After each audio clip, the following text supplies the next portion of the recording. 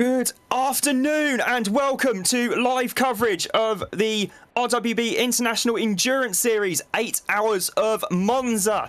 I am Rob Lomas and I'm delighted to say I'm joined in the commentary box this afternoon by Bruce Andrews. Good afternoon, Bruce. Good afternoon, Rob. It's lovely to hear your voice again. Oh, thanks. Same here. Currently just got about 50 seconds or so before the cars start to make their way round towards the Parabolica and the start of the race. It's Eddie Warden on pole in car number 3, Porsche ahead of Bauer in the Honda NSX. Then it's Mackenberg, I think that is. In the thing. In the Lamborghini. I do apologise for that. My trying to multitask quite drastically here. I didn't quite catch the car brand, unfortunately, there. Then ahead of Van Luke in the Mercedes. Then it's Grutta in the Jaguar ahead of Marlowe in the BMW. Moore in the Audi. And then we've got the Faraday clan in the Mercedes. All three drivers, I think, sharing the same sim rig. Yeah, that's right. They all sit in one room and wait for each other. I think that's a fantastic way to do it. Absolutely. And then we've got Mark Elgaard and Jasper van der Vaart rounding out the top 10. Van der Vaart making the rest of the team in the 415 making the absolutely fantastically bonkers decision to use the old Reiter Engineering Gallardo. We're currently looking at Denman at the moment as the field just try and get some vague form of warmth in their tyres as the race. Difficult at night as always, because you've got to cool the track temperature for a start as well as cooler air. It's always harder to warm your tyres up at night. Absolutely.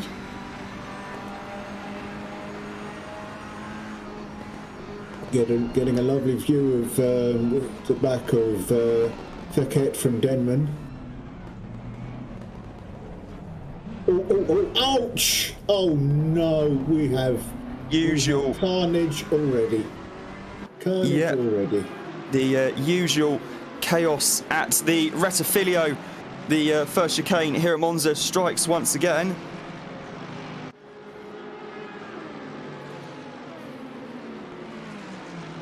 I'll just open up my main map. Yeah, it's coming up to Lesmos 1 and 2. We're still having a good old, still quite tightly packed in the back there. Behind 805 is quite a queue building up. Up car 3, Mr. Van. Sorry. Yeah, car 3 is in the lead. Eddie Warden.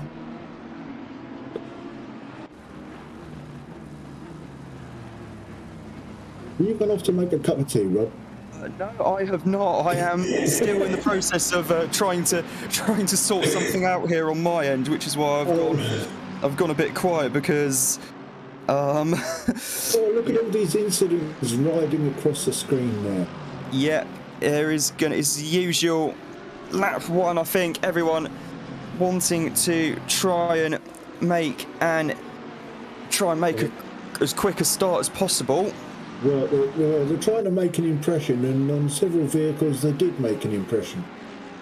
Yes, unfortunately into each other. Yes. Several dents. Yeah, it's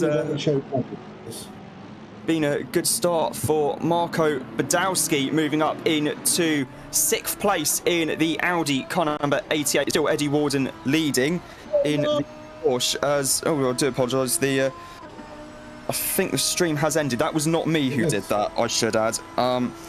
That was... I don't know if anyone can see on the YouTube channel at all what's going on. Unfortunately, we don't actually have pictures at the moment. That was not me. It wasn't me either, because I've got no control over anything. I'm quickly Sorry, do excuse me 1 sec here.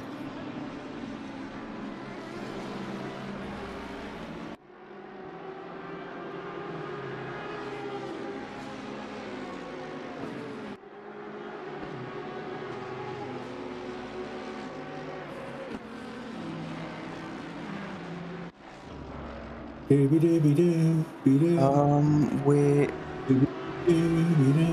just trying to keep the audience going with some music. I think I'm just quickly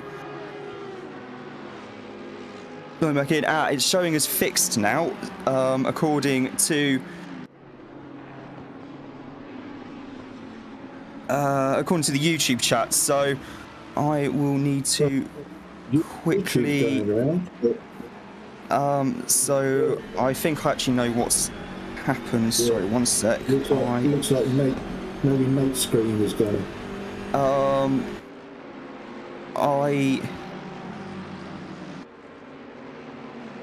Give me a sec. Need to wait quickly on it.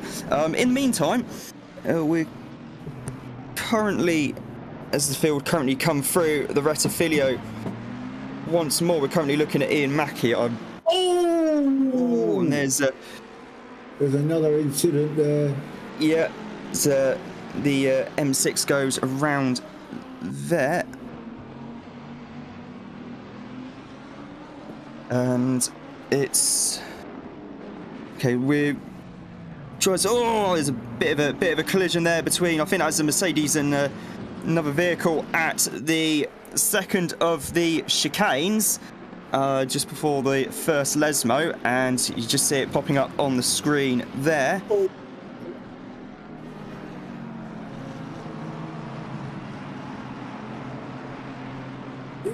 It's a real shame that we're watching the YouTube, which is a few seconds behind what is actual, so we got no idea. Well, we do. There's another one off there.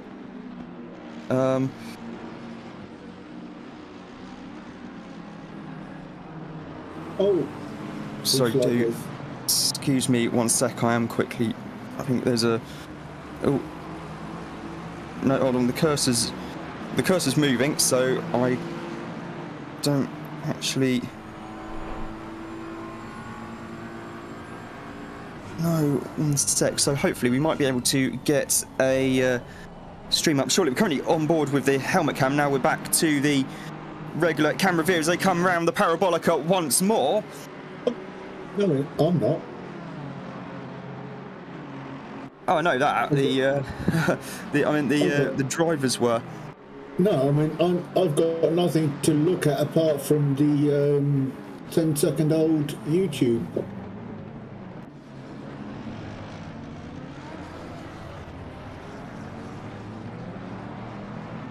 In Discord, I've got a lovely pink screen with live streaming on it. Yep, and that's. Oh, there we go. That's what I wanted.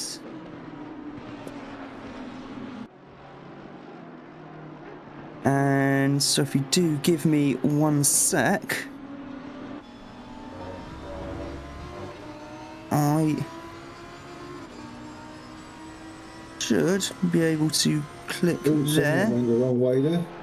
And there. And that should be, if I click that. And I do apologize for that, but we are back. And I'm actually getting a full mix as well. So we're currently on board with Van Luke in the Mercedes as Warden and Bauer battling away for the lead. And Bauer actually takes the lead from Eddie Warden as they come out of the parabolica on the end of lap 3 here at Monza. They're still battling away down the pit straight. So Van Luke has got possibly the best view in the house here as they come down the pit straight. Now it's Bauer defending the inside line there. Both hard, well, everyone hard on the brakes for the Rettifilio, and Bauer just about holds on. In fact, the livery on the Porsche there, car number 3, is very much reminiscent of the old 935, the Apple liveries Porsche 935 that raced back in the late 1970s, early 1980s. You've got another fantastic, speaking of evocative liveries, a Golf liveried McLaren. That's a throwback to the late 1990s in the Davidoff Golf McLaren that raced at the Le Mans 24 Hours in 1997. 25 years ago this year. And speaking of historic anniversaries, it is also the 100th anniversary of the Autodromo Internazionale di Monza this year as well. Which is where we are. It is indeed. And in fact, I think it might also be the anniversary of the first ever race meeting to be held here as well. So, another very historic moment. Currently looking at Carolia in the McLaren, car number 7, battling away with Faluna in the BMW. BMW, most of the teams here, I think, preferring to use the newer M4 GT3. Carolia holding the inside line there at the Parabolica. I'll try and hold on to 18th place out of 28. Yeah. Oh, he's right up his exhaust pipe. There he goes. He's got the draft. He's on his way. Yeah. Come on, you can do it, son. Yeah, the BMW of Luna just about getting in front there before they get onto the brakes for the Rettifilio for the 5th time this afternoon. It's an 8-hour race here this weekend at Monza. I'm in the middle of a long race as well. I've just paused it so that I can come and share my voice. I'm in a 50-lap race in Horizon 5 on the Goliath track, which is a 34-mile track, 34-mile circuit, times 50. So car number 84 has been given a 15-second time penalty for causing a collision, which methinks might have been one of the incidents on the opening lap of the race. Or the opening 3 laps, really, because they were all at it. Yeah. Meanwhile, they're on board with Van der Vaart in the Gallardo. He's got the Aston Martin of Erdmann right behind him. Of course, the thing with the Gallardo, it doesn't really go round corners, but it's an absolute rocket ship down the straights. And fortunately, Monza tends to have quite a lot in the way of straights and not so much in the way of corners. It's just when they do end up getting to a corner, as we can see there, the Aston Martin able to go much deeper on the brakes into the Parabolica and is already pulled well clear of the Gallardo. Now we've got Faluna in the BMW right there with Van der Vaart. There's Carolia there as well. There's Denman as well in the Ferrari, car number 92. You can just see in the back of the shot there. As there's over the curbs. Big old. The Faluna taking a lot of curb there as I think Denman's actually got past Carolia. Yes, he has.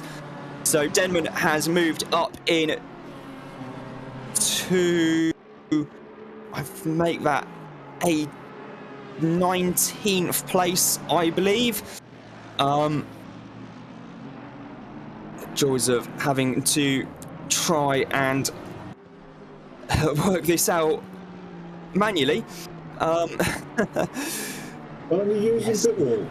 You can tell I did journalism at university, maths not being a strong subject for quite a lot of us, although as long as we can count in multiples of 3, it's all fine and good for when the football's on.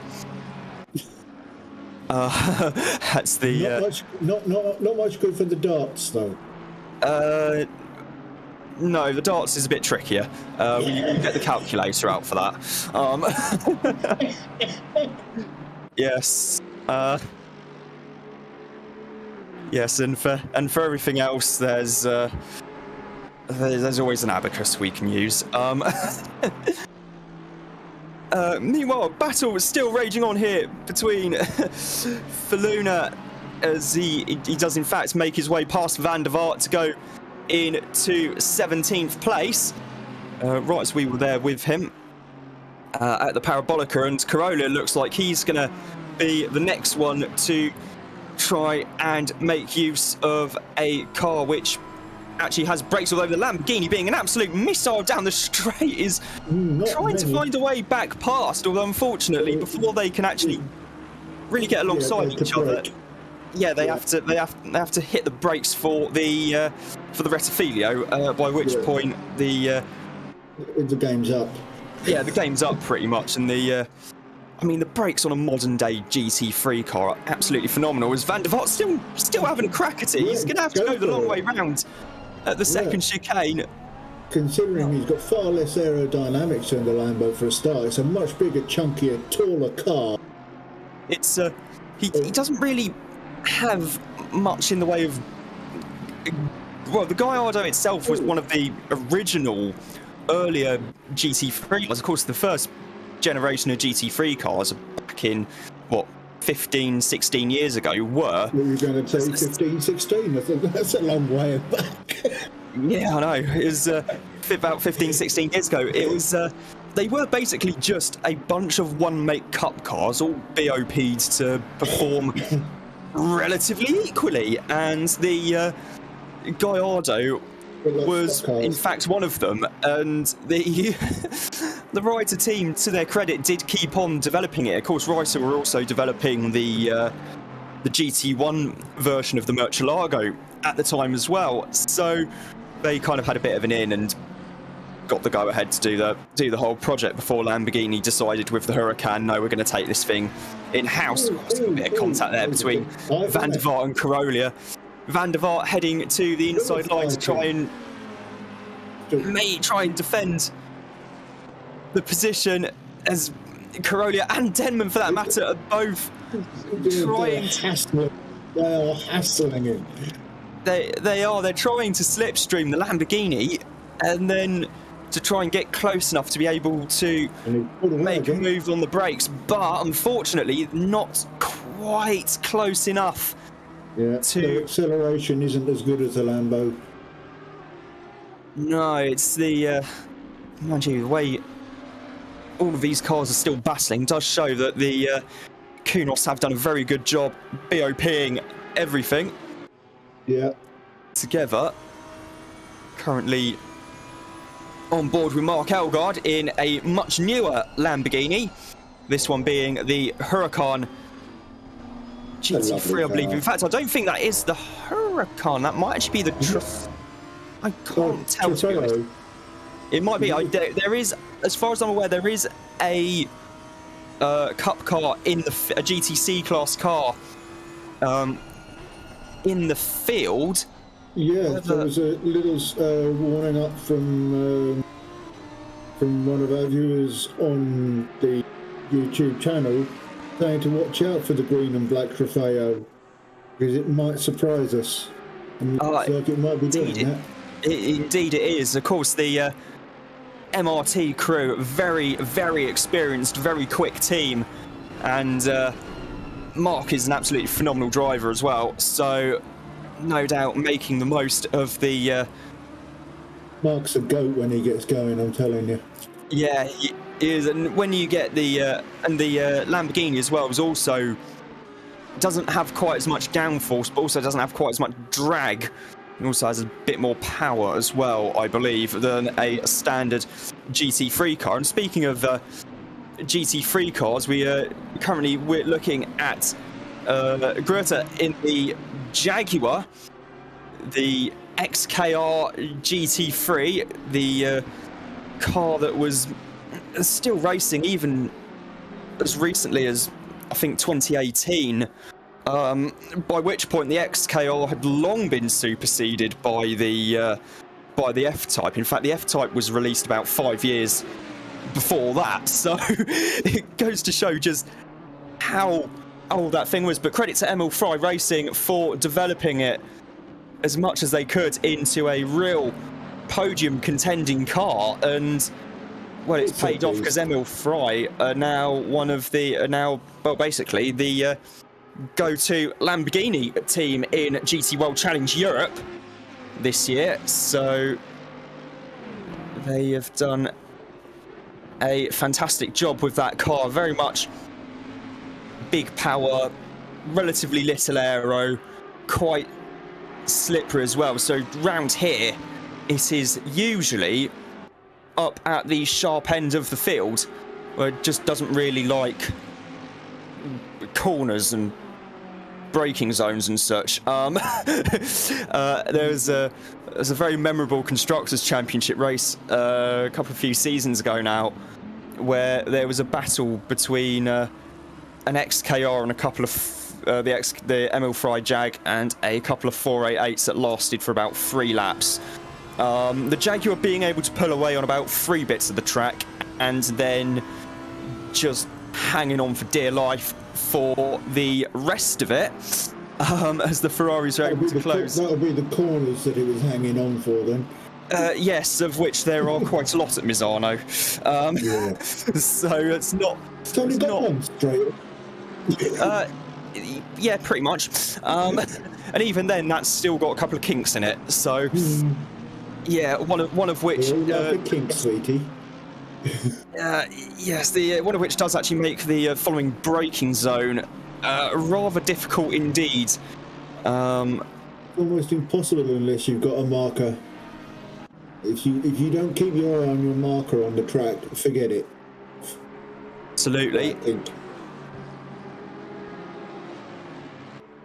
Battle still raging way down the field there, and in fact, indeed, the 55 is in fact the Trofeo car, because I can just about make out the black and green. I had a feeling it might have been the Trofeo car, judging by the dorsal fin and the way the rear wing is. As the Audi of Marco Badowski is right on the gearbox. They're getting a very good exit.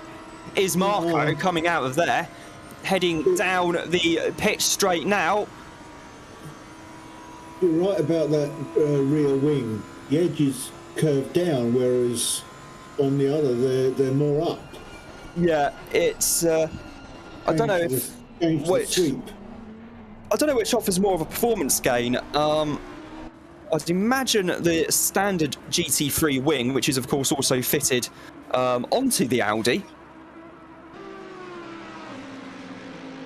Yeah.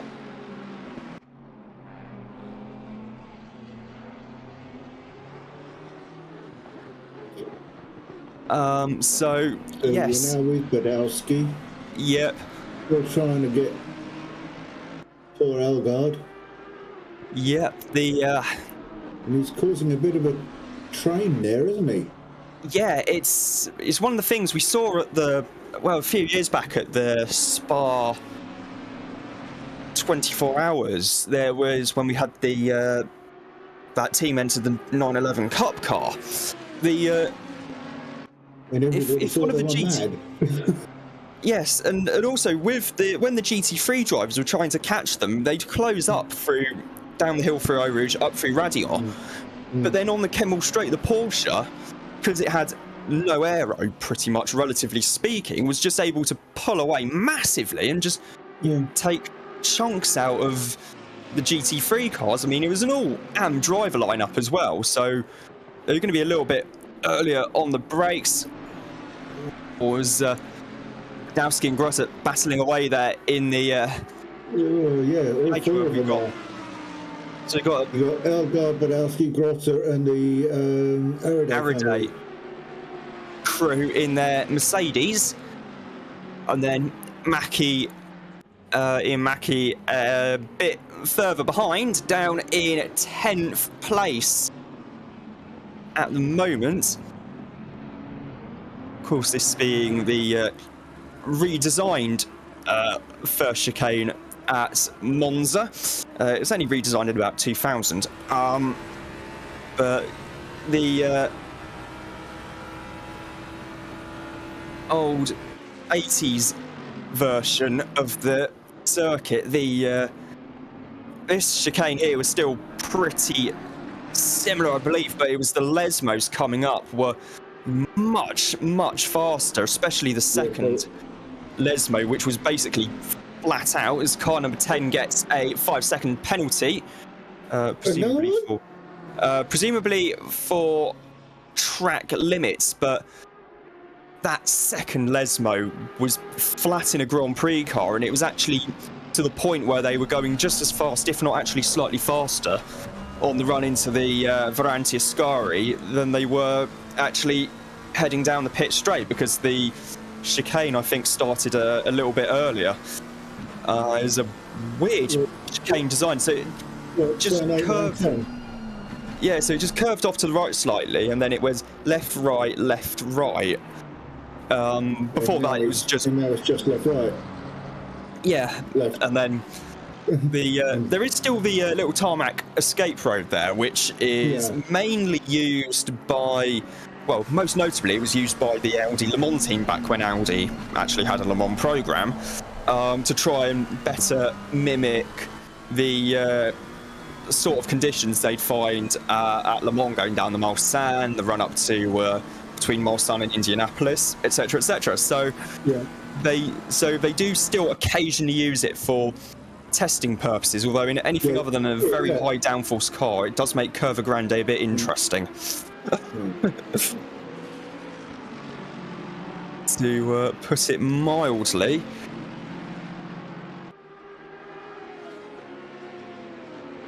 Currently looking at the Araday car now. The car behind is actually the old M6, which Ian Mackey's driving, and then you got Dan Barnett just behind in the Ferrari, the bright yellow Ferrari. The was Ian Mackey got a plus 15 second on the side of him for?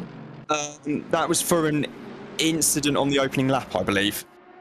Oh, so he's got to serve that at some time. Yeah, he'll probably either have it added onto his pit stop time, or it will be added on post-race, as is the usual way in the Constructors' Championship, from experience. Yeah, they tend not to stop, they just keep going and add it on the end. Yeah.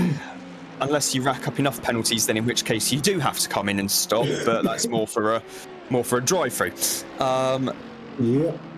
Which is, it's not as bad as it could be here at Monza. It is a relatively short pit lane. It's just, unfortunately, everyone's going quite quickly down there. It's nowhere near as bad as, say, Spa, for example, where the pit lane is quite literally a mile long. Yeah, you go up and round the top and back down again before you find your pits. It's ridiculous. It's absolutely fantastic. I remember they have a similar split pit arrangement at Bristol when NASCAR raced there. And I think they did once at Sonoma as well, again for NASCAR, back when what was then still the Winston Cup Series visited for the first time.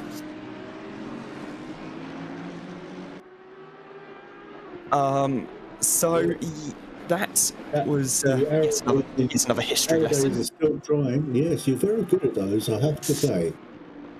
I mean, well, your knowledge is encyclopedic. I mean, may or may not. Mine is on the back of a postage stamp. May or may not have been at a sports history conference last week. Last week, actually, up in Leicester, and when everyone found out that I was researching and writing about Formula One, the first two questions I got asked were okay, why Formula One, and what are your thoughts on Drive to Survive, and what are your thoughts on that Netflix show?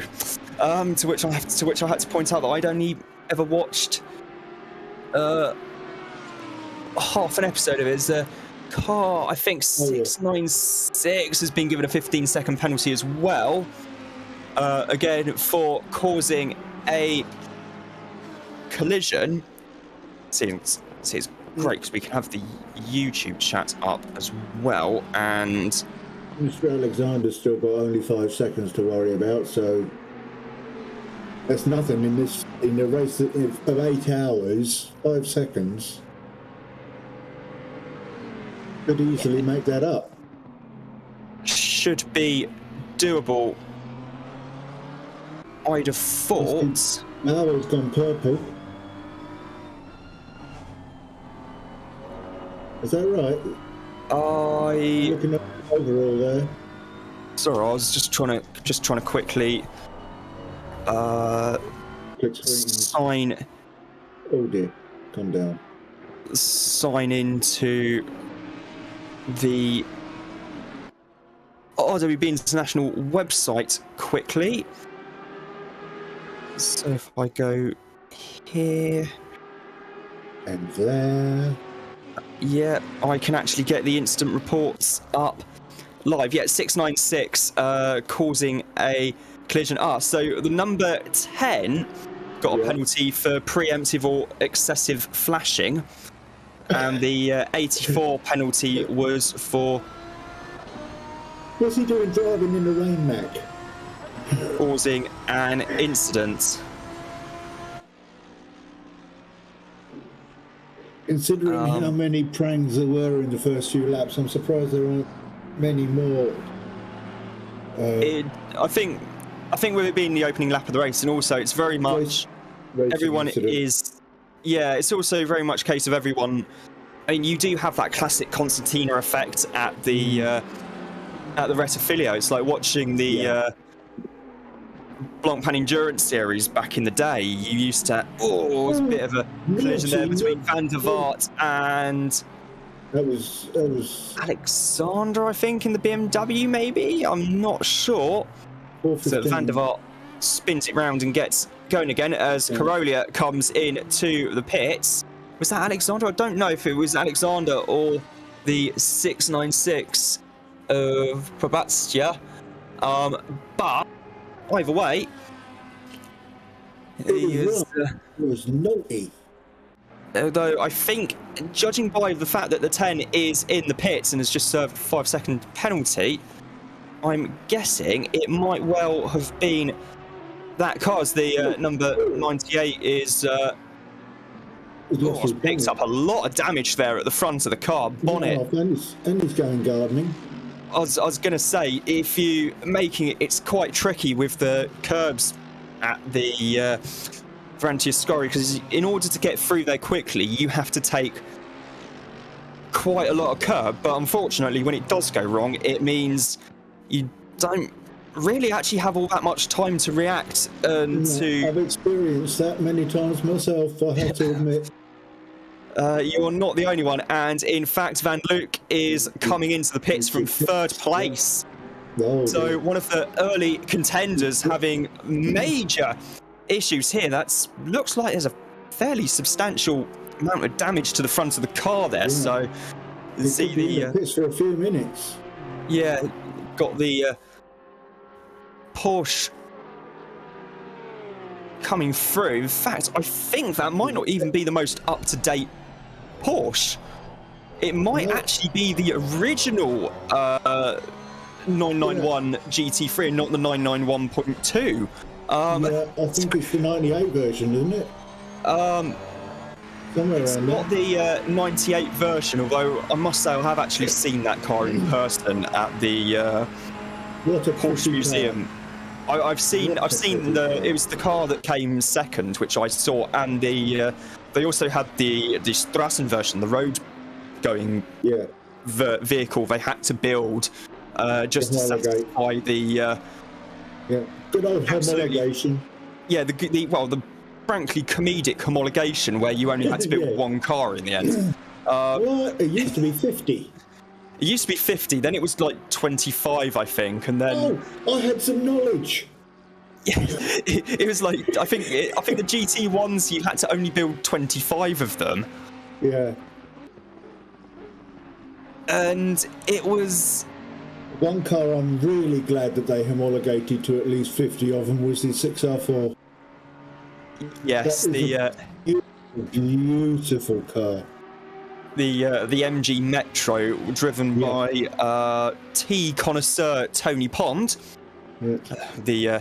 None of these fancy, none of these fancy back massages between stages in what was a truly violent era. Yeah. For the drivers. In the pitch there. Yeah, another car has. Fortunately, we didn't quite catch who that was. It was a blue car, as my mum would say. Yeah.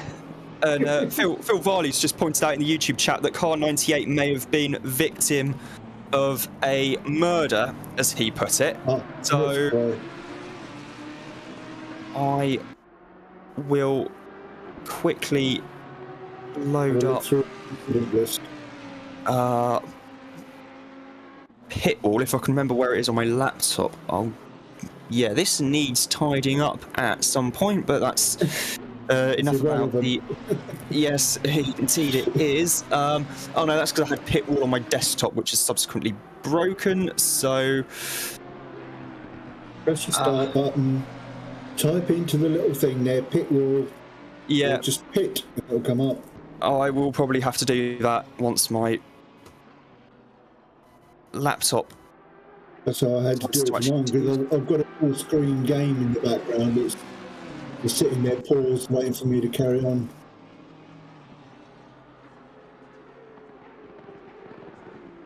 I've already told you what the game is. I'm not going to repeat it. Yeah. In case of copyright. Yeah, no further action on the report between the 92 and the 415. There is an incident under investigation between the 420 and the 696. No, still neither of those are the ones that we saw. The 696 does already have a penalty, so I'm not sure what's going on there. Maybe they're violent. But either way, maybe the driver needs a wee and he's just like getting on with it till he can come in and pit. Yeah, could be. Currently on board with Marlowe at the moment in third place in the M4. Yeah, it's a 5M4. Yeah. Yep, it's got nice review. Mecklenburg closing up there. Yep, the 432 Lamborghini, that being the Huracan GT3, the car behind, about 10 and a bit seconds behind him is Mark Elgard in the Huracan Super Trofeo, and then we've also got the absolutely bonkers writer Gallardo a bit further down the field as well. There's a bit of a close battle brewing between Elgard and Greta for 5th place at the moment.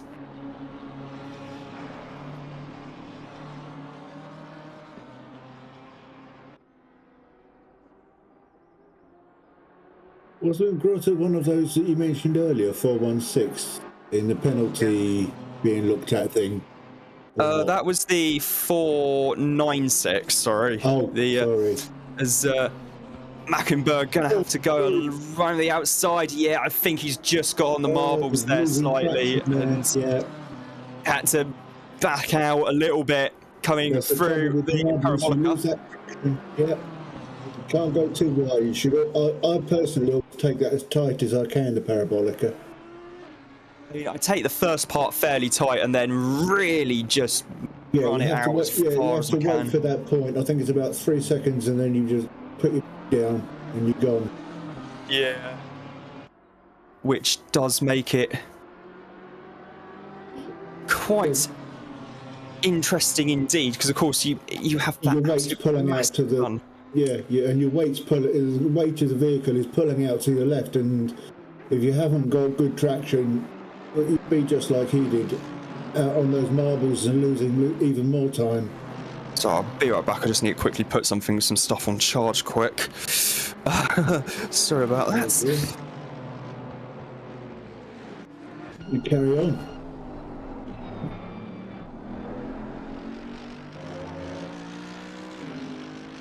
The Holts are there chasing for Luna. Good battle going on there for 8th and 9th.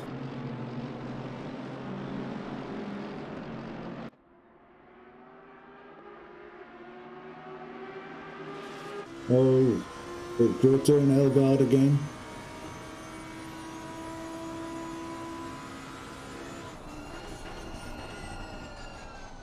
Oh, lovely bit of in there. Oh, he's catching up with Badowski. Oh.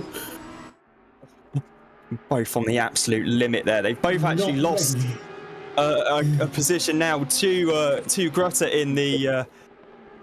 in the big XKR currently with Elgard. You see the Audi is able to go much deeper on the brakes and sends it up the inside to get the position, but now the Lamborghini puts its foot down and disappears. Makes use of its speed advantage, and also I think there is a little bit of ram air effect as well from that engine intake mounted on the roof of the car that is probably helping a little bit. Don't be silly.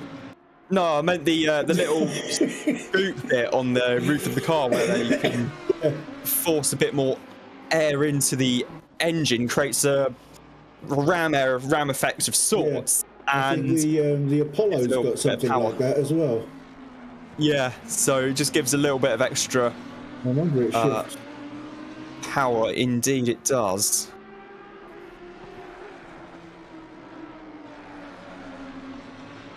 It's interesting the difference between mid-engine rear wheel and mid-engine four-wheel drive. The capacity that the vehicles have to take corners better with rear four than with four-wheel rather than the rear-wheel drive. But then again, with the two-wheel drive with the rear wheel, do get that lovely loose end which can help you with the corners sometimes. Because you can just let it flick out and boot it and you've gone in the right direction. Whereas sometimes the four will keep holding you on the line that you are on rather than the line you want to be on. Yeah, I mean, well, there's nothing saying you can't do that in a front-wheel drive car. I mean, Sebastian Loeb did it in World Touring cars when coming up to the Malco hairpin at Macau. Did a bit of a Scandinavian flick, drifted the car around and put his foot down and off he went. Although I think that was I find it surprised that the front-wheel drives can handle like a rear-wheel drive if you're good with the handbrake. If you're good with the handbrake, or if you're driving something old, like a 205 GTI, for example, I think they were quite renowned for lift-off oversteer. I remember, well, the first car I was ever in was a Mark II Vauxhall Astra SRI, which my dad had at the time, and that apparently, from what he's told me, was just understeer, and just a little bit more understeer on top of that. But then it's got a heavy front end, it's got a heavy engine in the front of that car, so understeer was always going to be an issue. Yes, indeed it was. We can hear Barnett and Grotti are at it again. Barnett and Grotti are passing away. So yeah, Grotta is currently up in 5th. Now we're back to this working his way up. Battle for 3rd place between Marlow and Mackenberg. Coming down to the Parabolica now. Brakes on these cars never ceases to amaze me. I remember reading something on Sports Car 365 when they were talking to Jörg Bergmeister, legendary works Porsche GT Ace and one of the development drivers for the 991.2 GT3 car, that as Mackenberg gets their heads, but Marlowe's on the inside line of the fair play to them. They Oh, just a little bit of contact there as they try going side by side around the Rettifilio. And Mackenberg gets the position from Marlow. Max and Lewis. They really took it out there. Absolutely. But going back to the brakes on the Porsche, they were chatting to Bergmeister, and Bergmeister said, "Oh yeah, the ABS system is so good, but for the rest of it, for the first chicane at Monza, I'm hitting the brakes, and so I think he said it was something stupid like 110 meters." 110. Which is, I know the brakes on these modern GT3 cars are absolutely phenomenal. I mean, compared to what they were back in the day, you still had, I mean, if you had a sequential box, you were doing pretty good. Back in the beginnings of the series, and they still had tyres made of cord instead of rubber. Yeah, not far off. There was one year at Le Mans where it was the Flying Lizard team from America were racing in the GT2 class, and was it the Peterson White Lightning car? I can't remember off the top of my head now, but either way, they between qualifying and the race, they did a gearbox change, and they did practice and qualifying with an old H pattern. And then went to this brand new sequential box for the race, which they didn't know if it would even work or not, and they ended up winning the class. And it's still quite useful to actually have, can be useful still. It's how the Robertson Racing team got a very well-deserved class podium at Le Mans back in 2011, or I think it was about 2010 or 2011, if I remember correctly. And they had the paddle shift transmission because it was the end of GT1. They changed the tech regs for GT2, and you could have paddle shift transmission. And everyone was having trouble with their paddle shift systems, and everyone was like flies. And they also had a problem. So what they did is they just pulled into the pits, disconnected it, and then kept going, just using a proper old school sequential manual box, and they ended up getting a class podium as a result. And it was for such a small family-run team. It was a Ford GT as well.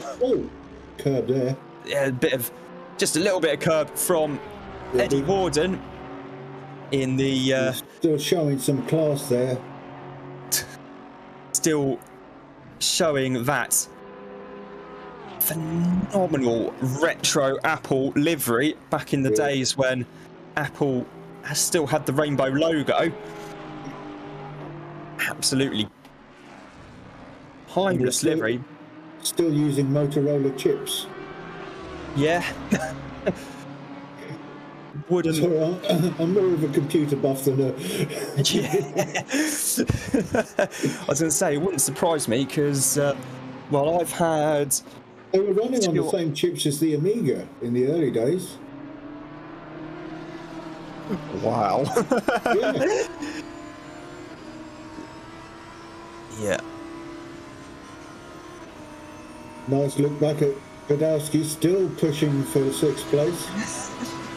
Yes, the problem for Badowski is every time he gets close in the braking zones and in the corners, there's a blooming long straight coming up, and Elgard can pull away again. It's a fantastic battle of cat and mouse. Don't get me wrong. We've seen stuff like this before. Badowski all sitting within about a few centimetres of the rear end of the Super Trofeo, which is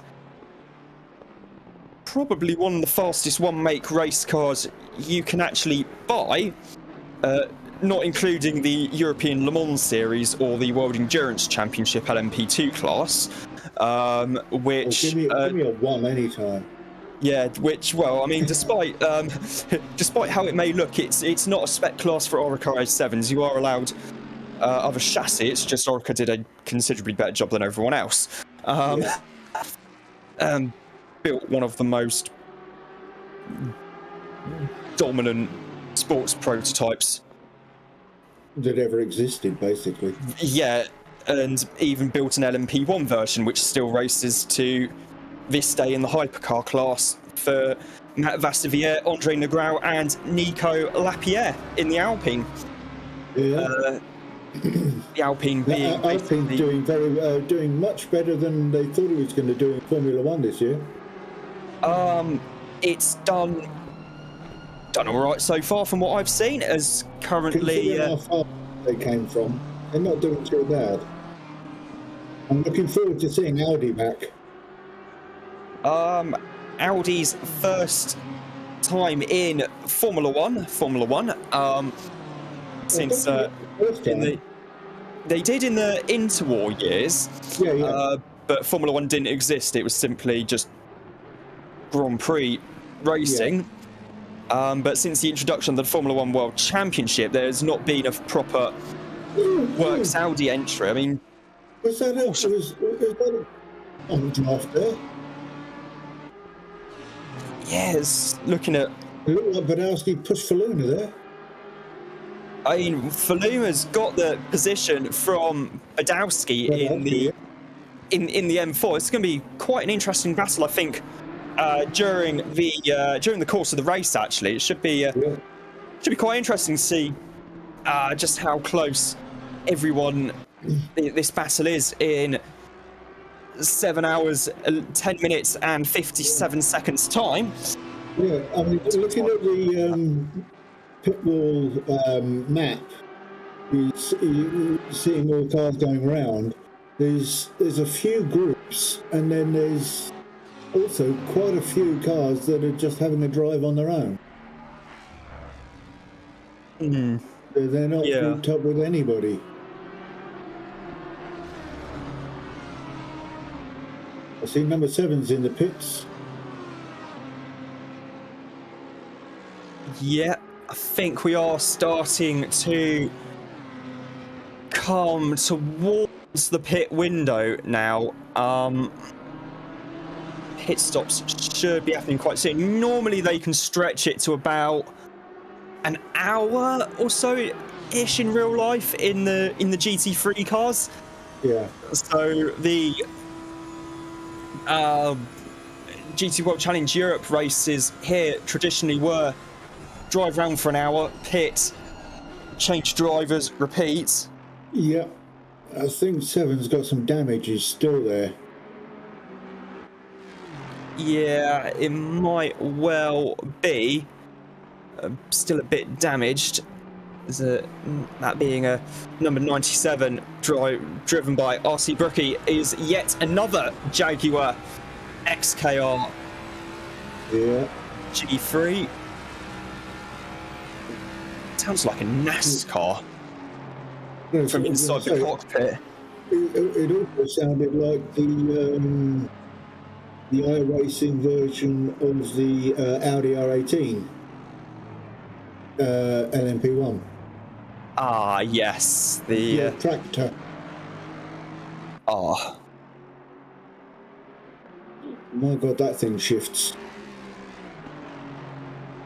Absolutely. Very, very quick car indeed. It's a lot of fun trying to go around Nordschleifer in it. Yeah. Here comes the character too late. And we've already unfortunately had a retirement as well.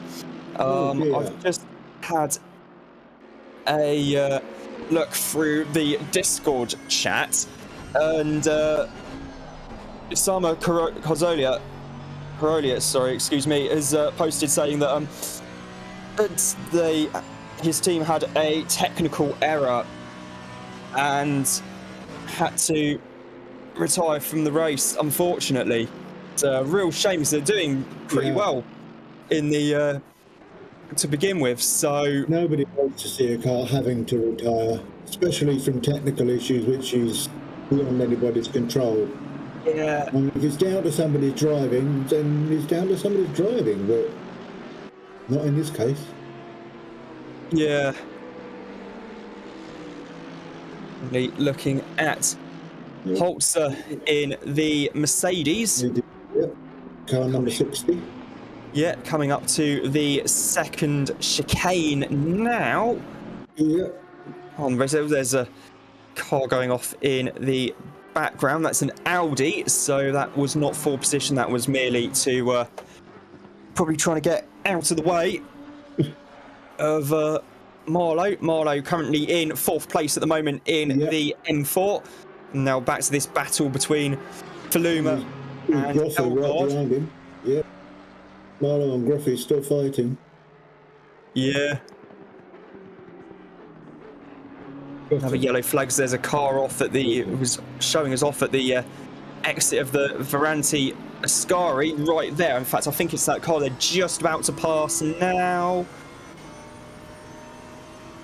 Just see how much.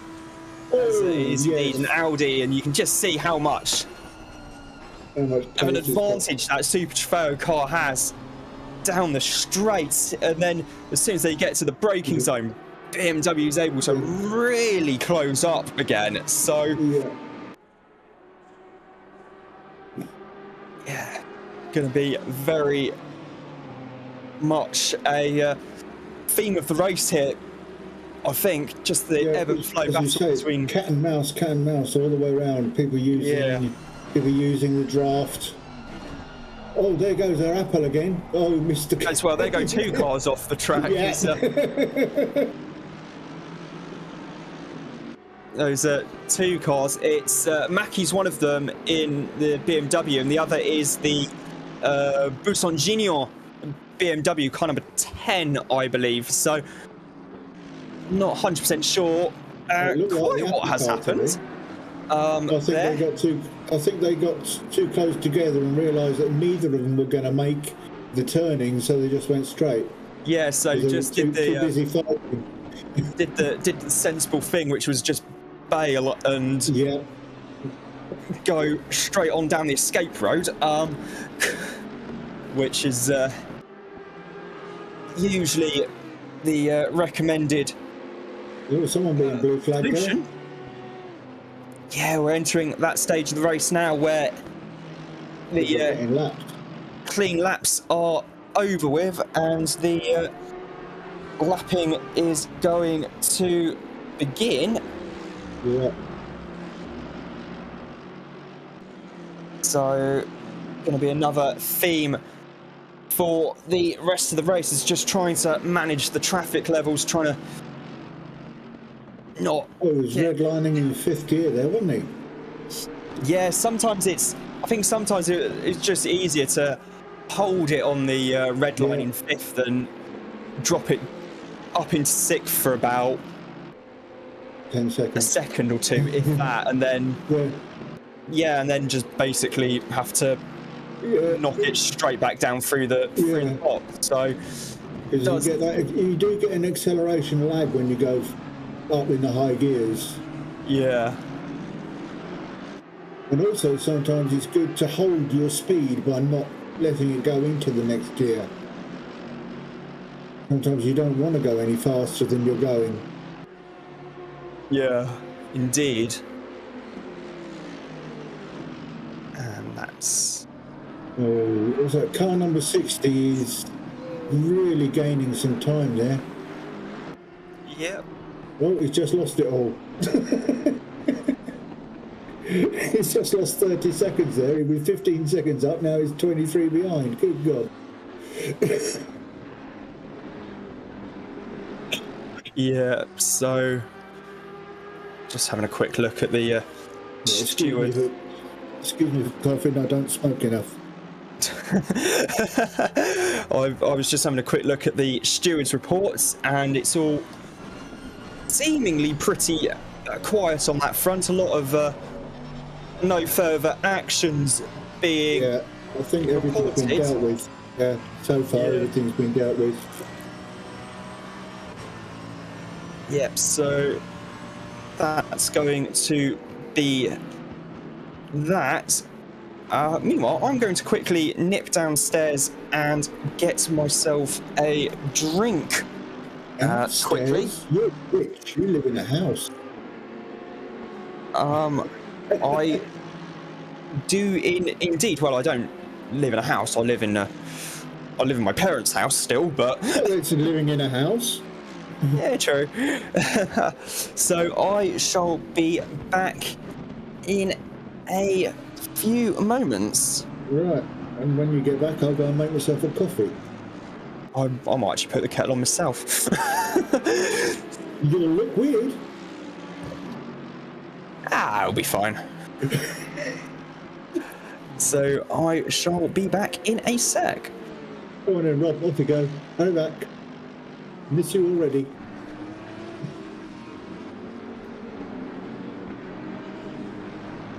And so as the cars are going round and round and going vroom vroom, we are watching Holzer.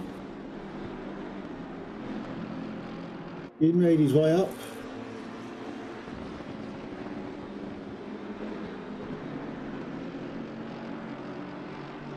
And now chasing down Mackie, and he's got Faluna behind him. Who we're looking at now, who's got one of the Ariday family right up his exhaust pipe.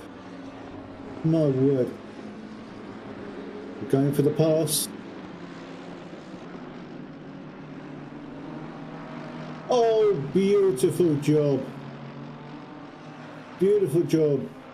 Ariday's up into 10th there. Nicely done.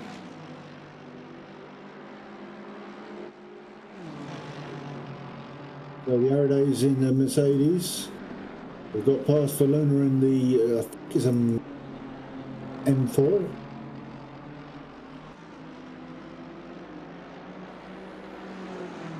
He's pulling out a little lead there. Slowly but surely we moved. Oh!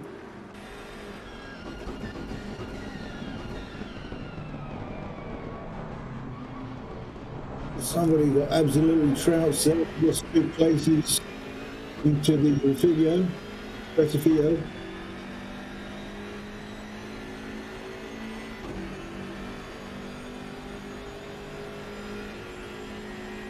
Ian Nucky there showing his worth.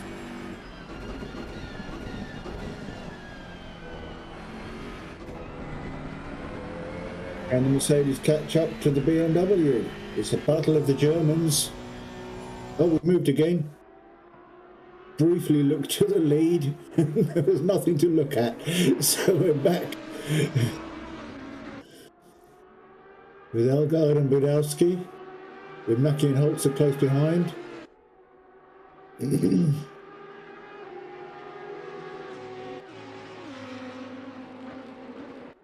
Coming under the tunnel there. Down towards the Ascari.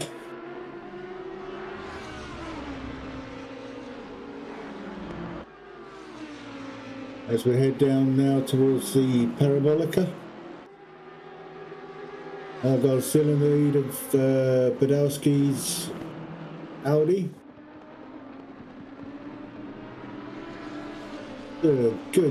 Good battles, some very good battles all across the circuit today. Oh, hello, Budowski's pulled in. Budowski's in the pits. That car number 7 is still there.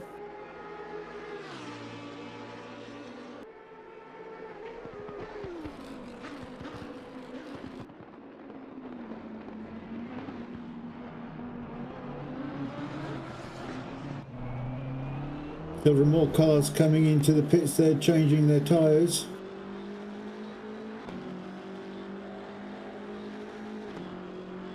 Probably changing driver as well. As we're watching Ian Mackie chasing the back of Marlowe. Oh, we're not now.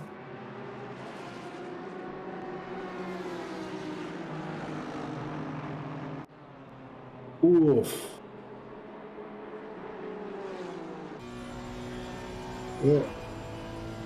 Bauer's 34 laps in and he's still not changing drivers. Mackenberg looks to be a lap down, which is astonishing. Second place is a lap down already in 34 laps.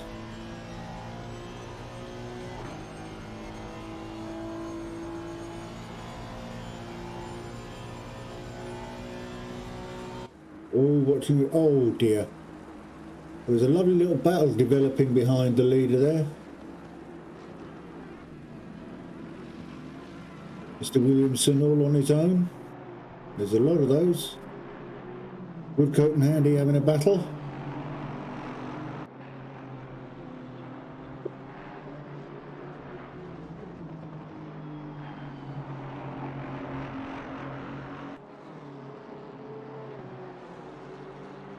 Our friend Pinpoint's running around in 23rd. I don't know where he started. But he's over 2 laps down. It shows you the difference in the pace of some of these cars. It's not all down to the driver. Some of it is down to the performance of these vehicles. Some can't do it, some can.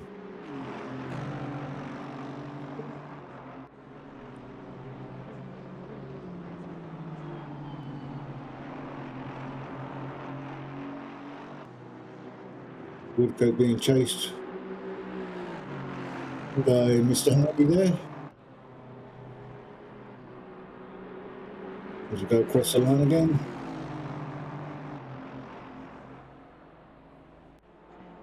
Going straight to that wonderful chicane at Retifio, which I hate. Spoils a good straight.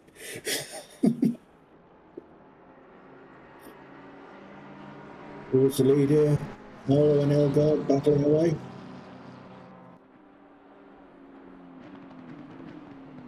Goes through.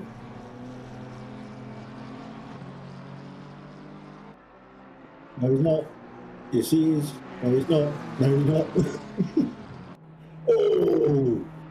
I thought they was going to continue a battle, but no. Marlowe's coming into the pits, probably for tyres and driver.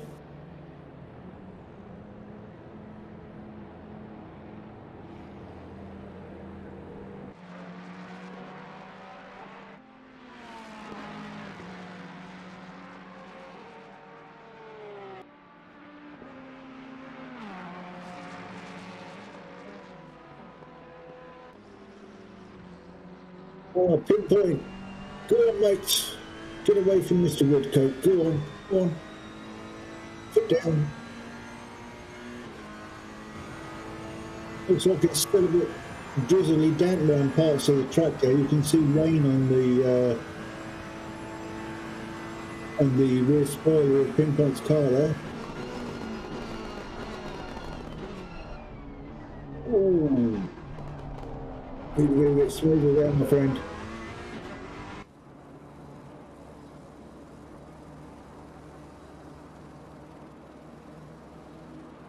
Prohaska in 27th. Sitting quietly at the back there. There's been some damage on the run-off there.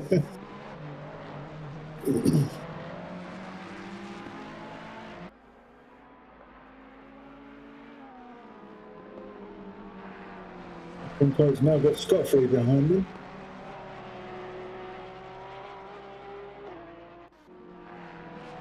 Has to come out the pits, I think.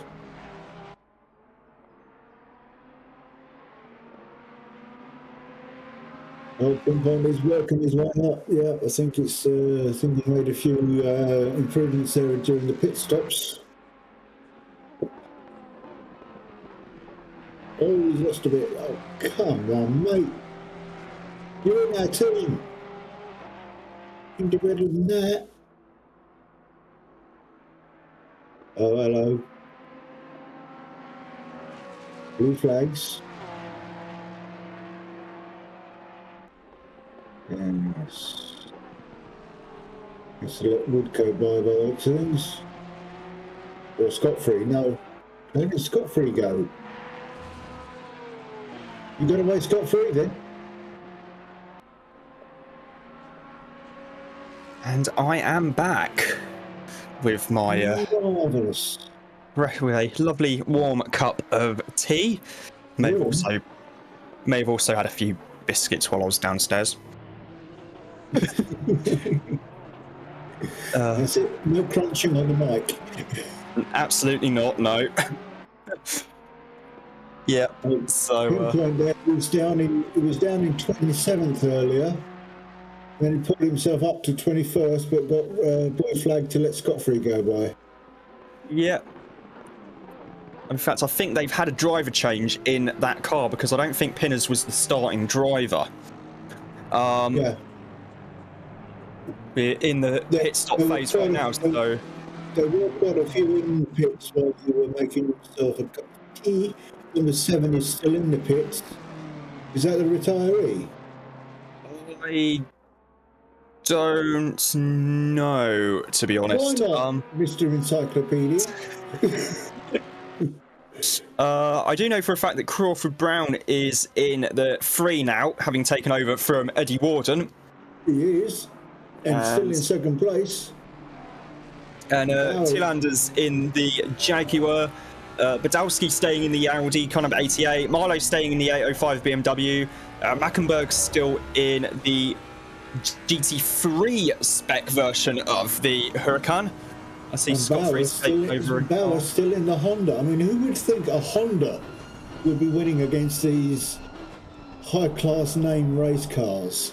The NSX has proven to be very competitive, actually, out in, especially out in America with Michael Shank Racing before they moved up to the DPI, and it has been also quite quick as well in IGTC trim with Bertram Baguette, Renger van der Zande, and Farnbacher, I believe. 84 stop and go cleared. Yep, they've served that penalty then. Yeah, I did see them sitting in the pits. Yep. But yeah, that number 7 is worrying me. Why are they still in the pits? They're having a cup of tea or something. I don't know. If I... One sec, I can actually probably... To sound like somebody from Coronation Street, you are. I don't really know.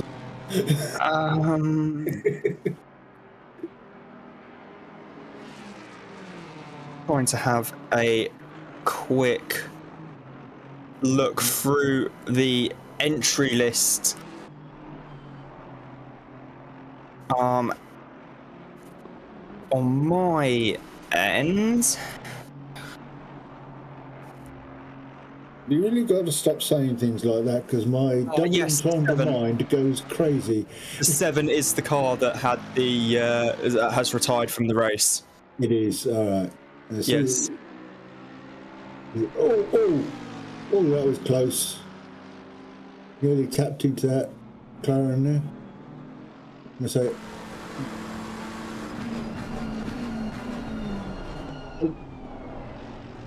I keep wondering if Nike decided to put their logo upside down and go racing. I don't know. I think it's definitely. I don't know. I think it might actually be older than the Nike logo. I think so. Yeah. Maybe Nike turned it upside down and decided to go running. Mm. We can beat McLarens, we can run. Yeah.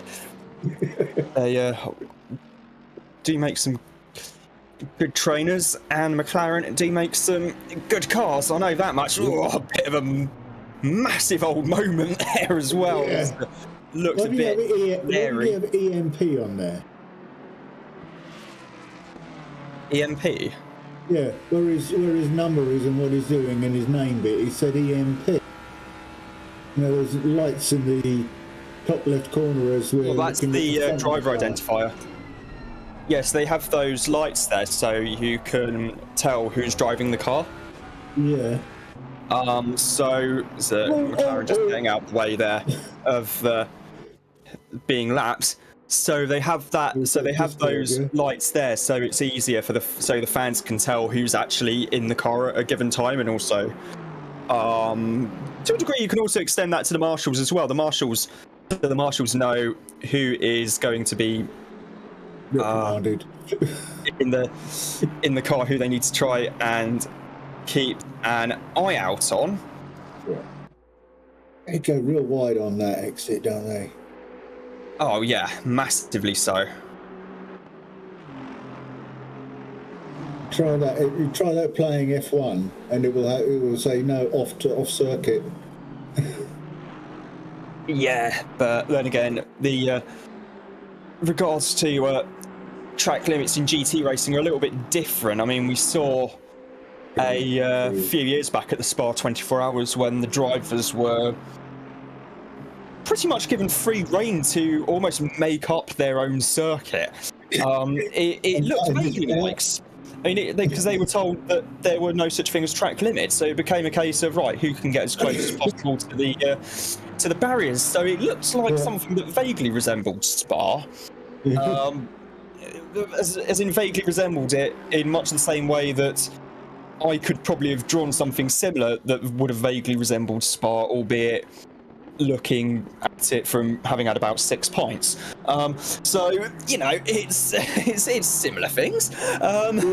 It's got some corners, it's got some straights. What are you complaining about? I mean, they're all roughly in the right place. Yeah, exactly. So, yeah, it was they did change it for the race, obviously, so that track limits were being mandated a lot stricter after it. That's another. Oh, he was well over the white line there. Yeah, it will be. I mean, it should still be. It was Elgard. Okay, but yeah, I mean, to be fair, Elgard, Mark Elgard is driving a car that we know for a fact is not going to be anywhere near as quick in the corners as a full-on GT3 car. Although, don't get me wrong, the Huracan is a properly fast bit of kit still in Super Trofeo trim in the corners, but compared to a full fat GT3, it's still not going to be quite as agile, quite as nimble. It's going to be not going to be able to brake quite as late. So I think that is all being factored in here. Do you remember going back to braking distances? Do you remember a Top Gear thing? I think they did it in Australia, where they're saying that the braking distance for a vehicle is supposed to be a certain distance at a certain speed. So 70 miles an hour, it's supposed to take, I don't know, 85 yards to stop or something crazy like that. And they had the lovely new cars, Bentley, a Rolls, and some other sporty job, and they all stopped within about 5 or 6 yards. Yeah, they did something similar with a McLaren Mercedes SLR back in the day, because that car was one of the first production supercars to come with carbon ceramic discs, I think, as standard, and it also had this little air brake on the back of it as well. And the brakes on that car were a little bit on and off in a way. It was like a switch. You was either push the pedal down gently, not much, push a little bit harder, and then it would really kick in, and then you'd be like going forward at a rate of knots, as the rest of the car wasn't. But they did that, and I think they took the stopping distance from 60 miles an hour and decided to try getting the thing hauled up from, I think it was 120, just getting on for 200 kilometers an hour. And it did absolutely stunning brakes. Meanwhile, Marlow has just got past T-Lander in the Jaguar. That's in the battle for fourth place. Past T-Lander. Mackenberg's some way up the road. Oh no, there we go. It's now. Marlowe's just flashed up into fourth place. Doing really well, and that is the M4, isn't it? Yeah, that's the M4, which somehow happens to be bigger than the M6 that it's replacing, but there we go. Well, I think they've found out that the wider your wheelbase, the greater your traction, especially on corners. Yeah, just put bigger tyres on. That's why the old Group 5 cars back in the day had those almost comedically exaggerated boxed arches, just because they needed it bit in order to actually get the tyres on, because the tyres had to be so big. Yeah, because they were chucking out 800 horsepower. That was a 6R4. They had to box those wheels in. And the Quattro Sport as well, for good measure. Yeah. What I don't understand is why they don't just, certainly for the back, shorten the axle and put much wider tyres on that still leave it to the same width. I don't know. Take a foot off each end of the axle and put a foot wider tyre on the back. I'm being silly. Yeah, I was going to say if you do that though, the axle might not actually be able to cope with the amount of power that's going through it. So yeah, I don't think we would. I don't know. We'll have less chance of twisting because it's so short. I don't know. As Bauer just gets past a Mercedes there, not for position. I don't think he's going to change drivers until he's done an hour. Well, he took the start of the race. Yeah, that's what I mean. And so was that 6:41? That's how many minutes we've been in it. That's how many minutes we've got left. We're only about an hour and coming up to an hour and 20 minutes into the race, with still being Bauer, Brown, Hackenberg, Marlow, Thielander, Badowski, Elgaard, and Van Luik. Van Luik back up to 8th now, although not running on quite the same strategy as everyone else, albeit that not being by choice but more through necessity, I should add. And through some cars not doing their pit stops yet. I mean, that's how Bauer's got a lap ahead of everybody else. He hasn't come in. There are some cars way back that are 2 laps down.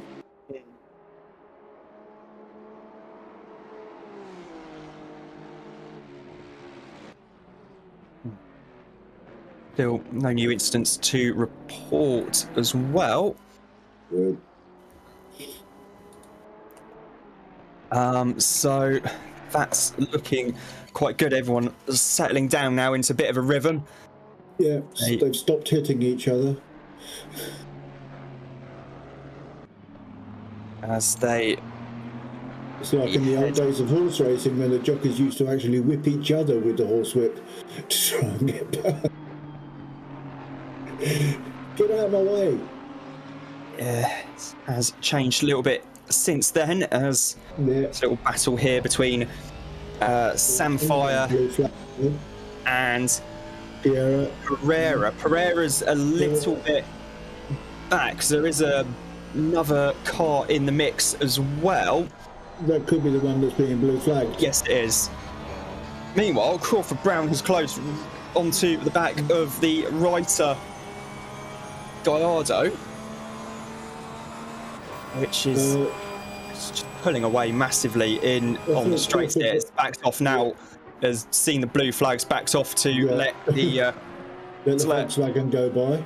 To let the Porsche take the line through the chicane at the Ascari, excuse me, coming down the long straight here towards the Parabolica for the 43rd time so far. Of course, Monza, massive history of sports car racing.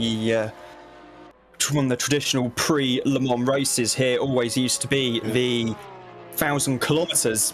It's one of the first big races of the year in Europe. And that was the race which was basically one lap of most of Italy. Yeah, it's 1,000 miles, wasn't it?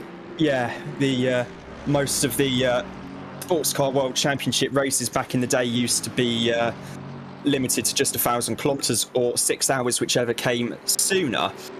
Then they, during the Group C era, started shortening the races towards the end when they brought the F1 engined prototypes in, and in 1991 the Jaguar, driven by Martin Brundle, was able to still go round the track in the wet on slicks.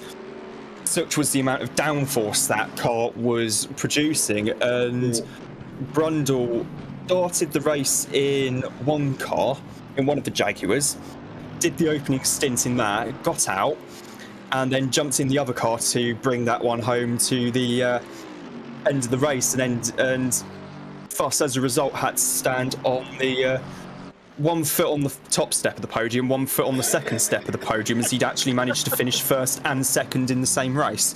That has to be a first and only time that's happened, surely. I think Bernd Schneider may have done that once as well. Maybe. Yeah, so I think I remember we had a discussion about this. Oh, sorry. I was going to say that guy who not only did car racing but motorbike racing and just won and won and won. John Surtees? That's the fella. Yeah, the late, the late great John Surtees. Oh, that was a tap. Yeah, Surtees, absolutely phenomenal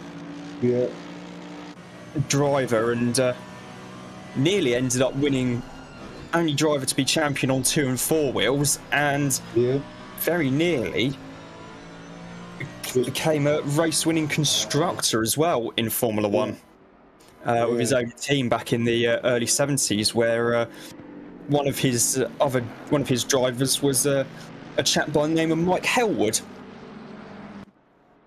Oh, that was wide. It's very wide. Perfectly fine. The accepted way to get around the Verranti Ascari at the end of it. As Jimmer would say, it's a line. Maybe not the line, but it's a line. Oh yeah, it's still accepted that especially when, because I have watched footage of teams testing around here, and most of the time they do tend to take that quite wide exit at the Verranti Ascari just to try and maximise speed on the run up to the Parabolica. The Team Mercedes battling away there. That's a change for position as Prangley gets past one of the Aradays for 12th place. Currently looking at Holzer at the moment in the 60. Mercedes just going a little bit wide there. I think coming out of the second Lesmo. Okay. That's okay, that's fine. I'm taking a leaf out of your book, Rob. It's fine, it's fine. That being Christoph Holzer behind the wheel in the Mercedes. Having to do a quick Control F search on the entry list for the race number, which just makes it a little bit easier for me. As coming, I don't know what you're looking at. The Control F works. The entry list. Oh, on the website.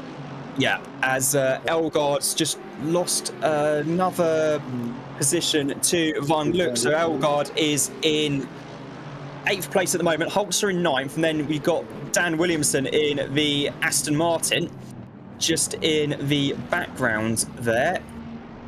There's the BMW trying to get, and is in fact getting out of the way slightly. Let this battle for position come through, and actually Williamson's got a very good run on Holzer. Coming out of Gretifiglio through the Curva Grande. Holzer is going to take the inside line. It's side by side, coming onto the brake. Williamson is alongside. There's contact.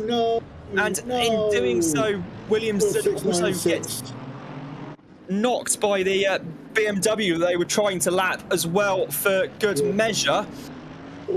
Never rains, but it really does pour sometimes. No chance of it raining here for the foreseeable future at Monza. Nice and dry. I did order a dry race, so I'm glad they've sorted that out. So far. So far, yes. Always time for it to change. Yeah, well, for the next half hour it's overcast, so we're okay. It'll be fine. Currently looking at Well, cooler track conditions anyway if it's overcast, which is better for the cars. Yep, absolutely. There's the... I do wonder if sims do go that deep into whether the temperature of the area around them, the track and the air, do affect how the vehicle performs. I think that anal. I think it does. Yeah, They are that anal. Excellent. A lot of them do, as Araday's just lost a position to Jack Alexander on the run up to the Varanti Ascari. That puts Alexander up into 14th place in the BMW M6. That's column 10, the Buisson Gignon art car livery, which is... I'm glad you're saying that. Which is interesting livery they brought in a couple of years ago now, I think, for the Spa 24 Hours. And yeah, to go along the lines of it being an art car, BMW having their history with the art cars in the past, including the one I remember most is the Jeff Koons designed car that raced at the Le Mans 24 Hours in 2010. That was quite a memorable car. There was the second car that ran at Le Mans in 99. That was also an art car. They did one at the Rolex 24 a few years ago, I believe, if I remember correctly. And I think they also did one at Macau, but that involved having to use a special app on your phone to be able to actually see the art part. To see the livery. Yeah. I mean, it's a throwback to the 70s kind of thing, 70s, 80s, when the rock stars and pop stars used to buy Rolls Royces and get them painted up. Yeah. The custom coach building market, likes of Mulliner Park Ward. Yeah. Back in those days, meanwhile. Another little tap there. Yeah, Pereira in the Lamblea Raccoons Huracan. Giving GT3. Samphire a little tap up the bum. Yep, right on the gearbox now of Samphire in the Aston Martin, now that they've cleared the traffic slightly. Have you ever eaten Samphire? I have not, no. No, not have I. I've always wanted to try. But the beaches round here don't actually produce it. Yeah, I see that maybe being a slight Yeah, it's not something issue. you can buy in the greengrocers, is it? Not really, no.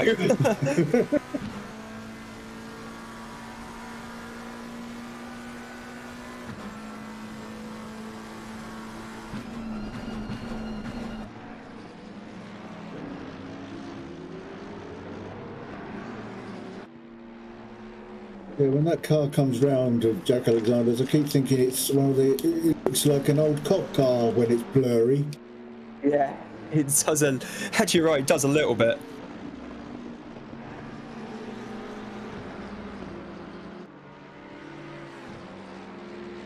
Empis is still trying to pull away from him, or is Alexander catching him? Only 0.3 behind Empis. Don't know. I'd say the latter. He's catching him. Yeah, I think he's catching him. He's right up his exhaust pipe again. Yeah, Jack Alexander, phenomenal driver. I remember watching another Jack Alexander donkeys years ago walked on Brighton Pier. Yeah. The same guy. I don't think so, no, but there's Jack getting it sent up the inside at the Parabolica. The Empis is holding on, trying to hold on around the outside, but Alexander just got that grip. Yeah, just has the grip and is able to hold it on the inside, and therefore moves up yet another position, this time into 12th place. There's another McLaren in front. There's someone else getting blue flag there. That's the McLaren just up ahead. Prangley. The Mercedes there is... No, the Mercedes is Prangley. That's for position. It's the gold liveried McLaren.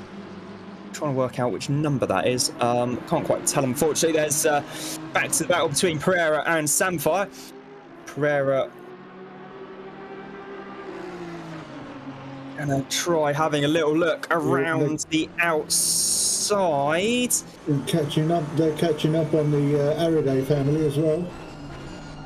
Just a little bit side by side into the chicane, and both of them just about staying on the track. Samfire, I think, maybe having to back out a little bit there to not cause a collision, but either way that moves Pereira up into 16th place overall in the Lamboleo Raccoons Huracan, back with Christoph Holzer in the Mercedes now, currently in 9th place. He's got Faluna right up his backside in the M4 GT3. Faluna getting a good draft down the straight so far. He's a long way back though. Both of these cars. He's not behind him. Faluna's not behind him. He's a long way back. Not. Oh, no, he is. God, I wish he still would keep up. Not. Sorry. No, he's really close. Right behind him. The gap now. Both of these cars do punch fairly sizable holes in the air as Dan Williamson brings the 21 Aston Martin in to the pits. Yep. Don't know whether he was just feeling the car out for a couple of laps because of damage or anything else or what have you, but either way the 21 is in. I was going to say it's too early really for them to be making a second stop. Yeah, it's too early for another driver swap, surely, unless a poor chap's ill or something. It's it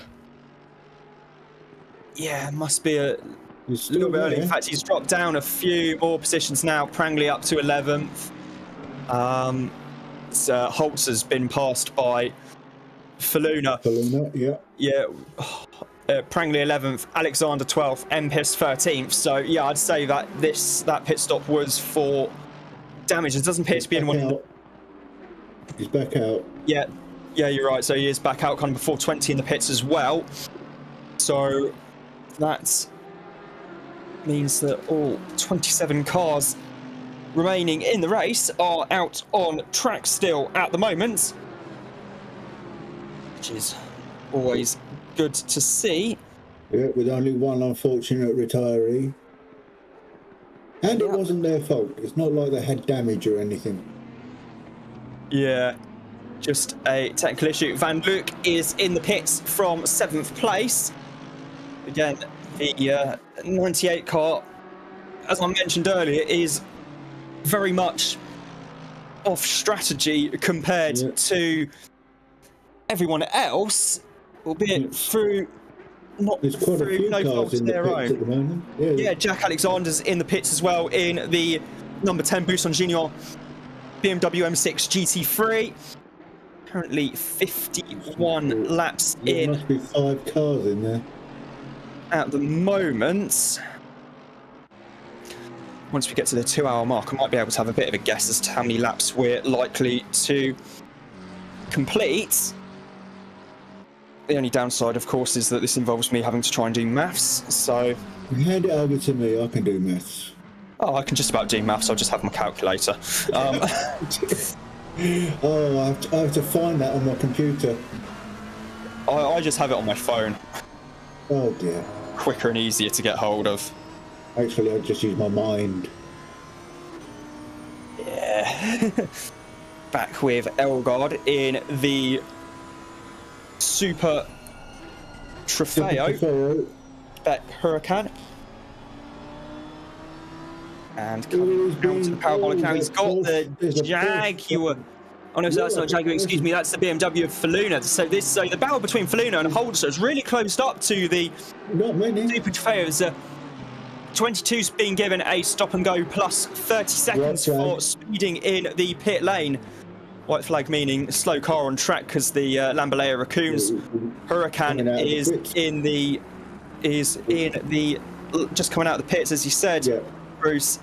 So that's why they briefly had the white flag waving. Of course, this isn't NASCAR. White flag does not mean last lap. Last lap of the race. Except it never means that in NASCAR. It just means another chance to crash into each other and then have another attempt at trying to finish the race.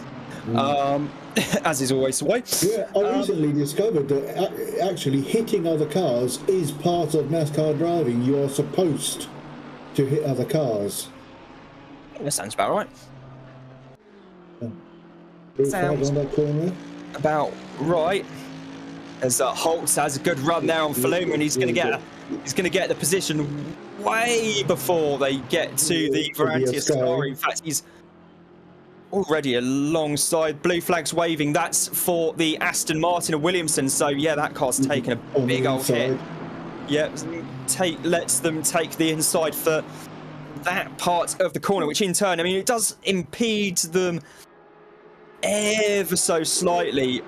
But at the same time, there was nowhere else for Dan to actually pull off, short of actually putting it in the barriers and doing even more damage, which is not to be recommended. So, yeah, pretty heads-up driving there, all things considered from him, to let them take the racing line through the middle part of the corner. Does mean that they do get a nice line for the exit as well. Lost a few attempts to Elgard in the Super Trofeo Huracan, but no doubt they'll have closed that up by the time they get to probably the exit of the second Lesmo, because that's probably the twistiest part of the circuit. Yeah, it's going to be... This battle is going to be one that's going to be raging on for the entirety of the race here this afternoon. Unless something fatal happens, like someone gets murdered. Oh, he's trying again. Did he get on the inside? No. Oh. Faluna is really taking chances, isn't he? He's desperate to get past Holzer. No, straight line speed is practically even. Astonishing. But Faluna's done it. Faluna's got past Holzer. Let's see if he can keep it. I don't think that wide exit helped him. We're back. This battle is intense. Yep. Just getting the... You went away to drink your tea. Don't give me that. No, I was just getting pit wall set up quickly on my laptop for the remainder of the race. Yeah, I've just been watching the map on pit wall and watching the race on here. That keeps me reasonably informed. Of course, the best information source is Roblo. It really isn't. better information sources are available. Certainly better than me. The internet being one of them. I've read the internet. I'm looking for something else to do now. Currently, Faluma's keeping his distance. He's doing really well to get past Holzer and pull a gap there. I think Holzer has just okay, so the blue flags I think might be for this battle here, because Holzer has just backed off a bit. Yeah. By quite a bit to let another driver through. It's showing we're currently on board with a 145, and I'm wondering if that might actually be the race leader. behind them. Holtzer's in the 60, and there is a 724. Indeed, it is Bauer, the race leader, is actually coming up to this battle right now. So they. Are you going to do the whole 8 hours? I don't think so. No. There are other drivers in all of the entries. So, for example, that's an off. The Honda has. If I just find it quickly, yeah, it's got Maxi Prodel to go in the car as well. The Honda is the Writer Engineering Esport entry, so doing a phenomenal job indeed in their NSX at the moment. Coming looking at Evans in if they're Esport drivers, I'm not surprised. Yeah, currently with Evans at the moment in the 92 Ferrari, about 5 seconds or so, 5.7 seconds ahead of the Writer Gallardo. Of Schlops. Schleps. Schurps, you're right, Schurps. And then Van Luke in the Mercedes, having recently pitted. Van Luke in 15th, and then Scott Free in the Jag XKR. The other Jag XKR, in fact, is currently in 16th place. Yeah.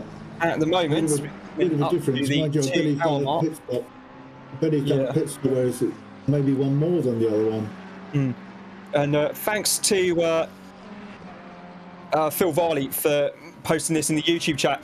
The Trofeo had a bit of a boo-boo with a wall, still running, but with 20 seconds worth of damage.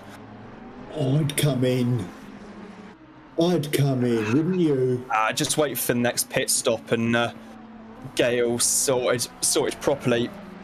If it's not inconveniencing the driver enough, that if you're losing maybe a few tenths per lap, you should be okay. If you're losing, and you can drive around the issue, you're fine. If you're losing 3-4 seconds a lap, then that is the point where you absolutely have to come in, because you're just going to be losing so much time over the course of the stint that you're effectively going to lose the best part of a lap, almost. You just said he was losing 20 seconds. No, that's not losing 20 seconds. It's got 20 seconds worth of damage that needs fixing at the next pit stop. Oh, that's not too bad. So if Mark is able to, and it's Mark in all honesty, so the answer is yes, he is able to drive around it, then yeah, I see no problem with staying out whatsoever, and it needs to save effectively a net pit stop as well from Van Luke is really shoots. Yeah, Van Luke making use of the fact that he's got a car that actually stops and goes around corners. Always handy in a car race. Always handy in a car race.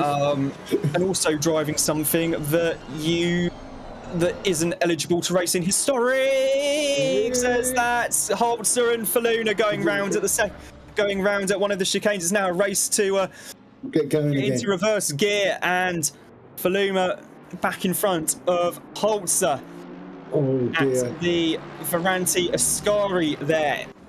Ascari chicane, only really one line through there, unless you've got a very, very cooperative driver alongside you. Unfortunately, the cooperation part might have been somewhat lacking to a degree, and as a result, they've had a little kiss. A bit of a collision there at the chicane. It's going to cost them a fair bit of time in a few places as well. We'll have to see when the timing next updates. Well, I've got the live timing coming up here. Luna is a lap and 12 down. If I do that now, so that should see red flags on that corner, or blue flags rather. Tom Prangley, Thibaut Pierce, and Greg Samfire might be in a good position to benefit from that, amongst others, of course. So we'll see how that's going. There's Marlow there. couple of incidents being logged at the moment. Oh, there's another off. And there is another off in. You're right. There's another off in the background. Didn't quite catch who that was, unfortunately. No doubt. It looked like a 60 on the side, but I'm probably mistaken. I didn't quite catch who that was, unfortunately, so I'm not in much better position to be able to clarify who that was. It was a driver. We can leave it at that. Yeah, fair enough. Coming. Blue flags in these three. There's blue flags going around for one of these in that group of three. It's going to be, well, Marlow Marlow's just been let through by the Ferrari, which was a full position. That was probably what the blue flag was. Yeah, most certainly. Has got Van Luke right up his. I think that might have been. It may have been Pinners in the 46, because I seem to recall that car being bright yellow. So, First of all, I think it may well have been that entry as Shups goes off at the Ferranti Ascari, and Van Luke has to take avoiding action to not crunch. There was plow into the back of him as he rejoins as the Van Luke. They've got their boxing gloves on as well, haven't they? Yeah, Van Luke making good use of the fact that his car's actually quite easy to drive, and it's something I've heard from a lot of, not so much the professional drivers, but more the AM drivers as well. They all say very similar things about the Mercedes, in that it's quite benign and forgiving as a car to drive. So you can feel when it's going to start to go on you, and you have a little bit of time to react and get it all corrected up. Whereas some cars, I mean, the McLarens for many years were phenomenally quick in the hands of the pro drivers, but in the AMs were really struggling because it was quite peaky, it was quite edgy. So yeah, it's been, and I think they have actually done a good job of fixing quite a lot of those issues relating to the confidence of the AM drivers with the 720. Yeah. So they've. You're right. It is all about confidence, because I mean, back to your favourite and mine, F1. If a driver doesn't have confidence in the car that's under him, he cannot perform. It's as simple as that. Oh yeah, I mean there have been some cars that in the past that have been looked quite frankly evil to drive. I mean, yeah. I remember seeing the Bicolis racing at Silverstone back in 2015, the first year I went to the WEC race with my dad, and we were watching that thing going through Abbey at the time, and it just looked and sounded horrific, quite frankly. As we didn't actually know at the time that there was that I think half the floor was loose, which was not helping matters in the slightest, given how much downforce on a P1 car comes from underneath it. But yeah, and the aero from underneath, yeah. It was really not pleasant at all to watch. It almost looks as if it wanted to swap ends every time going through Abbey, which is anyone who's even driven a GT3 car around Silverstone will know that is not a slow corner in the slightest. In fact, far from it. Currently looking at Mackerberg right now into 432. Can you remind me, is Abbey just after Maggots and Beckett's? No, Abbey is the one just after the F1 pits.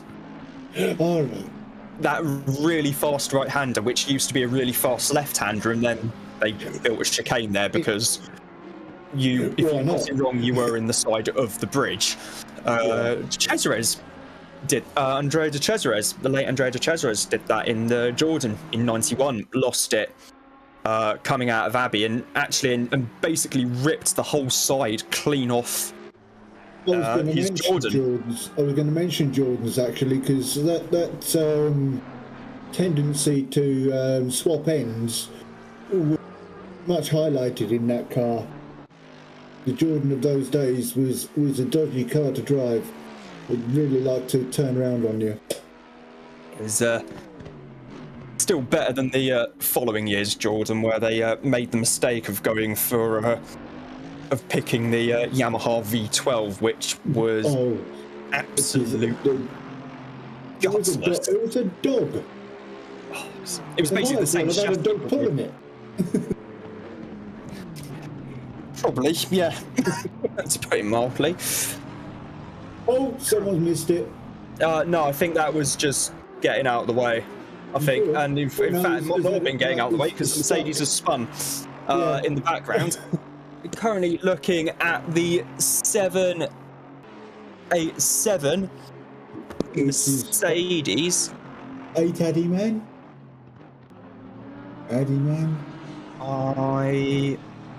It's got Addy Man on the Simcast. I'm just having a quick look, and there doesn't appear to be anything that matches up on the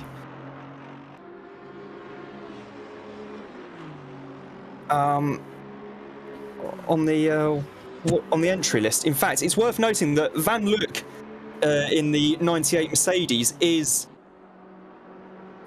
still showing on the entry list as being the only driver in that car. I'm fairly certain there is a second driver, because I have seen Belgium Racing posting on the YouTube chat. So I do know for a fact that there is at least maybe a second driver in that car. I just realised something. No wonder my poor eyesight's been letting me down. We've got Greta and we've got Gruffy. And the T's look very similar to the F's. Yeah. Jordan Gruffy in the McLaren 720S car number 636.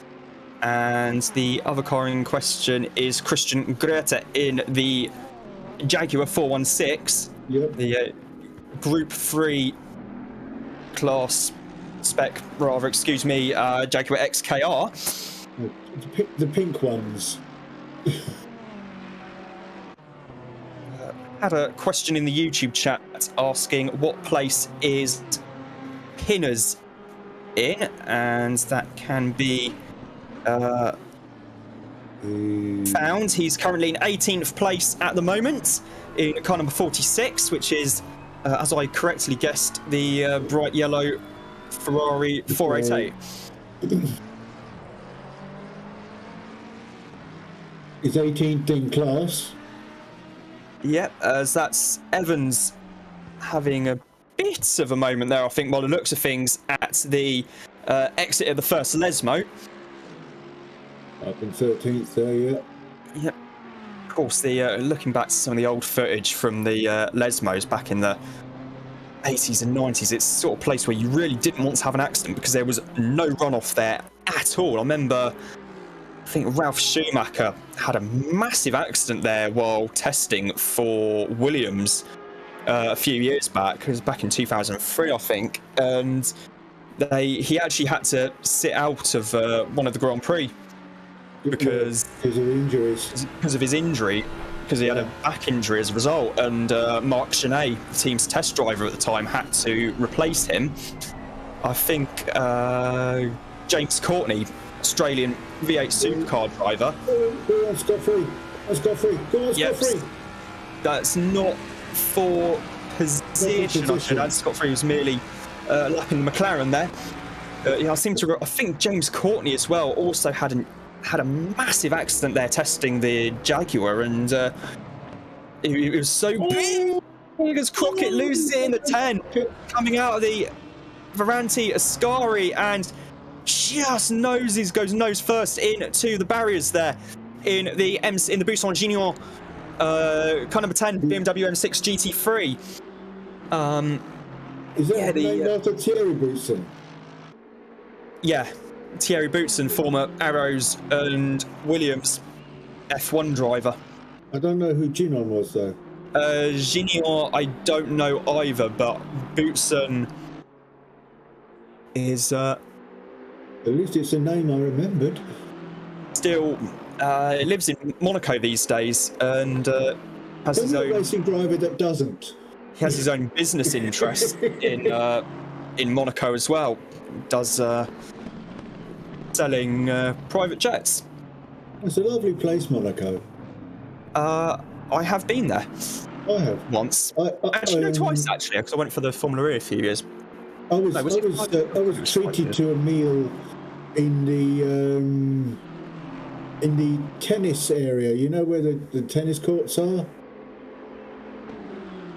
I don't think so. No. Well, they do play. Is it? Was it like clay court or something? Clay courts, that's it, clay courts. Yeah.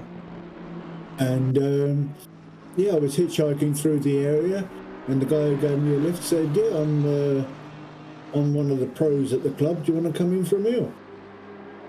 How was I ever going to say no?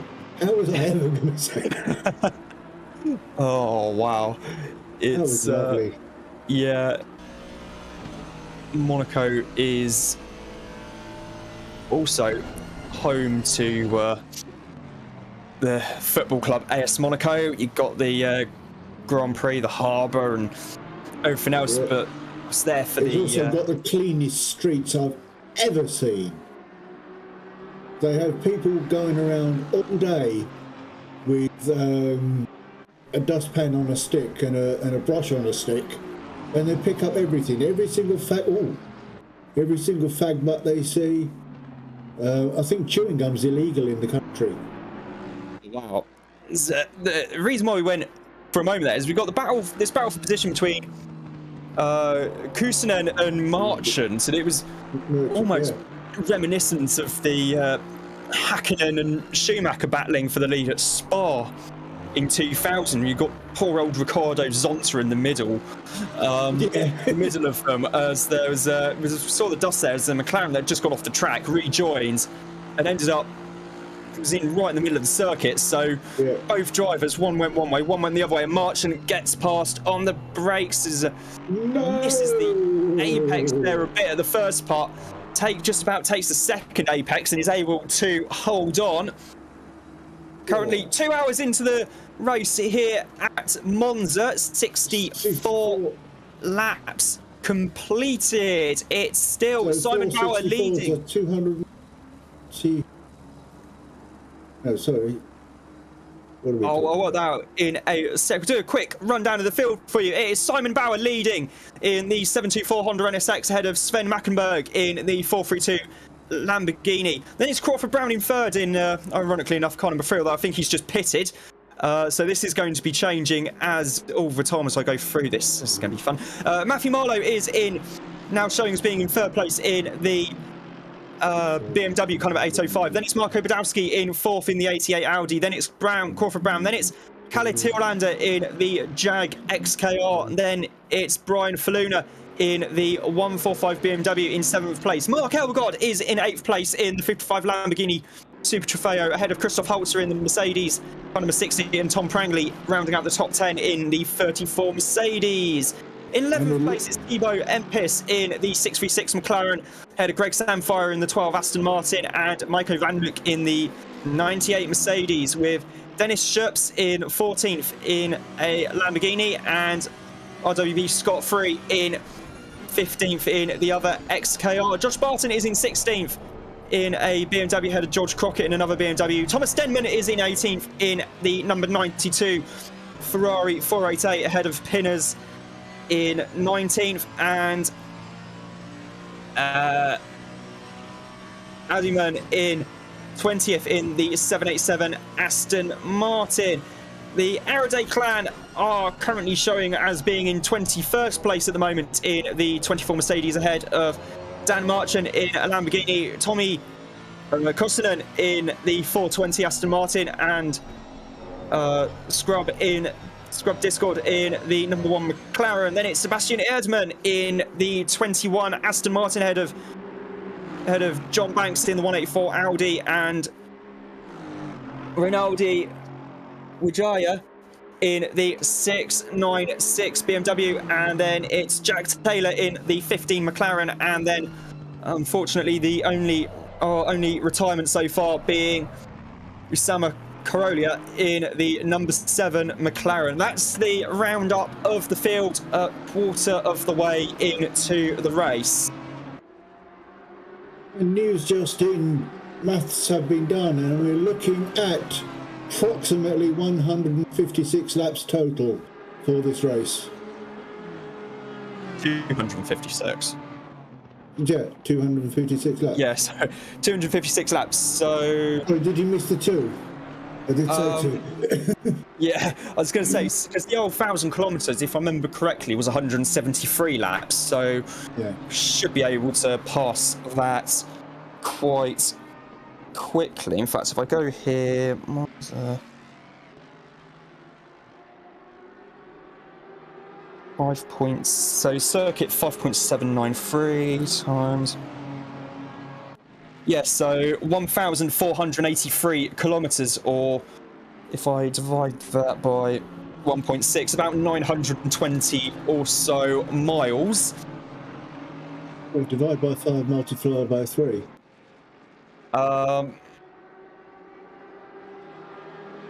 Yes. Sorry. Yeah. Or, yeah, because it's roughly 5 to 8, isn't it? Sort of thing. 50 miles an hour is 80 kilometres an hour. So I think. Look at your speed. Look at your speedo. Look at your speedo. 50 is 80. Yeah, I think so. Yeah, it definitely is. Oh, whoa. He got a bit close there, didn't he? Is that Eddie Warden? Don't know, I'm just checking No, it's 88. It's Badowski. Yeah, Badowski in the right. 88.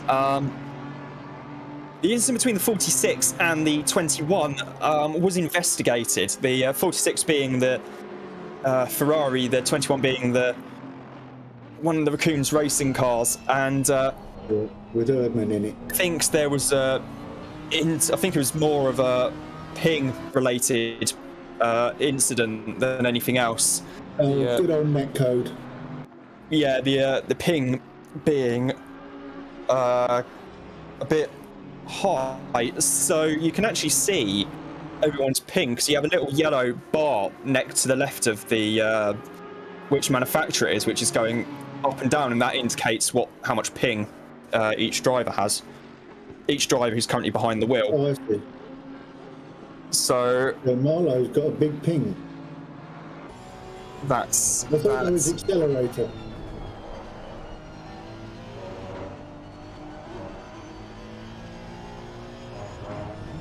Is that right? What I'm looking at in the main SimSoc view is that the main Discord view. Just on the Discord. Yeah, Marlowe has got a large yellow bar right next to him compared to the others. When it's bouncing up and down. Yeah, but still, but seems stable enough. Oh yeah, it's rock solid. It's not moving. Whereas the small ones are bouncing up and down. Yeah. I don't know what meanwhile, Badowski. So I was going to say, meanwhile, Badowski. I'm going to go another coffee. Yeah, indeed. Enjoy. Meanwhile, Marco Badowski has come into the pits in the 88 Audi. I'm not sure if there's going to be a driver change. If there is, Jake Moore will be getting behind the wheel. That's the in the Racing Sim Tools Esports entry. It would help if I actually had the correct window open on my laptop. Yeah, joys of multitasking right here.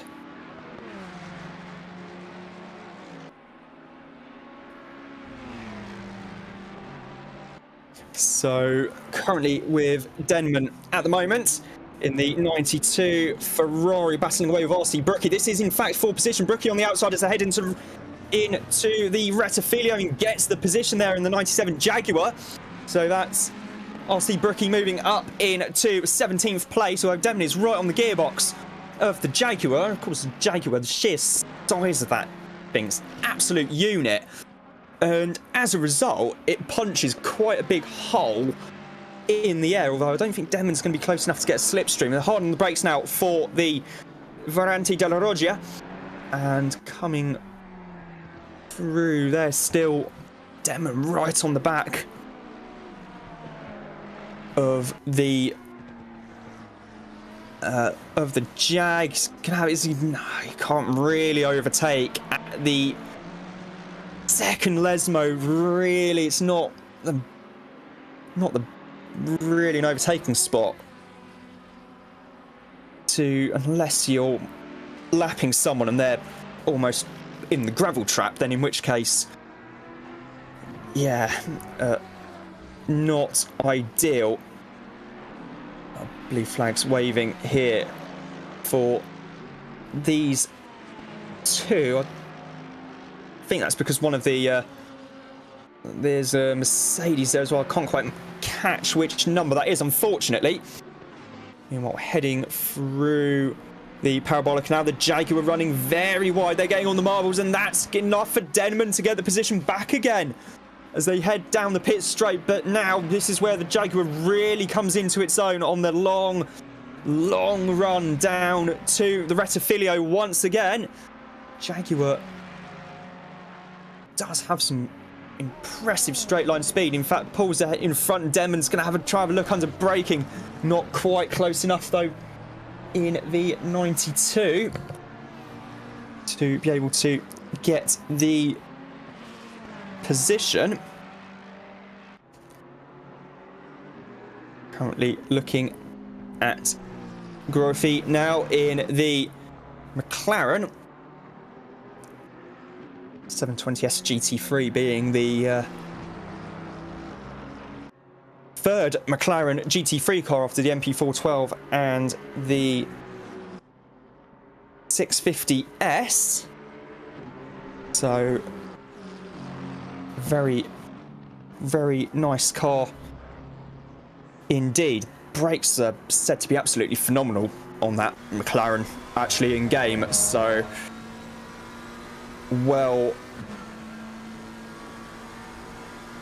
worth actually. I mean, it should be quite quick there. Therefore, on the run into the chicanes here. Currently on board now with Eddie Warden in the Porsche. Marlowe's coming into the pits from third place in the by the looks of things in the 805 BMW, and now coming out of the Rettifilio, the old 991 Porsche car, which in the hands of the Herbert Racing team is very quick in the Crevantic 24H series. From what I remember back in the day, back with Denman now still battling away with Brookie. I think it was Brookie's managed to get back ahead of Denman. This is some scrap, this. So they're heading up towards the Variante della Roggia once more.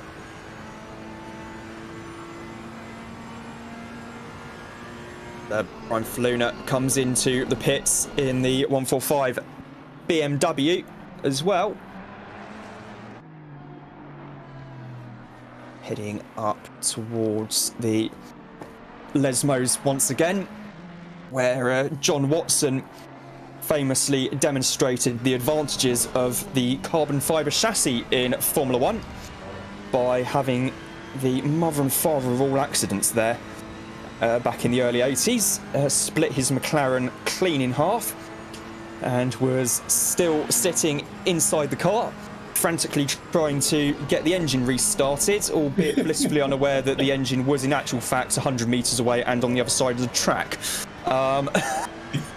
So with no great success there. I can just imagine him on the radio. I'm having trouble. I can't start the engine. Maybe because it's about 100. Yeah, maybe because it's not actually connected to the rest of the car anymore. It was only when. Yes, I think the marshals did have to point out to him that no, your engine is in fact quite some considerable distance behind you, Mr. Watson. You ain't going any further in this race. It's missing.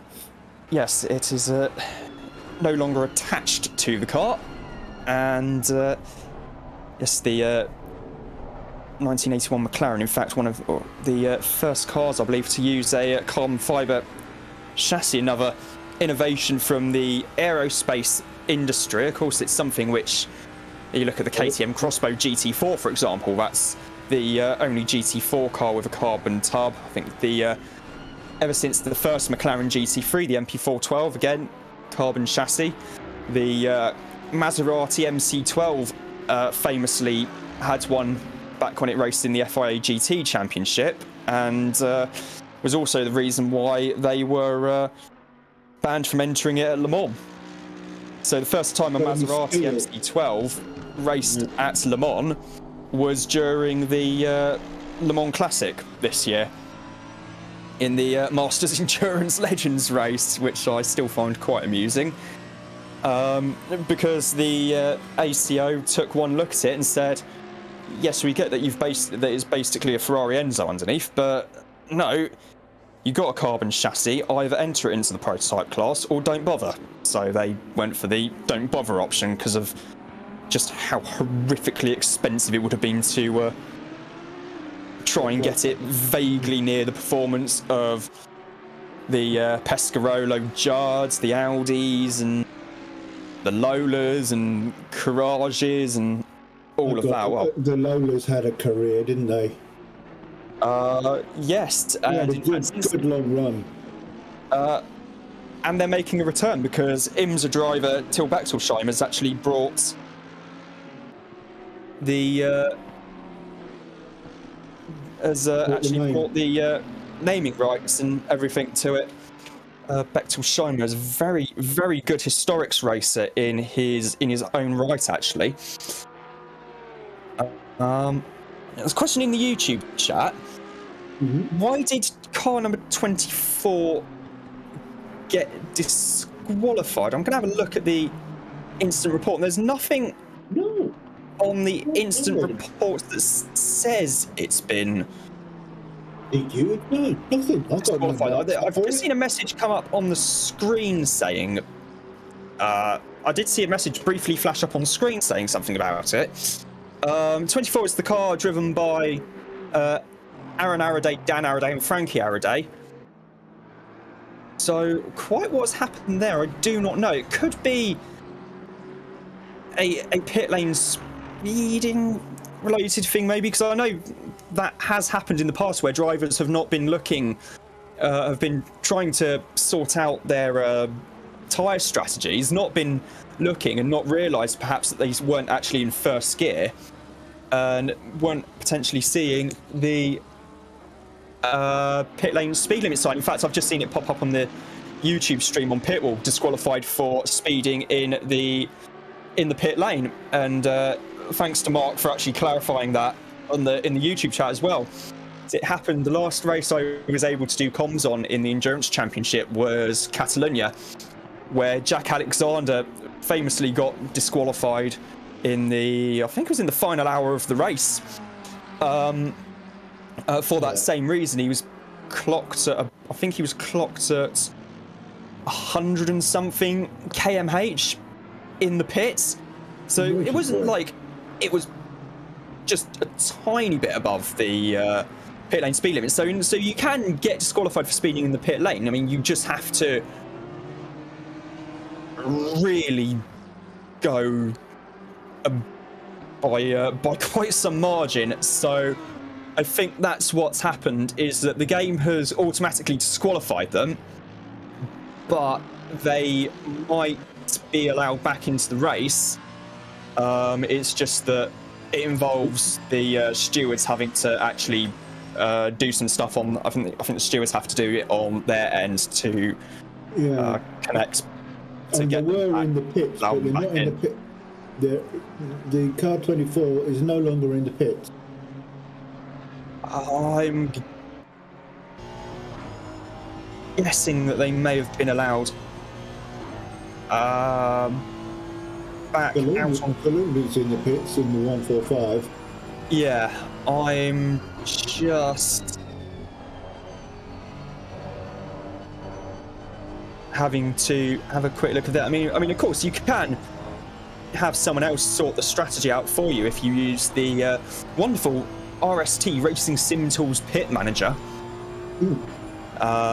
which is a fantastic bit of kit. Really does help a lot with sorting out your pit strategy. So there is that as well. Romoli is in the pits. Falun is still in the pits. Is there damage? I think he does have some damage on his car. He was involved in that incident with Holzer earlier. Oh, right. Christoph Holzer, and I think he is still in the pits to have damage tended to. Meanwhile, Jasper van der Vaart is back in the Reiter Gallardo, a car which he has described on the Discord server as needs to slow down a lot in corners. Is he ending up with brakes made of toffee? I mean, the Reiter Gallardo wasn't really renowned for having good brakes, to be honest. About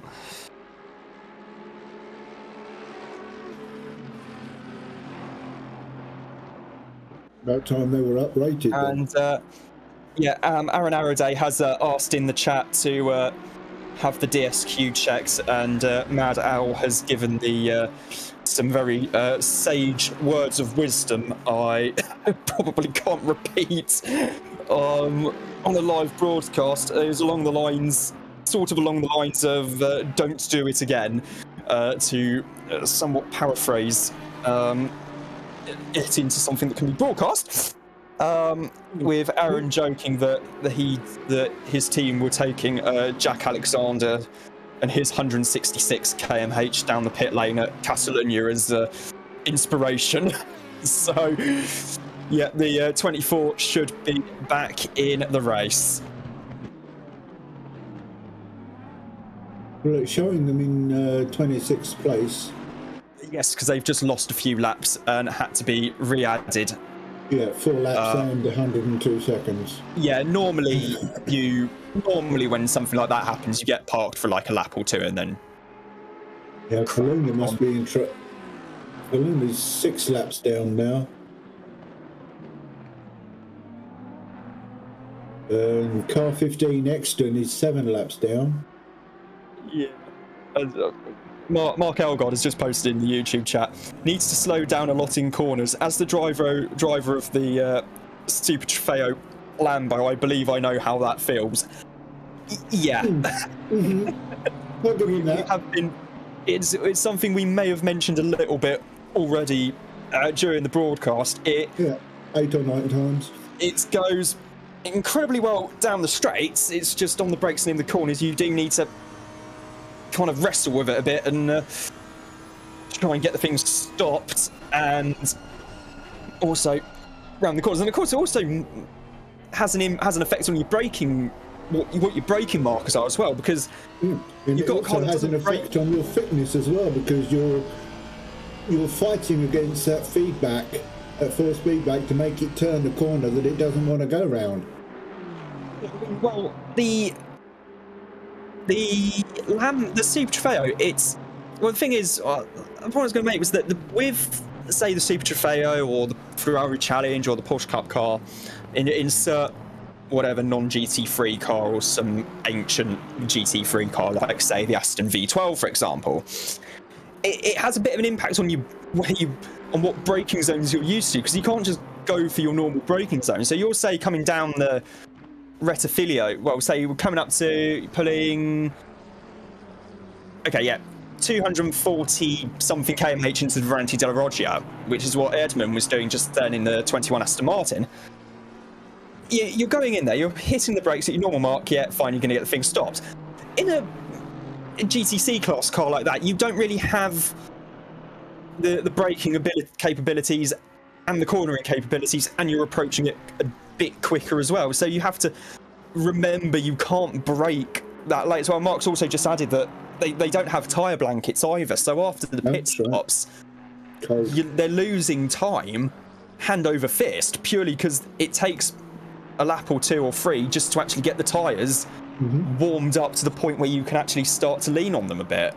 Exactly. Because otherwise you're gonna Monza, it's kind of like Thruxton back in the UK, in that you have to really abuse the curbs quite a lot to get your lap time, and as a result, you do that on cold tyres, you're just gonna completely screw them up, and next thing you know, puncture.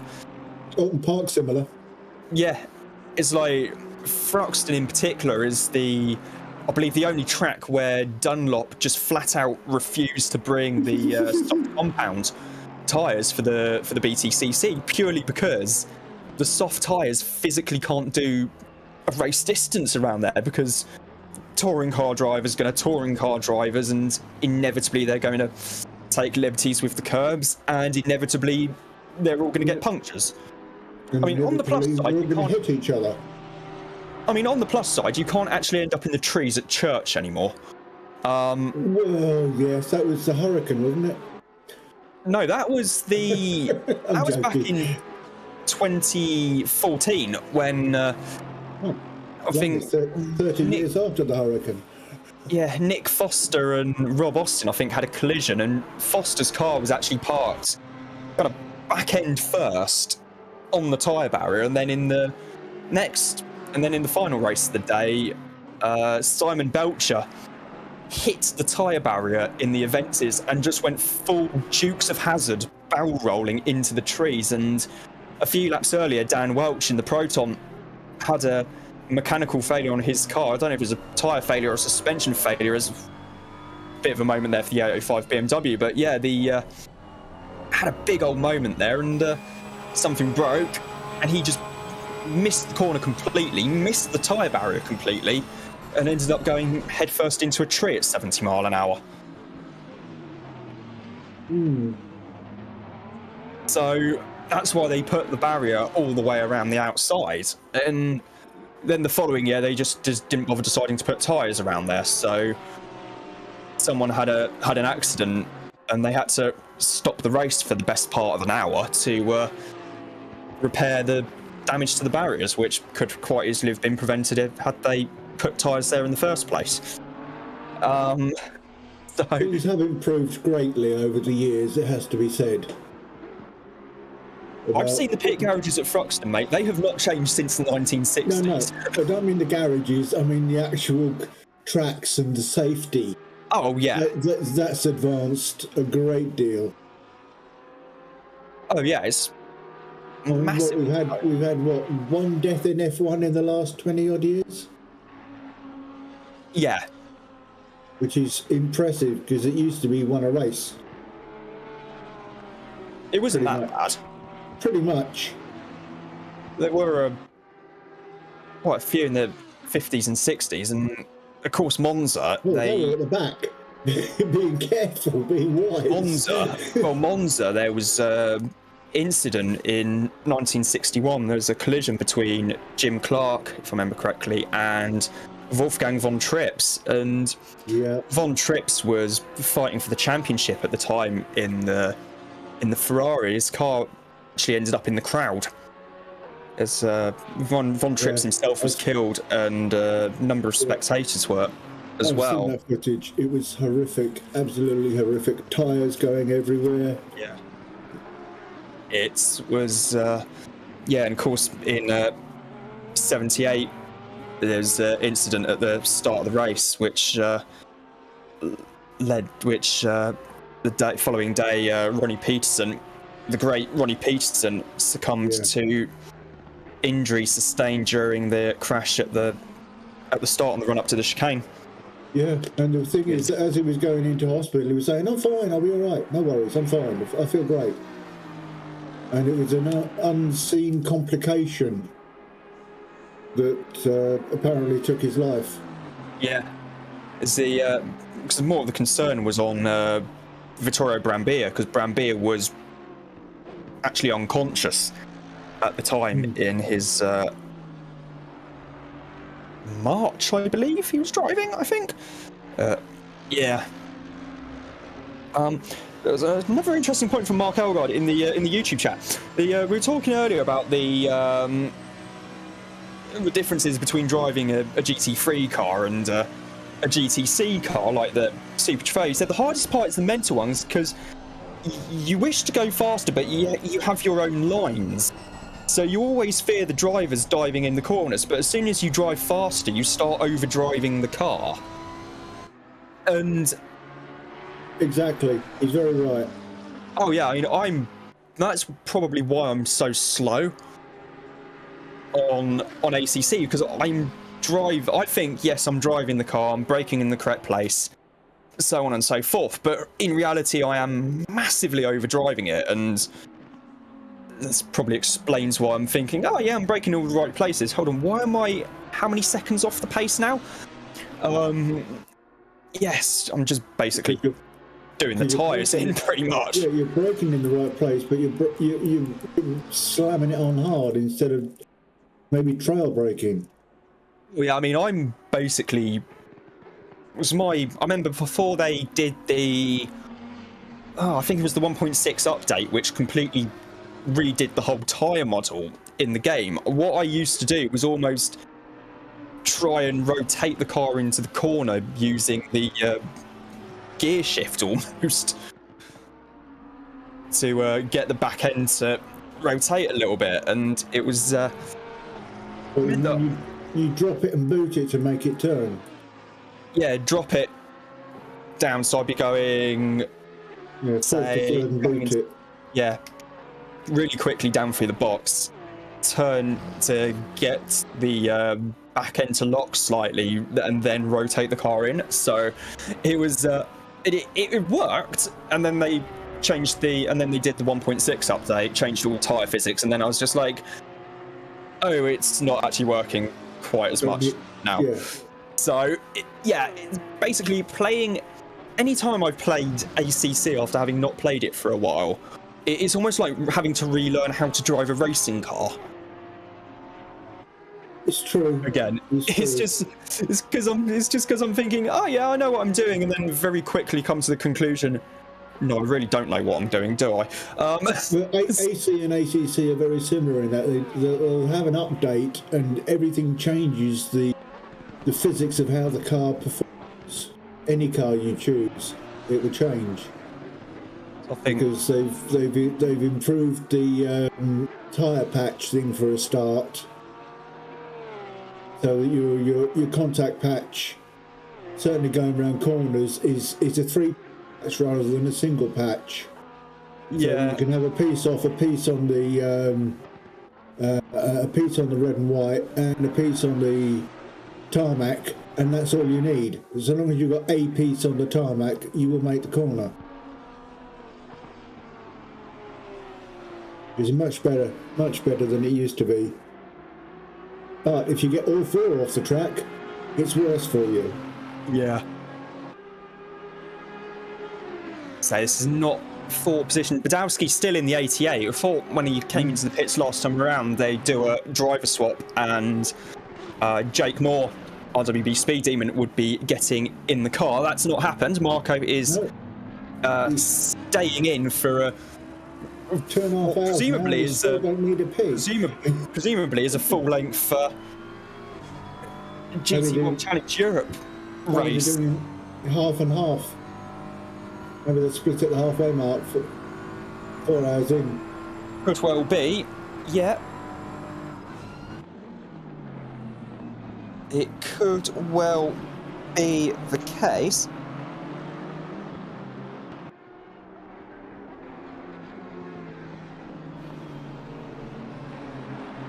You know, that Honda is banging round at the front there, and it's not going to let anybody come anywhere near it. It's the Honda is. It's like I said, the Honda is a quick car. It's just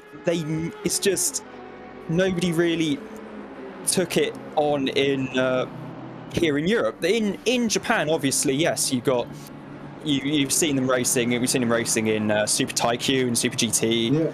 And in New Zealand and Australia, they use them a lot. And the as well as obviously in America with Shank and Rickware Racing now, and I think Real Time Racing also use them a little bit in GT World Challenge. But in Europe, nobody really ran them, which is kind of ironic in a way, given that the car was actually built and developed actually in Italy by JAS Motorsport. JAS built the works Honda Accord Super Tourers that raced in the European Touring Car Championship, British Touring Cars, and everywhere in the 90s. And they were asked by Honda, yeah, can you turn the build the NSX GT3? You turn the wick up on this, mate. Please turn the wick up on this. Yeah. So they're basically the de facto works Honda team, and if they really wanted to, yeah, they could probably put an entry together for GT World Challenge Europe. It's much the same way that you have Schnitzer representing BMW back in the day. You see it now with Rahal Letterman Lanigan in America and IMSA repping BMW, and also quite a few of the RLL guys are actually in Italy at the moment at Dallara, because they've got the LMDH,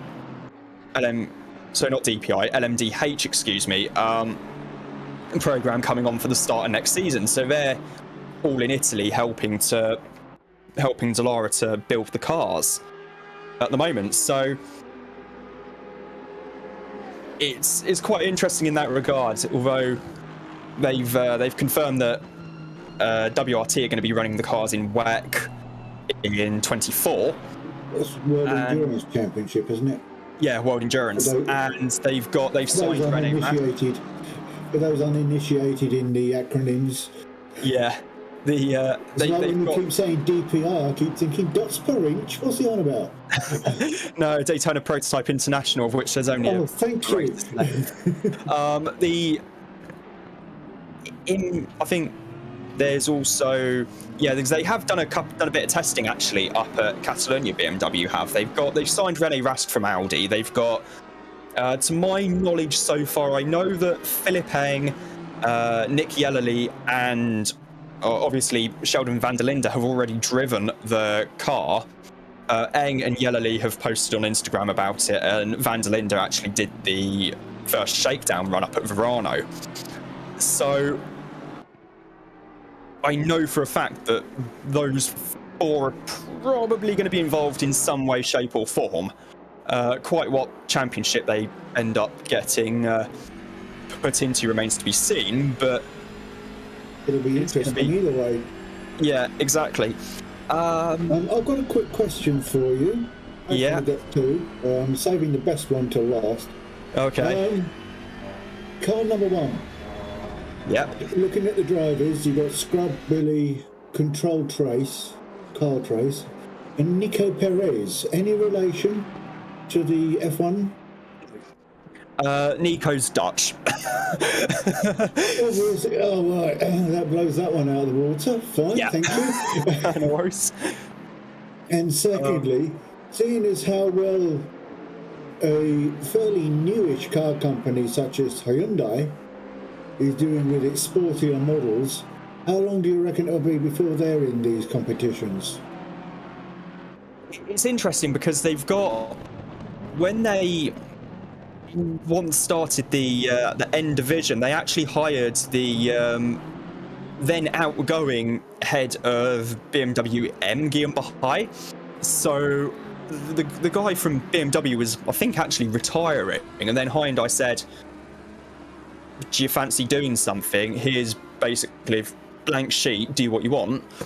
And he said yes, and of course they've had massive success in touring car racing, both in world touring cars and in America as well, with Brian Herter Autosport, who are effectively the de facto works team, and even run what is essentially a works livery on that car. So in that regard, I'd say they'd need to build a supercar first, obviously, unless they just go straight into prototypes. But yeah, I think they've got the money for either. They have got the money for either. They've done so well over the last 10 years that they've been around. Oh yeah, massively so. They've gone from a tin box to something that you would be proud to be seen in. Oh yeah, and the stuff like the i30N, phenomenal car to drive, and the Benny. The i20N looks quite nice as well. I had a boring i10, but even that 1.3 litres, 3-cylinder, and it had two modes really. You had your poodling around town mode and your batshit out of hell mode. Put your foot down in that little car, it just disappears down the road. I used to get wheel spins in second out of that. Oh wow. Yeah.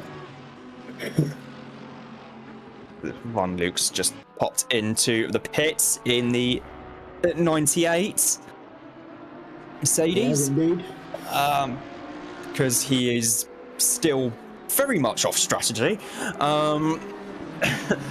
After the earlier contretemps, which he did have a bit of a prang, didn't he?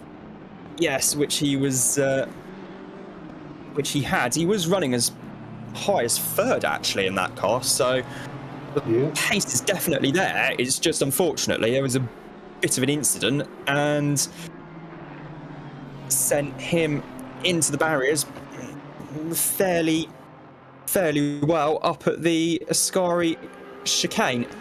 He must have some distance before Grutter, because car 416 hasn't passed him yet, and Van Luke's still in the... Yeah. So there must be some heck of a gap between them. Oh yeah, look, you can see they're 19 seconds at the moment. Yeah, it's going to be behind CV. Yeah. Oh, he's out again. Van Luke's back out. Yeah, Van Luke coming back out of the pits. It might take a little while for the lines to catch up. Yeah. To catch up slightly. I bet he's from the Netherlands as well. One sec. Well, no, not Van Luke. I'm just having a quick look. Belgium. Oh, Belgium. Oh, the family must have migrated.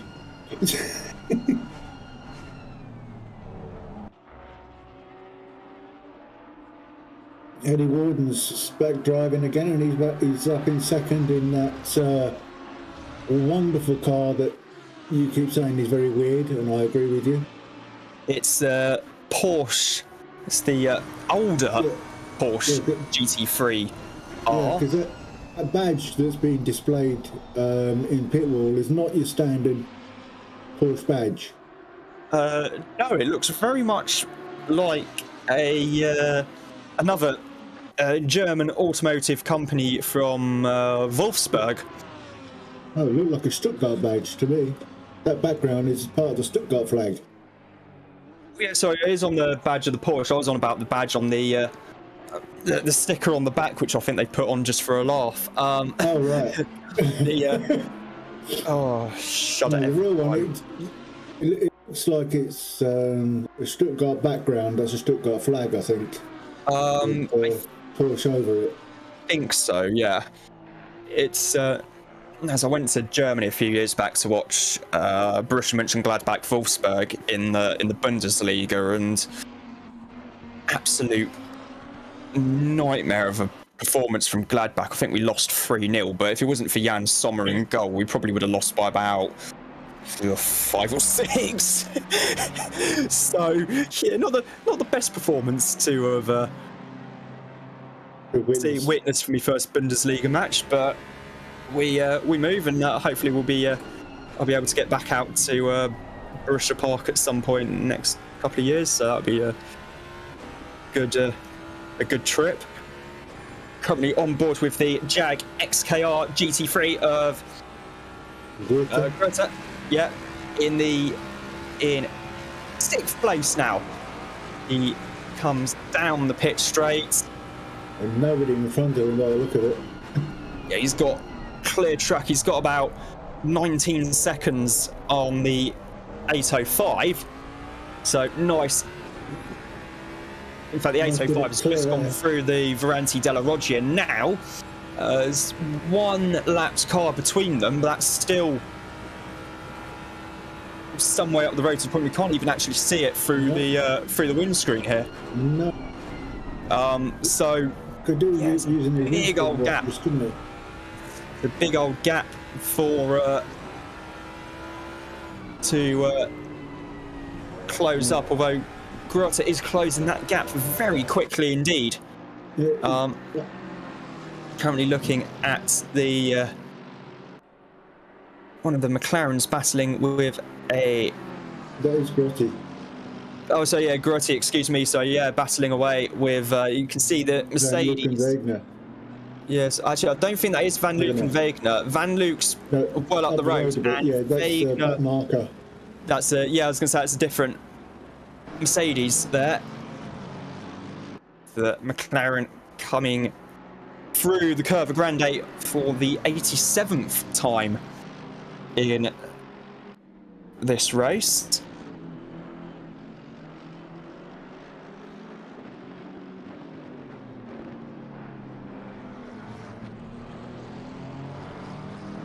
Well, there's only 2 drivers for car number 3, so they'll be making fairly frequent swaps, I think. Eddie Warden and Crawford Brown. Yeah, they normally only run a 2-driver lineup. All right. To be fair, traditionally they've only, I mean, even for the, I think for the 12-hour race, they might get a 3rd driver in, but usually it's only Crawford Brown and Eddie Warden. So traditionally it's just they just stick to a 2-driver. There's Billy Hutchinson in the Golf McLaren. It might not say Golf on the side of it, but we know it's the Golf colours. So yeah, it's orange. It's orange. It's Golf.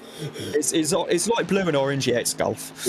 Yeah. You know, I have mentioned him several times in the past, but a guy I would like to see in these races that we cover is Jimmy Bruni.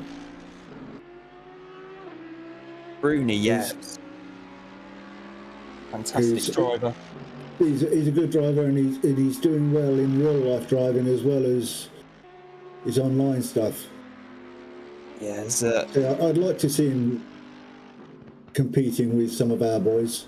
I'll tell you what, there's a lot of the Works Porsche sim racing team. Well, one of the Porsche Works sim racing drivers in endurance racing is also actually a professional racing driver in Porsche Carrera Cup. Well, why not? Yeah, he came up through the Porsche junior ranks, and Porsche realised, oh, you're actually also a bit handy on the sim, right? You're in the sim racing team as well, then. Another real driver that's very handy on the sims is Lando Norris. Yeah. So is Max Verstappen. Verstappen actually has. Don't talk to me about that man.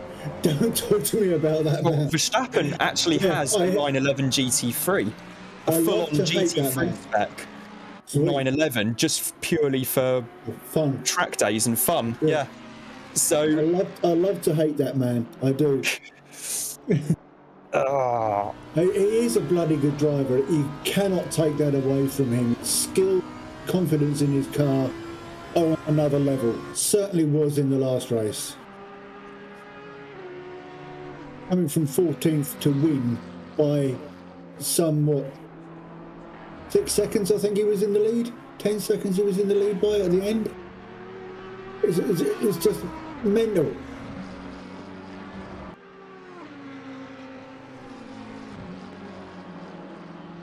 I have to admit I'm a Hammy fan, but there we go.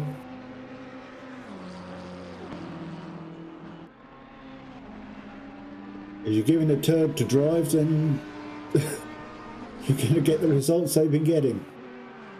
Mind you, Russell's been doing superbly well with the same vehicle, so it's hard to understand what's really going on in that dynamic.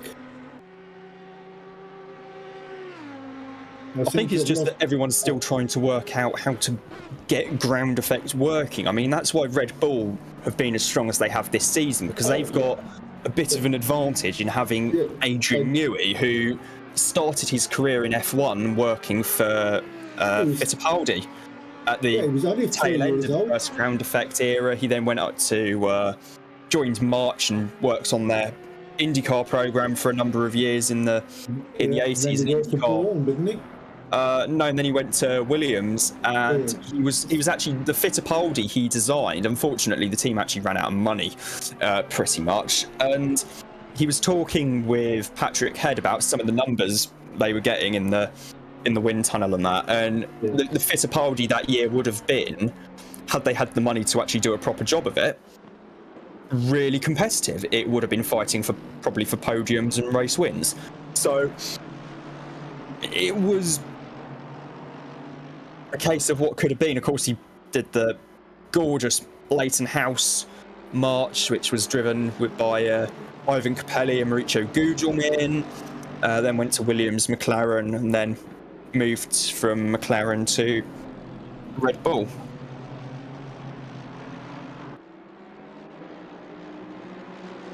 Right, I see.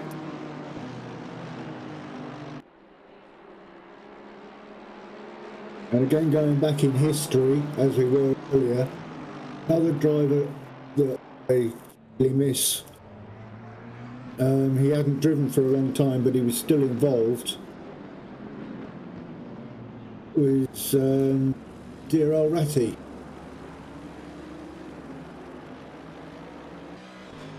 You know who I mean by dear old Ratty, don't you? Roland Ratzenberger? Pardon?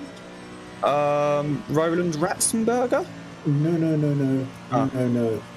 It's what Hunt used to call him. Oh, Nicky Lauda. Yeah. That's the one, Nicky Lauda. Yeah. That man again had a talent. Well, he had talent from his skin right through his bone marrow. And surviving that horrific accident at all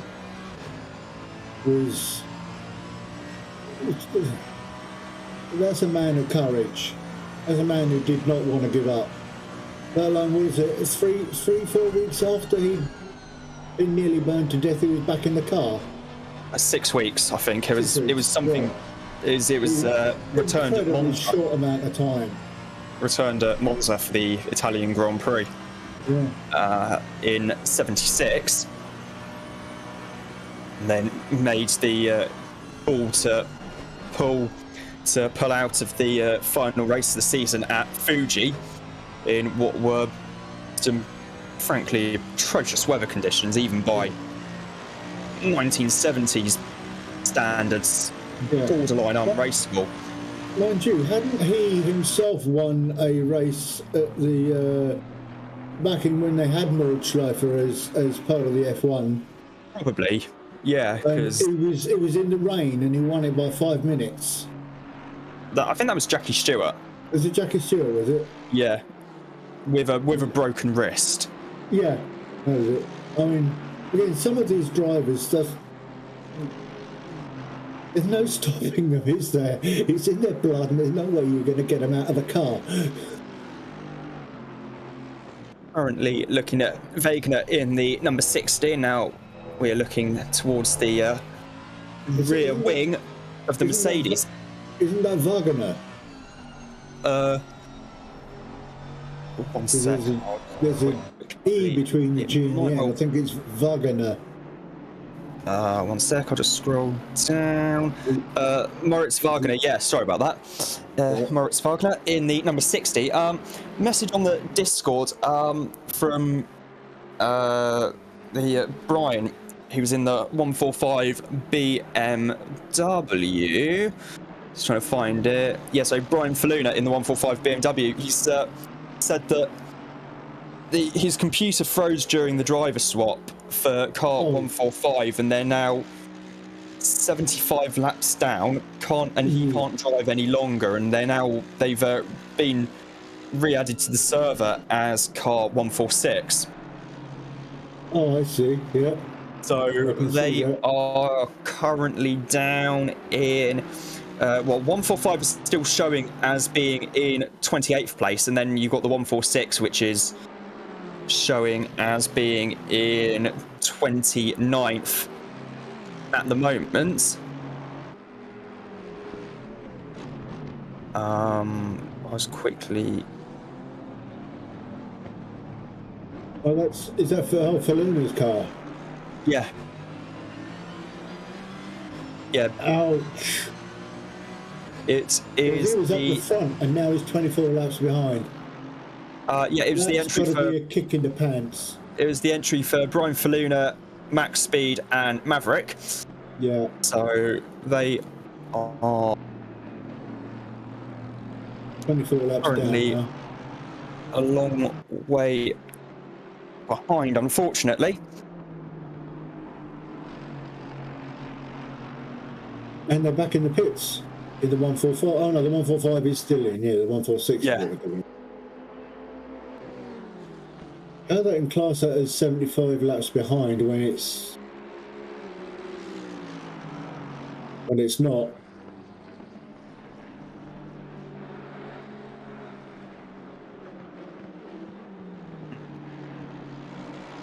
Because that didn't happen to him on lap 15. It did not. Bottas Wagner has a big moment coming out of the Ferranti Ascari, and he's hit the barriers there on the inside after a very long spin. I think he got tapped on the back. I think he got pitted. He's got damage to the front end of the Mercedes, so he's going to have to probably bring that in. Yeah, he might either bring it in or just feel it out to see where it's at. He's got to finish. He's got to finish the lap first anyway. Yeah, there's Grota going through going round in the Jaguar car 416, the XKR GT3. Phil Varley is in 7th place behind them in the in the Super Trofeo. Spec Huracan.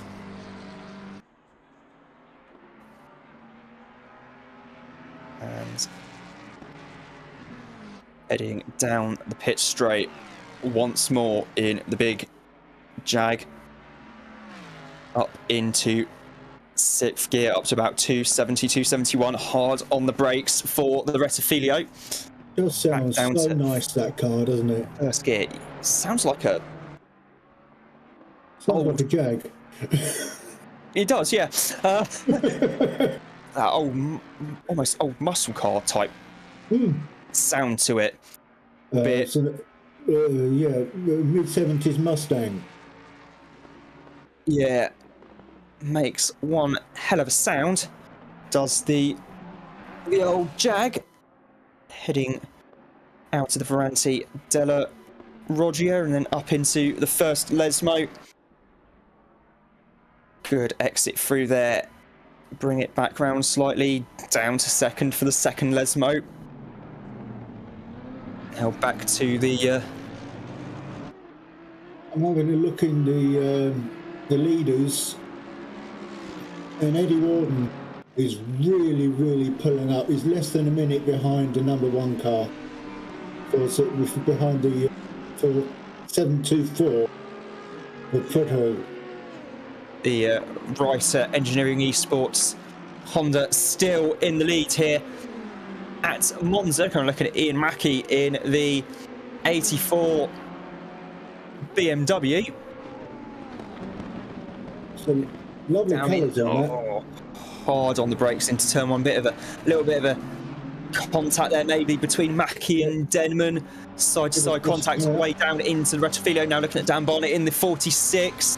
Ferrari now with Harry Hottie in the Lamborghini Raccoons. Huracan. Baron just getting out of the way there. Slightly. I think is that Pinpoint ahead of them? Pinners isn't in the car at the moment. I think it's... Right. Well, it's the car, I think, you know. The Pinners' car is a bit further behind. Oh, so there's two bright yellow cars then. Okay. Yeah, the car which Pinners is in is the Ferrari. There's Billy Hutchinson in 24th in the McLaren. Hard on the brakes once again for the chicane.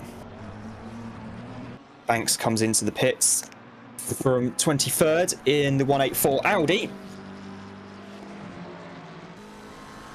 Eddie Warden's coming in as well. Rory's in. Yeah. Be for a pit stop, maybe a driver change. We'll find out shortly.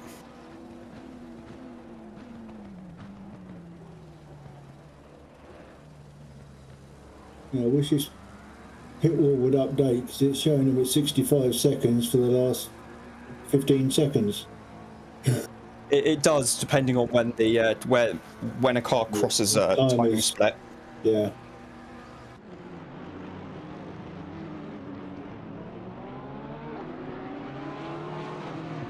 I'm surprised that bit of barrier hasn't been knocked back off the track so far. They've been driving so close to it coming out of that chicane. That's a bit of track limits deterrent. It's on the wrong side of the road for that. Yeah, maybe just a little bit.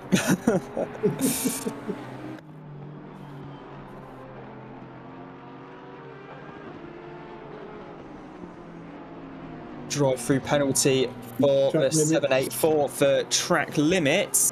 Car 184. Oh, so the 184, excuse me. So that is car... That's the Audi of John Banks and Tamas Beckett. Fekete, sorry. Yeah. Fekete and Banks. They're going to drive through you, right? In the Audi, so that's just come up. The game has put that one in for track limits.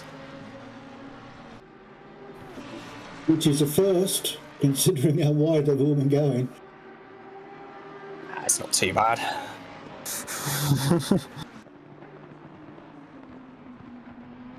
So 3 hours completed here at Monza. We currently have 96 laps completed so far. Still plenty of time to go in this race. And I'm going to go downstairs and grab something to eat quickly. I shall be back. I had to have biscuits because when I went in the kitchen to make me coffee, and I thought, oh, I'll do myself a sandwich, and I hadn't taken the butter out the fridge. Yeah. Yeah. So it might be quite solid still. So, yeah. Terribly solid. Ooh. Close there. So, yep. I shall be back as soon as possible. Yeah. Yeah. Well, maybe not quite that quickly. I'll probably end up throwing something. I think the 164's just had its drive-through cleared. So that's that sorted. Either way, I shall be back in a little bit. Okie dokie. See you soon, Robbo. Bye. Bye.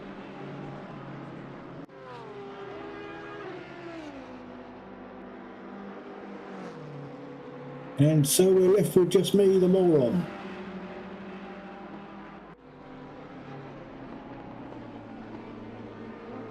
Well, I suppose you guys would rather have a moron commentating than nobody at all. Mackie there taking the widest possible there around. Oh, hello. Denman's coming to pit.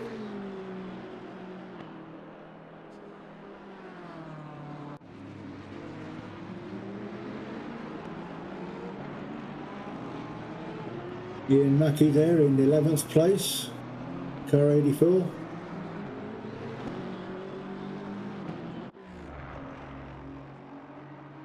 Hello, what's going on here? Volley and CD.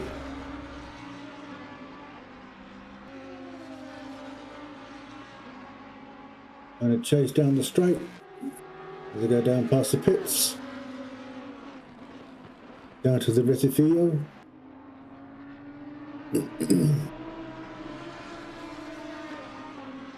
No, they're not at that bit.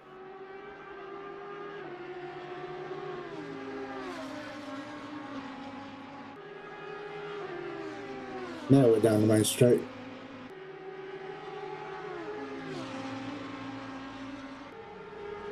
And here we come into Retifio. Hard on the anchors. Leaving rubber all over the track.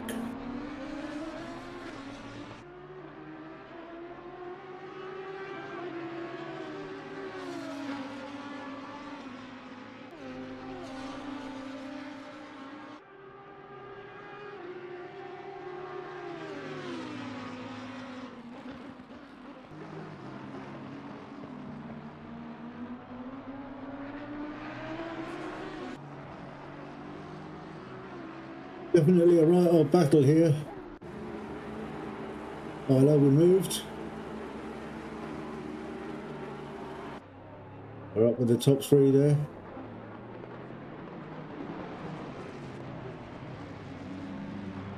Beautiful move by Brown there.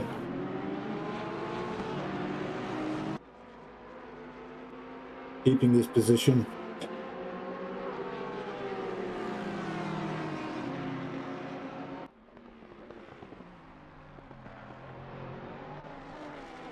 The NSX is 100 laps down and still banging along. Can't see anybody interfering with his win, to be fair.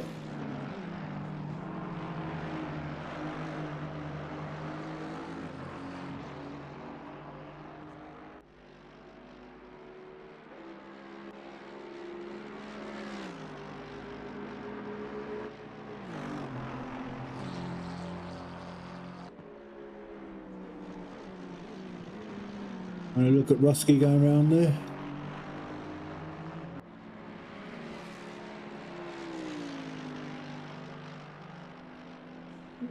Losbischer?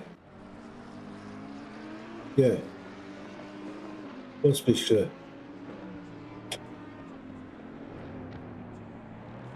Seventh place. In car 34.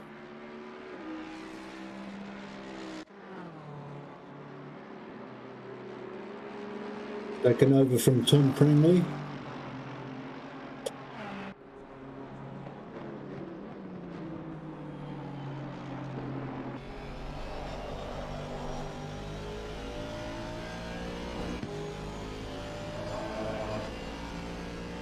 And McGlade there in the 12 being passed. And Lewis McGlade. What's that?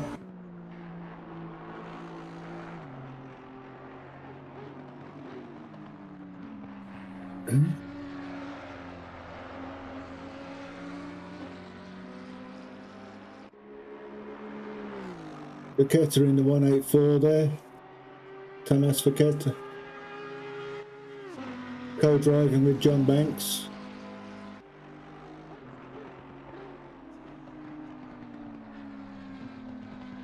We've got a bit of ground to make up.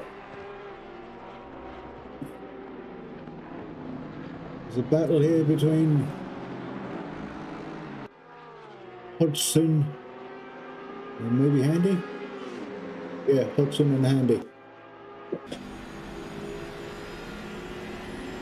I see pinpoints back in the car.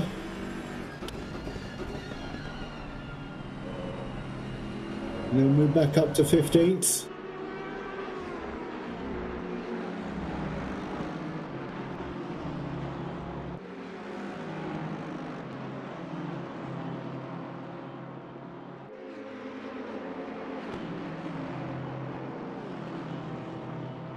Matthew Hodgson there in the number 10.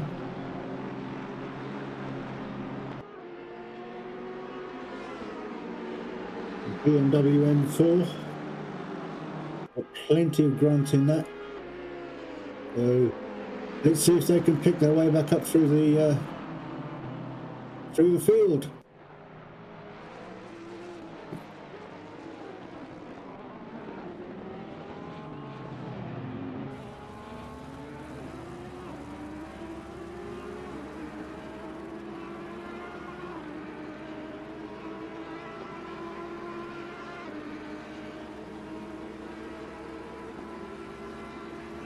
Sorry I'm not as chatty without RWB in here.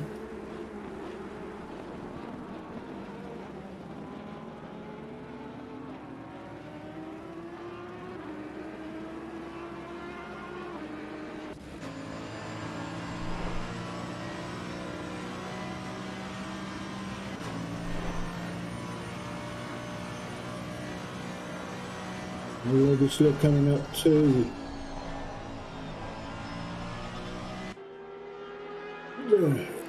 like the Lesmos. Oh, hello, we've got somebody else joining in. Hello, good evening. Hello, Simon. Hey, good to be here. Hey, weren't you in front a while ago?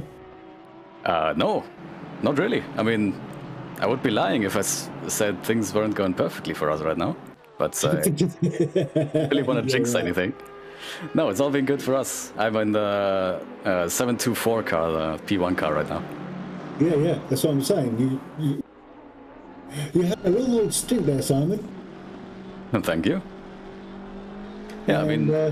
that NSX is driving beautifully, is it not? It's a pretty two-edged sword, I gotta say. It's fast as hell on the straights, but it doesn't really do anything else, so you really have to be on it if you want to carry it through any corners. It's extremely oversteery in the second sector, so it's definitely not easy to drive, but it's very competent. They were saying that the Trofeo is a bit similar with the cornering shoes. Yeah, I guess the Honda is a bit of a less extreme Super Trofeo in that it's just wild on the straights, but it's definitely a bit of on the back foot compared to other cars in the corners. And the brakes really early. Brakes about 10-15 meters earlier for most slow corners than the other cars. But I think a lot of that is down to our setup as well. Yeah, I mean that would be really handy if it was hybrid. You mean for a rain hybrid setup? Yeah, well, with a hybrid you do tend to brake a little earlier because you end up building up the battery.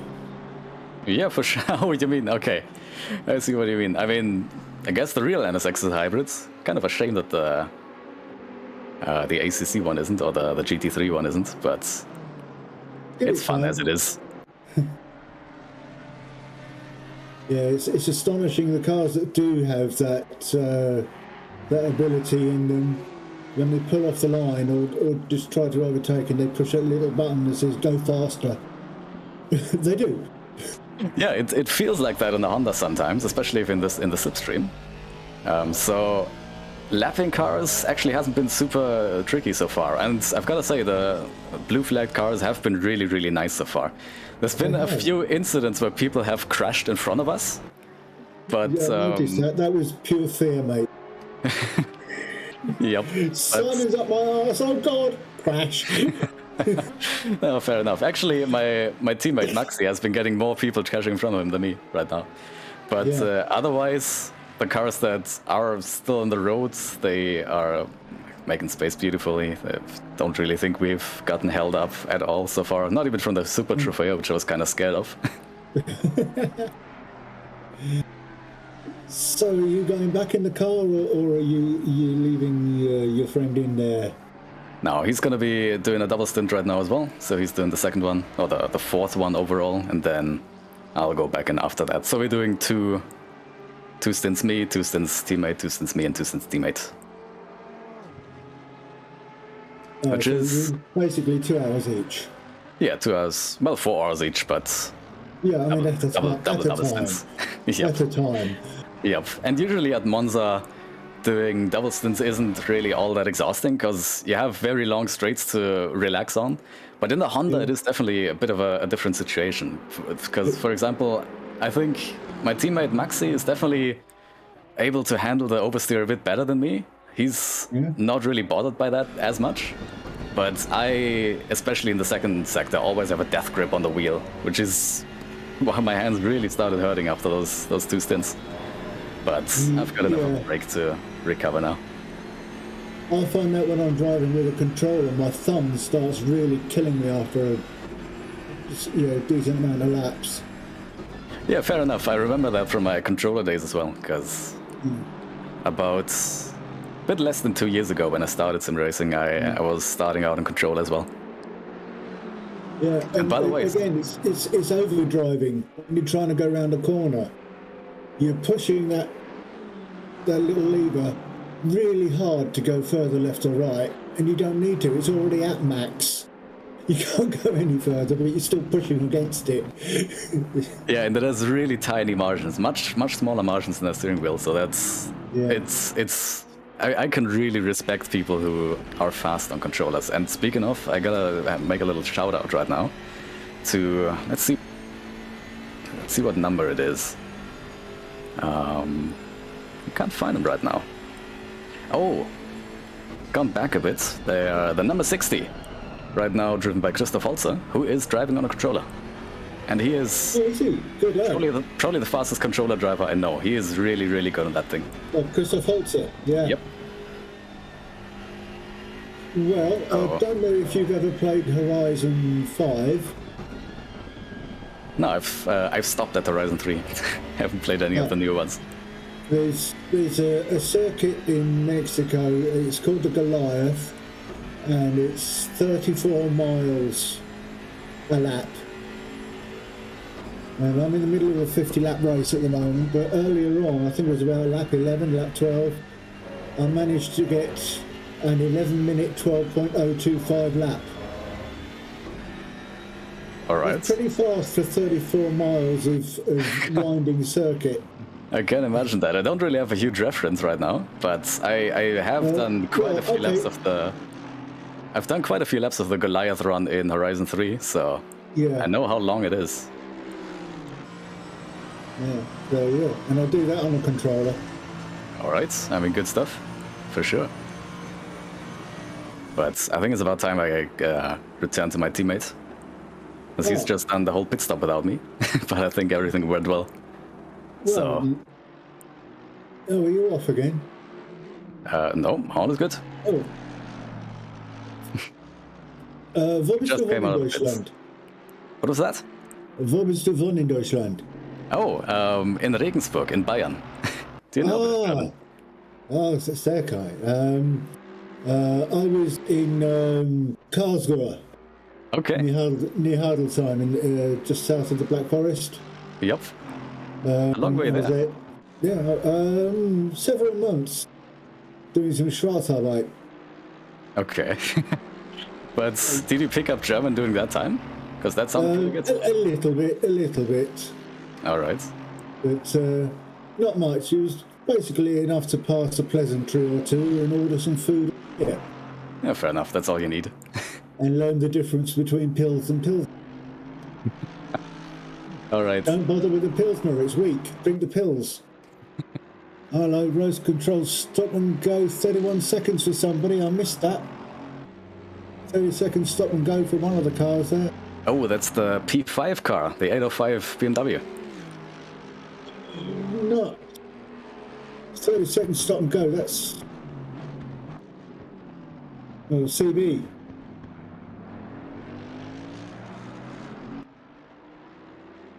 Alright, but I gotta say thank you for having me, so I shall return to my teammates. Okay, cheers. Yep, thank you and have a good one. Maybe I'll see you later again, we'll see. That'd be But nice. until then, have a good one. And you, Simon. Thank you.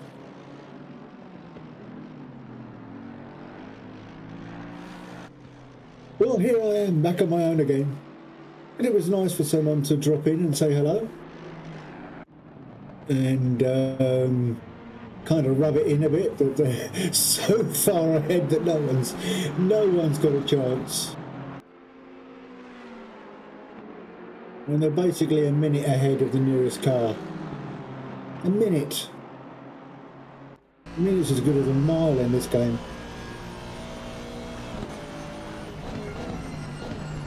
So we're looking at Handy. Oh, coming up close.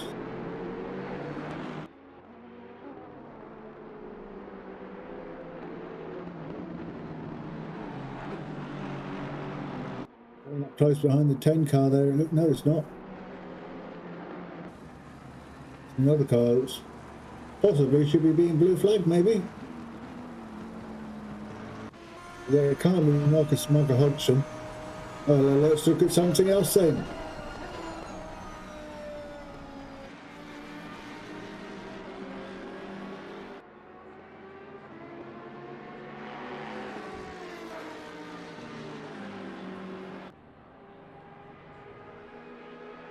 Oops, they're having a battle with car 15.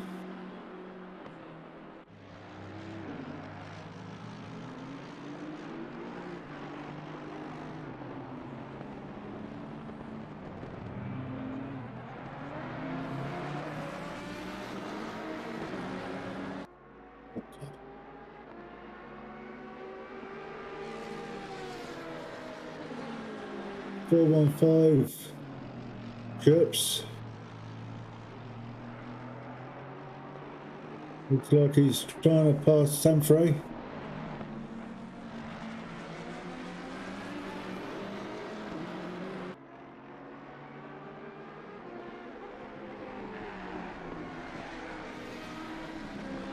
There's only about 3 seconds between them, it's less than that, so...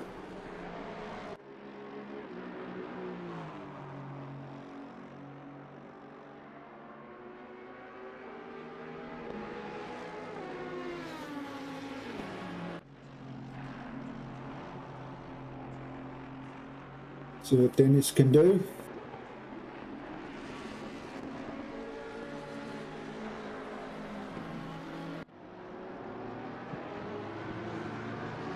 We're having a look at Harry Hottie now, back down in 18th.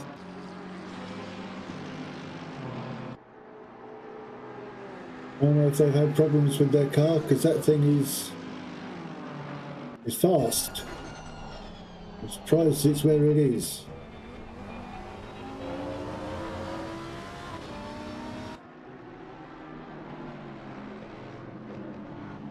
And I might have missed a pit stop, I wouldn't be surprised. Oh, nasty prong in the background there. Oh, what went on?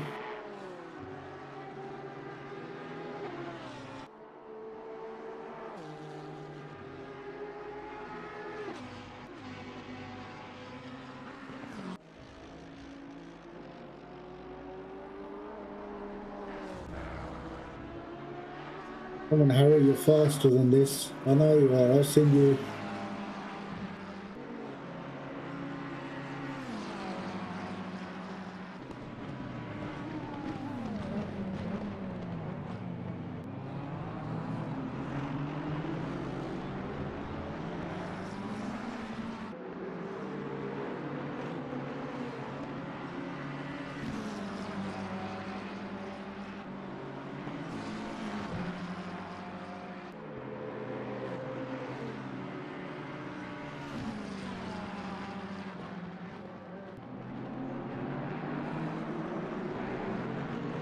There's a good old battle going on there.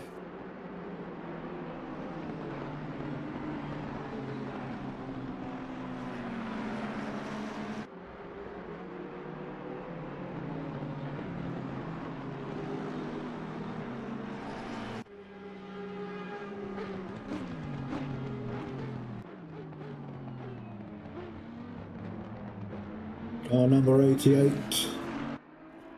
the Audi up in 4th place.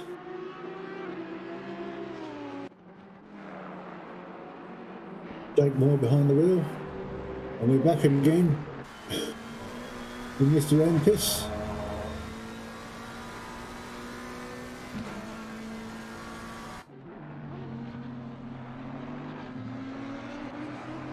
Kibo.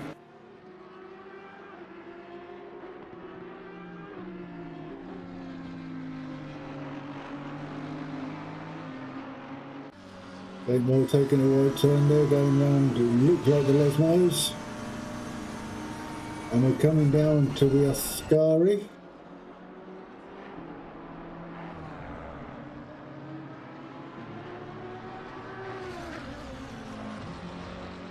Mackenberg there trying to chase down the number 3 car with Crawford Brown behind the wheel.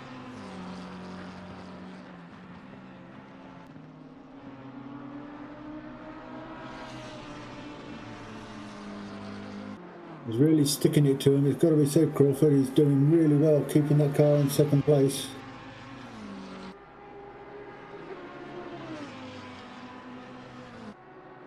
Like him and Eddie are a really good team. Closing up as well. Gained a 2nd on the NSX.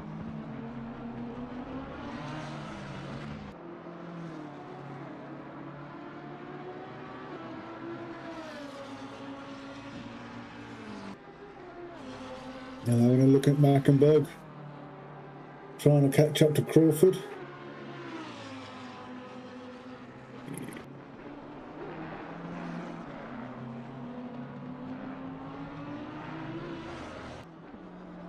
Mackenberg in the Lamborghini there.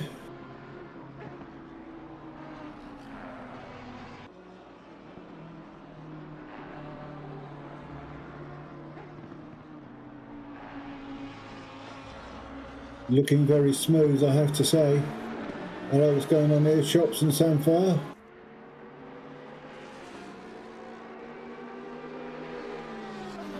No, Shops and Barton. That's the battle.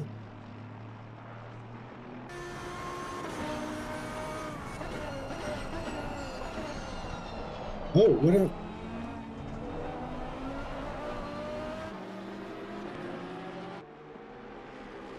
Hello. Hello, welcome back. Oh, thanks. Cheers. Yeah, We had a lovely visit. We had a lovely visit earlier. I know. I was keeping an eye on the Discord server on my phone, and I'd just gone downstairs to go check on the microwave because I'd me pasta bacon there. And I'd gone downstairs to check that, and then literally as I got to the bottom of the stairs, Bing, bing, notification. No, it didn't go ping. It was at that precise moment that Simon jumped into the waiting for comms chat. So quickly sprint back upstairs onto my laptop. Yes, because I have the I think I have the ability to drag and drop people over. So yes, it was been quite just a quick break. See Matt Hodgson in the number 10 with the 92 Ferrari all over the back of him. In fact, this is 4th position for 15 between Hodgson, Evans, and Empis as well. I think. So I think that is the McLaren in the second background. Yeah. Oh no, it's no. I was going to say Empis isn't going to be in this battle for very long. So he's gone. He's had a big old moment on the brakes there and has gone well off the circuit. Yeah. At the Parabolica, you see him have a bit of a, what looked like a little bit of a wiggle, and then kind of veered off almost one direction. So yes, he had a decent moment there. Can he keep it? Yeah, he's kept it. Yeah, it was a lovely chat with Mr. Barr. Indeed, it was. It was very interesting in telling me about one of our chaps in the car number 60, Christoph Holzer, is driving on a controller. Wow. He's not using a wheel. He's on a controller for this race. We can actually funny you say that. We've cut to the 60 now of Holzer. Mr. the man himself. Yep. Speak of the devil. Here's Christoph Holzer in the Mercedes, and I've played ACC on a controller once, I think, and it is so much harder to do it on a controller than it is on a steering wheel with pedals and that, because you have more control over how much brake pressure you're putting in, how much steering input you're putting in, whereas with a controller it's not quite as gradual. It feels more kind of like all or nothing. So it's either, although with the like modern game triggers on the controller these days, you do have more control, and some of them do have haptic. Yeah, well, I don't have haptic, but I have a lot of control over how much I accelerate and how much I brake with those triggers. Yeah, the triggers are actually quite good like that. They're very sensitive. Yes, I know the default Xbox controller is actually on the Xbox One was a massive step up from the 360. Yeah, I'm using a 360 controller, and it's doing me fine. Yeah, it's the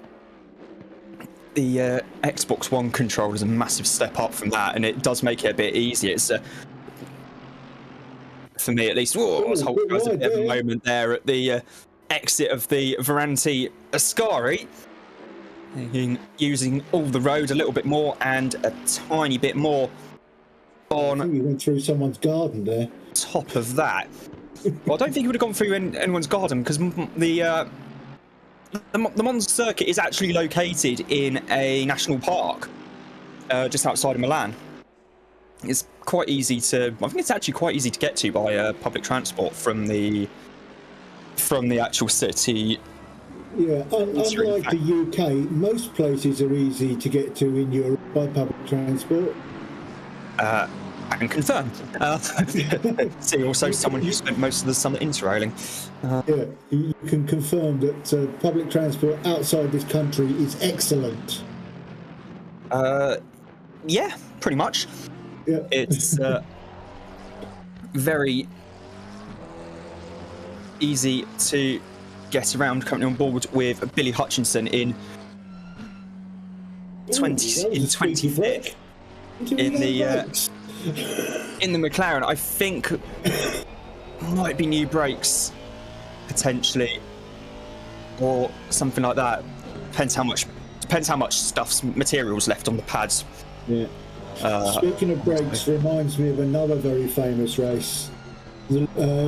A film about a race, the Le Mans Ford. When the 40 won the Le Mans, just destroyed them, and our British driver played so well in that film. It was a cantankerous bugger, but God, could he drive? Yeah. And in other news, we have another guest in the commentary box, as Draka has decided to pop in and say hi. So, how's it going, mate? Yeah, it's a bit late. I'm fucking tired. I still need to do 2 stints. So I'm doing actually a double stint. It's probably gonna be our last 2 stints. Then the race will be finished. We think, at least. Well, you'll be pleased to know that's what the guy in P1's doing. They're doing 2 hours each. Yeah, well, we switched it up a bit because I was a bit dumb. Came home from work, I ate, I showered, and I was ready to race because I was meant to race right now, 2 stints, but I logged into the server with the spectator password that we use as commentators without knowing it. So I was like, why am I not connecting to our car? And it took too long, so another driver took over for me because we had to switch. It sounds like something I would do. It sounds like something I think I have actually done. Put the wrong. No. Case in point, I actually put the wrong server. I think I put the wrong server name in before the race. I was like, why am I not connecting to the server? What's the server name again? And thankfully, I think Jake, RWB Speed Team, actually told me what server name I needed to put in. I was like, oh yeah, okay, yeah, it's coming up now. Oh, cheers. So we've all been there, mate. And another thing at work, I actually cut my pointing finger on my right hand at the tip, so that's hurting. You can't pick your nose now. That's not a problem. I can't shift up normally right now. Because I need to use my right hand, and it hurts like a. What's a good word to describe it that's still YouTube worthy? It hurts like a motherfucker. Yeah, you can put it like that. Yeah. But if it's just your index finger, what's wrong with using your middle finger? Yeah, I can, but I'm pressing it so hard because for some reason I like to press the button so hard because I think I'm upshifting fast or something. My brain just does that. I think everyone has done that. So yeah. I'm probably still gonna get hurt, but. Oh well. We've all been there. It's why my paddles keep breaking on my steering wheel. So now I actually have to shift up on my wheel using the R3 and L3 buttons instead of the paddles, which makes it a bit more interesting mid-corner when I'm having to actually move my thumb to try and change gear. I don't recommend it by any stretch of the imagination, but yeah, it's kind of suboptimal, I guess. Yeah, it's true. But right now we have Panda driving our car. He's getting in there. He's getting some stable lap times for us, and we'll see what we can do with that. What we do notice, I don't think if you guys saw it, like that one, that was quite close with that Lambo. The overtaking when we get a blue flag, man, it's aggressive. They really want to get past us. It's kind of funny as well because there are some of the older cars in the field, and of course we've got the GTC car as well, which don't quite have the brakes or the aero or the actual grip or the electronics or the engines. Well, they have the engines. The engines are just really powerful, and they don't have the aero either. So they're braking quite early, relatively speaking, for the corners. So it's kind of when it comes to like lapping and people overtaking, it does get a bit spicy to say the least. But yeah, it's for now it's okay. It's doable. We have some new brakes on our cars as well, so that's nice.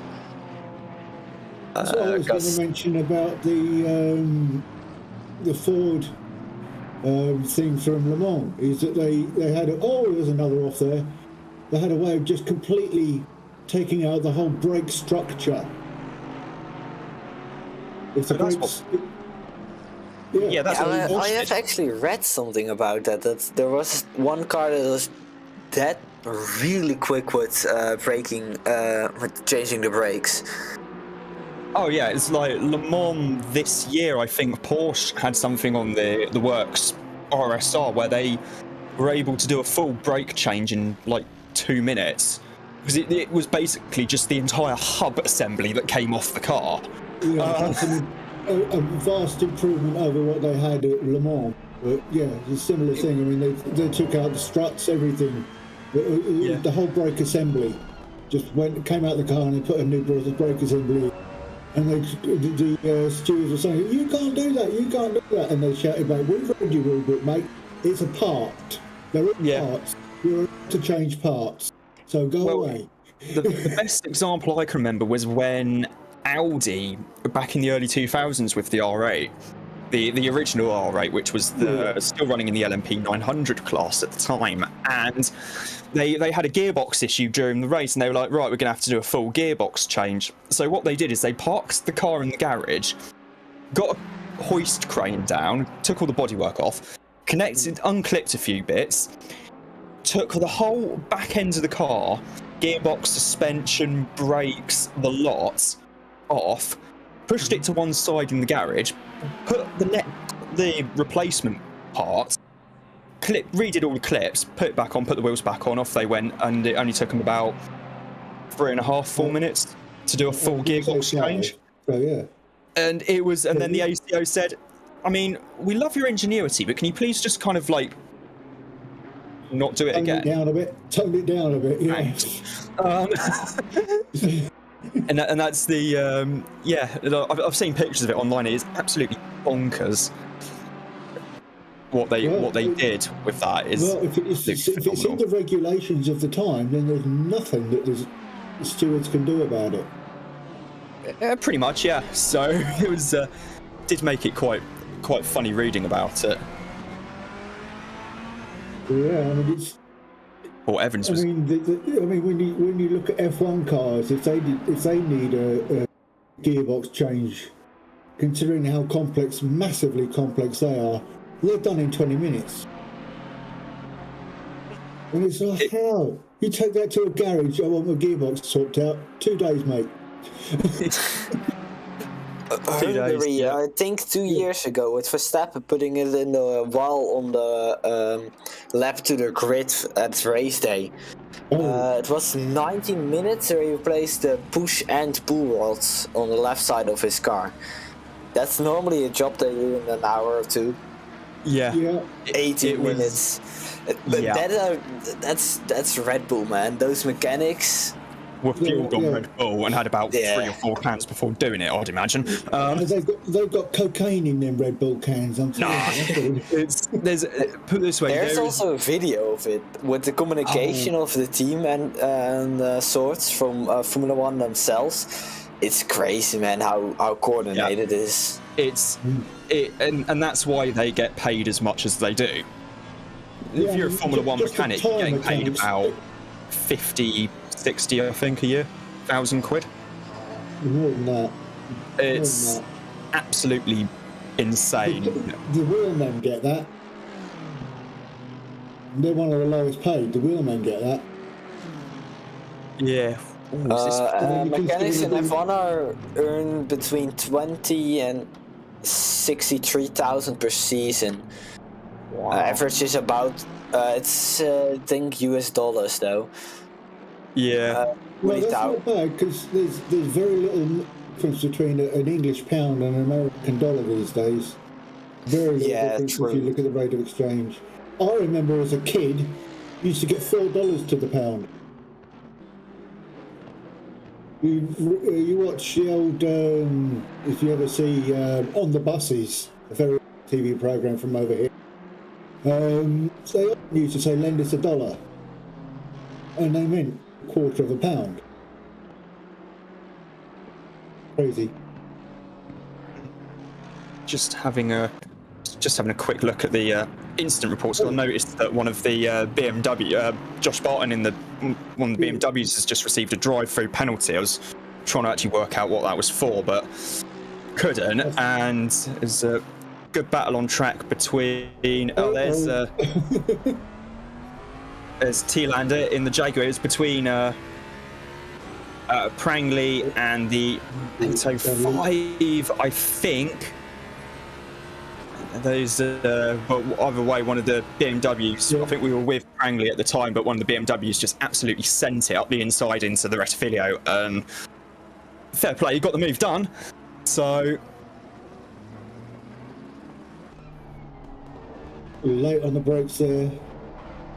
Yeah, Guy behind and Evans. you can just see that red line the way Evans was trail braking there as well into the Rettifilia, which is something I can't really do terribly well on my crappy Logitech setup. So yeah, it's a little bit harder, but if anything, it'd probably be easier on a controller. I've only got a G27. I mean, I've got a G29. Yeah, I'm also running a G29, but for me it's hooked up just to my desk, so it isn't like I have a fancy racing seat with nice brake pedals that are angled at the right way or something. My brake pedals are literally on the ground under my desk. So. Well, my friend, you can get a rig, something to put your pedals on and clamp your wheel to. I got one off eBay for £50. And it's I know it's cheap. That's not a problem. It's my room that's on the small side. Well, my friend, same. What I've done, because the bit where the wheel clamps onto slides into rails that go down to the bottom section, you can just pull the top section out and put it to one side, and you've still got your desk. Everything else is under the desk, out of the way. Yeah, true. It's It's worth thinking about. It keeps it out of the way and it keeps it neat and tidy. Yeah, it is indeed a good one.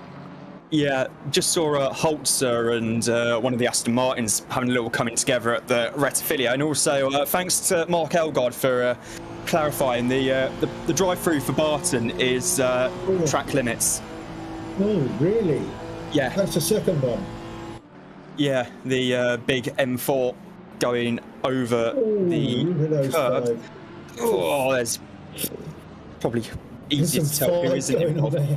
There's, I think Pinners is in there. I think the 805 driven by CB's in there as well. There's the leading NSX. It's very much one where you just, I think the team were just probably closing their eyes and thinking, oh God, here we go. Yeah, there's one of those moments. God, we're through. Yeah. They've still got a minute lead. Indeed, they do. Barton, I think, has Barton's last lap was a 2:14, so I'm guessing, according to pit rules, I'm guessing he has served his drive-through penalty, judging by there's the 24-second difference. Yeah, the Discord video, there's no DT on his thing, so yeah. Oh, cheers, that probably explains why. There's Pinners and Evans still battling away for, I think, oh no, I'm looking at pit wall, I'm looking at something that's behind. Ignore that then. We are looking at Evans, but God knows who he's looking back at, because it's not Pinners, because he's miles back from there. Yep, there's Maxi Prodel in the NSX, who had that very slightly nervy moment just a few moments ago. We'll have to ask Simon later if Maxi needed to change his underwear after that. In the big old NSX. I say big, it's not that big, it's relatively small compared to some of the other cars. There's the Super Trofeo, which is still running in sixth place. It's hell of a drive from both Phil Varley and Mark Elgard so far in the making good use of the straight line speed advantage of the big Super Trofeo. Makes for a cracking endurance car as well. They you see a few of them racing in the Crevantic 24H series, and they do look like really good fun to drive in a big enduro. So yeah, cracking bits of kit indeed. I'll take a dozen. Yeah, that'd be enough to set up a small racing series, I think. Yeah, you should be able to with that many cars, I reckon. Yeah, it's currently not too far away from the halfway mark of the race, actually. just under Finally. quarter of an hour's time, yeah. Coming up to the halfway. Still looking at Greg Samfire in 10th place in that copper. And I was going to say copper coloured. It's not all copper coloured. It's, yeah, copper and black coloured. Aston Martin. There's Holzer in the Mercedes. There's another Aston Martin there as well. Actually, no, sorry, that's the oh gosh, there's a few Aston Martins in the field. Yeah, I was focusing on talking about the correct car. I have that problem, but then I'm old and mental. I won't go straight there. Yeah, that's McLaren, I think. Black and dark blue McLaren, which has just gone straight on and trying to take the I've missed my braking marker chicane at the Rettifilo. Unfortunately, trying to actually find what's left of it is probably easier said than done. Given the amount of styrofoam, given the amount of styrofoam that's all over the most of the circuit, has to be said. Vecchetta has just moved up into 21st place, passing Dan Williamson in the Aston Martin. I believe it's not updating actually, so I don't think that's Williamson's car, excuse me. I think that might be a different Aston Martin. Either way, it's showing him as being in 21st, so good overtake there. Yeah. Still looking lovely and dry at Monza, which means it's now inevitably going to start raining about 2 hours from the end, but there we are. Yeah, I too have Williamson in 22nd and Holzer in, 21st and Holzer in 22nd. Okay. It's still doing well considering he's on a controller. Yeah, very, very well indeed. Have a quick look. Let's have a quick look to see. As you know yourself, a few hours on a controller, your thumbs had it. Oh yeah, that's easily. gonna be a pain. Yeah. But the steering wheel, you can just let go on the straight. It doesn't matter. Yeah. If you're that's lucky. A lovely thing. That's a lovely thing about a steering wheel is you've got time to have a scratch. When you're Time to open your water. On the controller, you can't let go because both hands are doing something. So Holzer showing the car with Moritz Wagner and Mick Schellekens in the Alpha Sim Sport entry. You know what I've, by the way, done for this race with my setup with its controls? I've set the braking to my clutch pedal on my G29. I was thinking of doing that. Yeah, because that rubber block in that normal braking pedal is a pain to be pressing for 2 hours straight. Yeah. I would advise you to swap it over for a brake set for a pedal set from a 27. With the braking much easier to press down. Yeah, actually, I still need to just open it up and take out the rubber block. That's also an option. Yeah. I don't have a rubber block in mine, just a spring. Well, yeah, I was like, it's gonna be braking way easier for 2 hours straight. Yeah. I believe Panda has also done it, so. Yeah. Keep in mind, our two cars only had like 2 weeks of practice max, because before that I didn't even know I was driving today. Oh wow. Yeah, it's interesting. Oh, practice. Who needs practice? I just said like, okay, I don't care. I'm doing this for fun. We knew we wouldn't win. Yeah, you're practicing qualifying. That's what most of them do. Yeah, true. I don't even think we qualified because some people were just unable to do so. That's a shame. Yeah, it was a shame, but I was also working quite a lot, so it was like, yeah, it's gonna be interesting, but Yeah, because I remember the Shumi Skins team didn't, I don't think, have really done qualifying. Oh, that is a big off there in the background with the... lovely spin. I think that was... Lovely spin. It wasn't a spin, that was a full-on hit into the wall and then bounce across the track. I think that might have been Pinners' car, I think. Sure, I thought it was the yellow one anyways. It was yellow and it was a bit Ferrari-shaped. A bit Ferrari-shaped. So there's a battle going on between Stevie and Van Luke. And then there was contact in the background with the McLaren, I think that is in the background. Yeah, the McLaren. And the collision saw, as I think Pinners was trying to get over, or whoever's in the 46 Ferrari was trying to get over to the left-hand side to get the racing line for the Lesmos. I don't think realised there was another car there until there was contacts, and then at that point it was just a case of holding on and just closing your eyes and hoping the damage bill wasn't going to be too big, because the Ferrari, the way the Ferrari just pinged across the circuit onto the wall on the inside and then back across the circuit again. There's not a lot of runoff area really around that part, the back end of the circuit, so yeah. Ooh, closing speed there. That car behind Van Luke. I've just got word I really quickly need to go to my team because I don't know why. Panda requested it, so I'll be back maybe in a few. All right, no worries, mate. Like I said, more than welcome to jump in whenever, mate.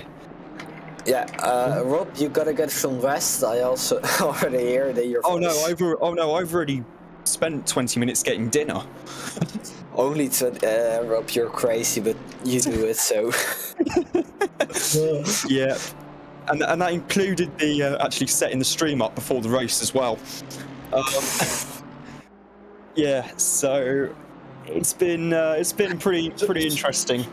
So what you mean is 5 minutes doing dinner and 15 minutes sorting out the stream because it was put an hour late. Sounds like Oh no, it was more like 45 minutes setting the stream up and then 20 minutes to get dinner. And 10 minutes earlier to put the kettle on and get a cuppa, but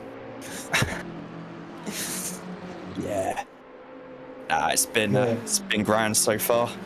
Yeah, the stream gets very quiet when Rob's not here because I've got very little to say without someone to bounce off of. I'll try. Yeah, I won't comment on that. But yeah, cheers, mate. Like I said, you're more than welcome to pop back whenever, mate. Yeah, will do. Yeah. More the merrier. Oh, we'll do. I'll catch you later, mate.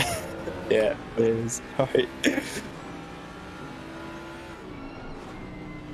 Currently looking at RWB scot-free in the Jag, the big XKR, which has been described in varying terms during the Constructors' Championship as an antiquity, as a grandfather clock, mostly by me, in reference to just how old that car is.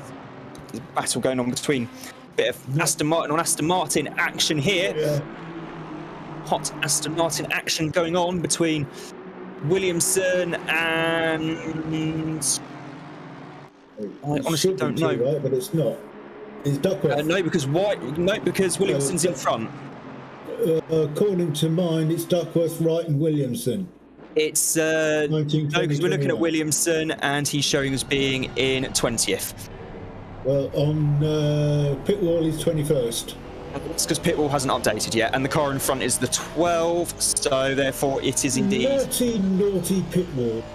Yeah, he's just passed Wright for position. Because maths.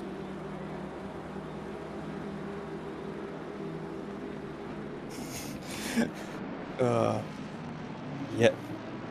Meanwhile, coming up to what is... Meanwhile, Maxi Prodel is just showing everyone how it's done.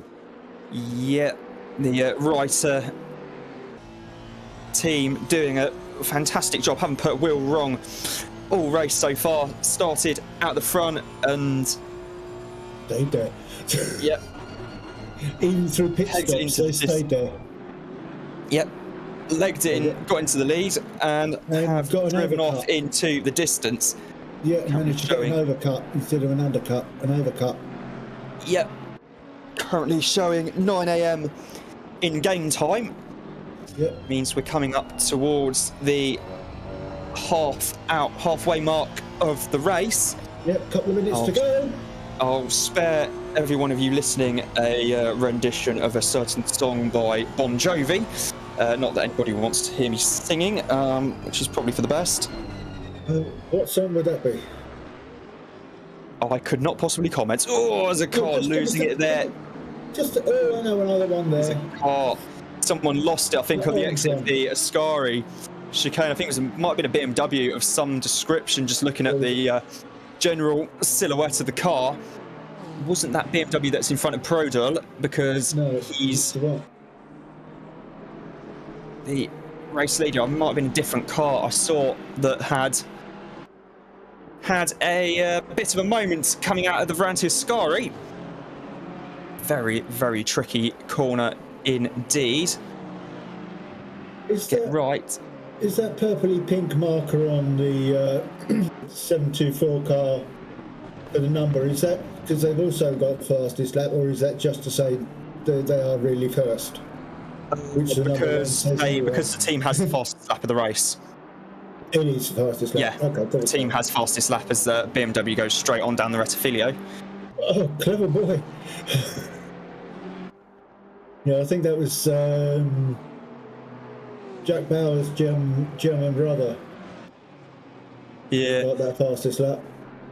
It was Bauer, I think, in the car at the time at the start. Yeah. So it was. With a 48.1. That's why I say Jack Bauer from 24. Yeah? Yeah, that's an old reference. Not that old. It is. How old are you, mate? 25. Oh, blimey. When do you get long trousers? I don't know. I'm 61. Oh, wow. So just had a quick update from Mark Elgard. He's getting in for a double stint in about 5 minutes or so time in the Super Trofeo Huracan, taking over from Phil Varley in the 55. Good luck to him. In P6. Best of luck, mate. Yeah, I mean, they're 2 laps down, but yeah. Who knows? They'll be up at the sharp end in lickety split. Yep. We are officially halfway through the 4 hours of Monza. We'll do a quick rundown of the field quick rundown through the field for you. Easy enough to say.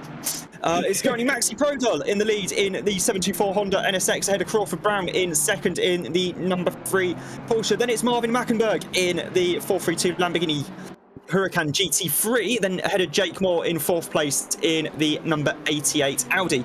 Kalle Tillander is in 5th in the 416 Jag XKR G3, ahead of Phil Varley, who is soon to be handing over the 55 Huracan Super Trofeo. Then it's Michael Van Look in the number 98 Mercedes, ahead of Chris B in the 805 BMW in 8th place. Tom Prangley is in 9th in the 34 Mercedes, and rounding out the top 10 is Greg Samfire in the number 12 Aston Martin. In 11th place is the 415 Lamborghini of Dennis Scherps, ahead of Josh Evans in the 92 Ferrari, and another Josh in 13th, Josh Barton in the number 84 BMW. In 14th place is car number 636, that's Thibaut Empis in the McLaren, ahead of Pinners in car number 46, that's a bright yellow Ferrari. Just behind Pinners in car number 787 is Buddyman in the Aston Martin, ahead of Dan Merchant in the number 22 Lamborghini. RWB Scott Free is in 18th in the number 97 Jaguar XKR G3, ahead of Lee Duckworth in the number 10 BMW. in 19th, and Tony Wright rounding out the top 10 in the 420 Aston Martin. In 21st place is Dan Williamson in the, funny enough, in car number 21 Aston Martin, just ahead of Christoph Holzer in the number 60 Mercedes in 22nd, and Tamas Fekete in the 184 Audi in 23rd. Rahiv Prahastaya is in 24th place in the 696 BMW, ahead of Billy Hutchinson in 25th in the number 1 McLaren. Just behind him is the Araday entry, car number 24. That's in 26th place. And then Panda is in 27th in the number 15 McLaren. And we get to the 145/146 BMW combination of Brian Faluna and Maverick, who I think I haven't seen that car on screen for a little while. I'll have to double check, see whereabouts there in the field, and our one and only confirmed retirement being the number 7 McLaren of Usama Karolia. That's the roundup through the field here at the halfway mark here at Monza. With me applauding. And that's the roundup out the way. Back currently looking at Van Luke now in the Mercedes. Have a look at Van Luke. Yep, doing a sterling job indeed. Kind of at 98. I mean, to put how long's left into perspective, we've still got the duration of a normal European Le Mans Series race to go here at Monza. And at some point,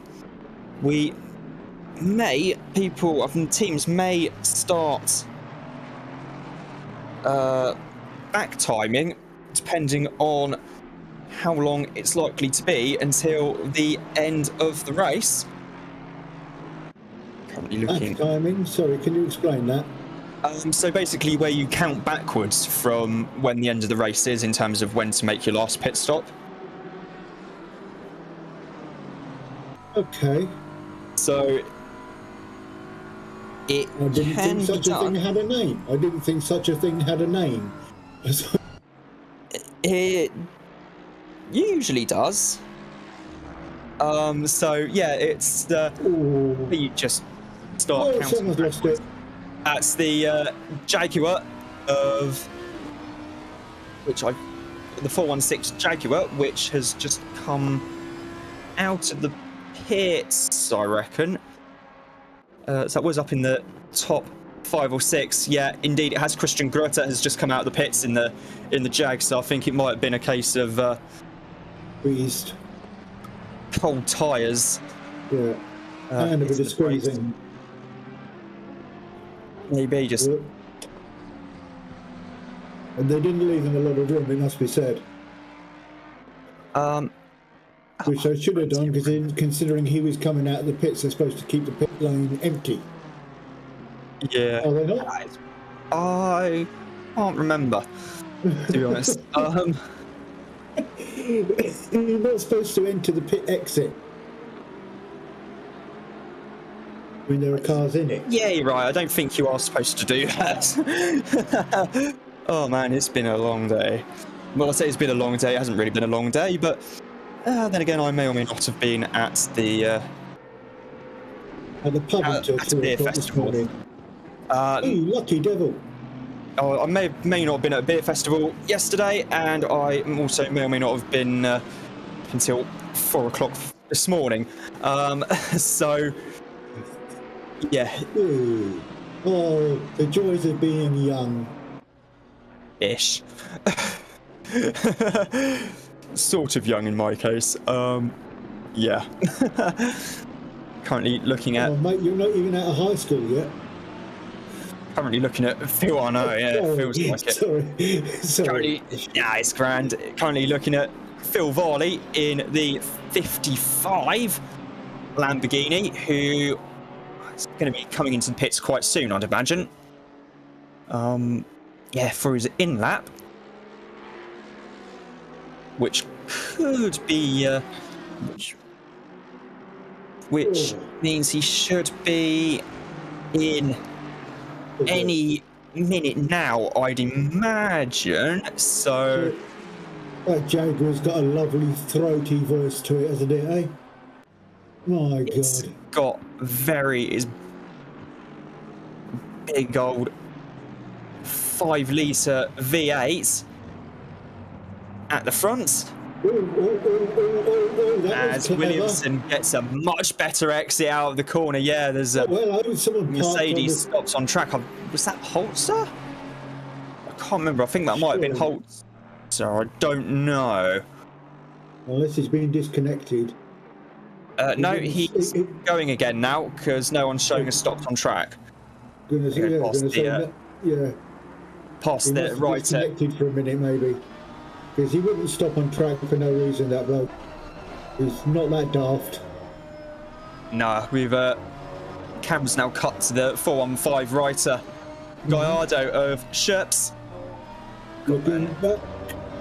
That's Aston Martin, which is not standardised. No, it's not. Car, it's a different Aston Martin, I can confirm.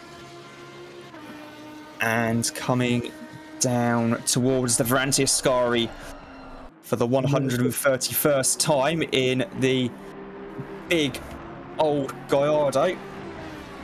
Such a simple looking car in comparison to some of the more modern GT3 cars. It's very noticeable actually just how it's basically a wedge with very little added aero. That's basically what GT3 cars were back in the day. It was, you're right.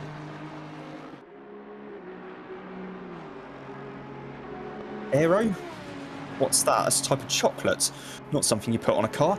And nowadays it's very much a case of they need the aero in order to make the cars work. It's like, well, they leave track without it. They've got drive-through. Someone else has been given a drive-through for track limits, I've just noticed as well. Sorry. And it's like the electronics packages these days, the cars don't really work with traction control and ABS turned off. Even the top pros still have that switched on, and the Ferrari 488 Evo apparently actually runs, well, in game it runs map 3 by default. So you might be thinking, oh, why is it running map 3 instead of map 1? Surely you want map 1 because it's faster. But apparently map 1 is so violent and so sharp that even the top pros have a job with it in real life. So that's why they default to map 3 in game. Meanwhile, the car with a drive-through penalty is actually the second place car of Eddie Warden. How the heck? It's cleared. It's been cleared. It's done it. He's just served his penalty for track limits. Yeah, old track limits move. And yeah, he's that's hurting now. He's a lap and 15 down. No, he's just 15 seconds down, I think. Well, he wouldn't be a lap down. I'm waiting for pit wall to update. Yeah. At the moment it says 1 lap and 14.258. He's lost second to Mackenberg in the 432 Lamborghini. He's lost third to Jake Moore in the Audi, kind of 88. Yeah. The Racing Sim Tools team doing what they do best. They're certainly doing better than pit wall. They still haven't caught up. We're still showing usually won't. It usually won't for about a lap or so, I think. But yeah, it's. Mate, I hate races like that.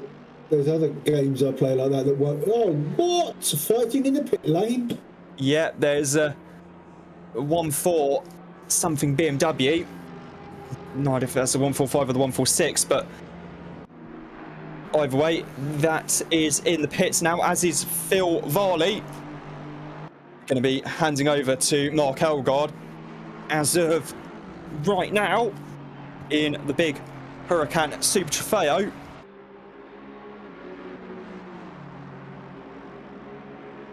Mark to do a double stint of his own. Should see them through to about 2 hours to go, and then I think Phil will take over for the... I think they've been double stinting drivers so far, the 55 team, so that should... Rob, I've got to say, still looking at pit wall and looking at second place, Mackenberger, he's still showing a lap 16 down from P1, so it's got to be right. They've got to be all a lap down. I mean, Barley's I don't know. down. It's certainly an interesting one, but either way, it's been a phenomenal performance so far from the Reiter team in their Honda NSX. Yeah. So far, as Simon was saying, it's a brilliant car in straights, but it's a little bit like the Trofeo when it comes to corners. Oh, there's another mistake. I think that was just getting out of the way. We're not doing a good job of it there. I think it was just getting out of the way of I think Van der Vaart and certainly Denman in the Ferrari car number 92 has. Oh no, sorry, it wasn't Van der Vaart. Excuse me, it was another Aston Martin there. Yeah, it's getting out of the way of Denman and this little battle here between. Sorry, the Jag and the Aston Martin we're currently looking at in 14th place. You sounded like our old F1 bloke that is no longer with us for commentary. And if I'm not very much mistaken, I am mistaken. Yeah, it's the. Oh, we do miss him. Yeah. Currently looking at CB being chased by Grotta. Yeah, indeed he is. Another drive. Someone else has got a drive-through. I've just seen come up on screen. Ooh. There's a car off at the exit of the Verranti Ascari, but it's got going again now. Usually the word car off at the Verranti exit, the Verranti Ascari usually means, well, one thing, that being a one-way trip to the gravel pit. to the barriers. All that, yeah. Yeah, so that is not brilliant, but either way, we might see soon by who's pitting next. There's the Apple Porsche in the background there. Coming back up through the fields, currently in 4th place, the Porsches at the moment. So this battle here between CB and Grotta. Well, we've got 7th and 8th might be getting lapped soon by the 4th place car. There's Denman in the pits in car number 92 for a drive-through penalty. So quite a few people, I think. Oh no, so he's not in the pits. Excuse me. I think there's quite a few drive-through penalties coming up for coming in for track limits now. And it looks to me like cars 145 and its 146 and its replacement 145 are stuck. They're not going anywhere. I think they're stuck in the pits. Yeah, I think they're having might be having issues with their driver change. Just having a quick look at the Discord chat.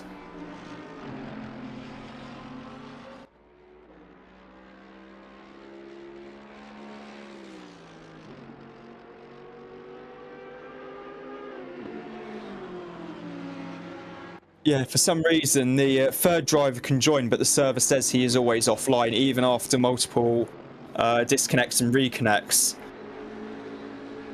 That's sick.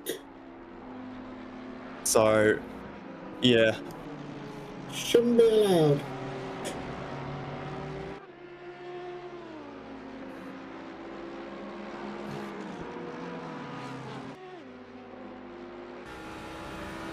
Currently on board with Grotta in the Jag. Yeah. Currently battling away with the Porsche. That's not for position, I should add. So you've got so there's Prangley, there's CB, there's Greta, and the Porsche in the background is the car that's a bit further up the road. In fact, it's actually in 4th place, I believe. The 4th place Porsche of Crawford Brown and Eddie Warden. That's why these guys are getting blue flag to heck. Get out of the way! Because the 4th place overall car is right there.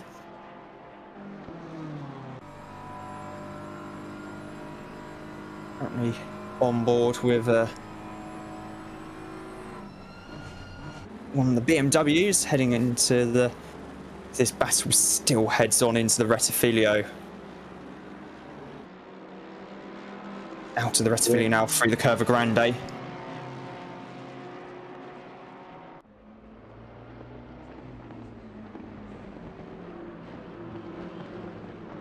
Can he nick that inside line? Yeah, he's inside line there. Nicely done. Hello, what's happened there? Someone's been given a stop and go, I think, for speeding in the pit lane. So that's going to be probably looked at a little bit. And in fact, it has really been looked at because the game has automatically worked out. I remember one of the best ones I remember was in the game dishing out penalties was in the Constructors' Championship one time when someone lost it at Misano.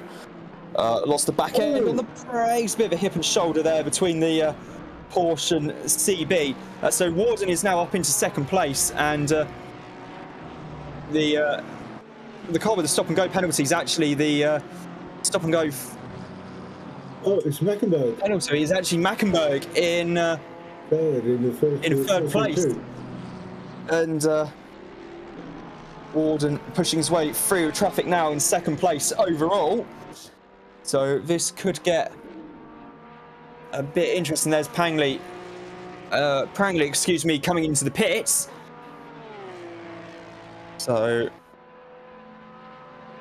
coming down the pit straight for the 139th time as Prodel has come into the pits as well in the race leading Honda. Changing back over to Mr. Bauer. I'd imagine so, yeah. I imagine there will be a driver change at this stage. It means that Warden is now on the lead lap of the race. Not sure about that.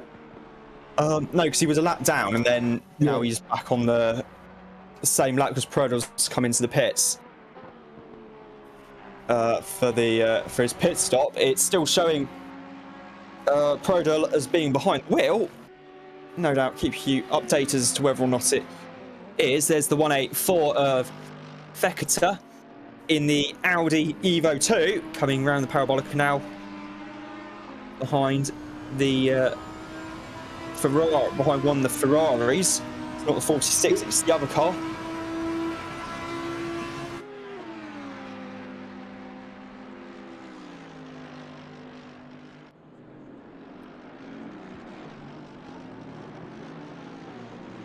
Can you imagine being born with a surname that in Ireland would be considered saying something very rude?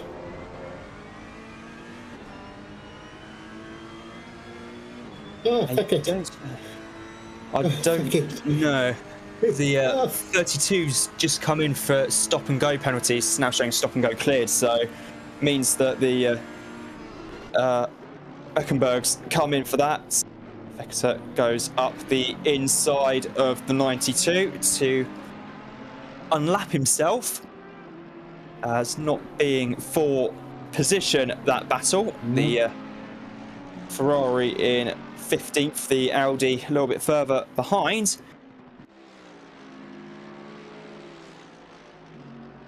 And in the meantime, I might go and get another cup of tea. Yeah, that's what you call it. We know what you're doing. Yes, getting a cup of tea. And maybe some biscuits. Can neither confirm nor deny that there may be biscuits involved. Rich teas or digestives?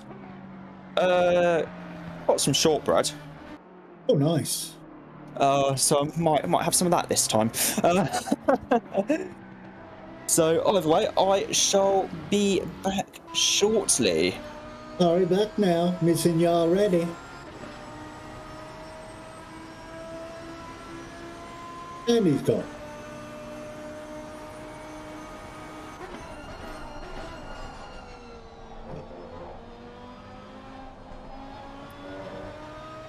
Looking good backwards from Van der Vaart in 10th place there in the 415.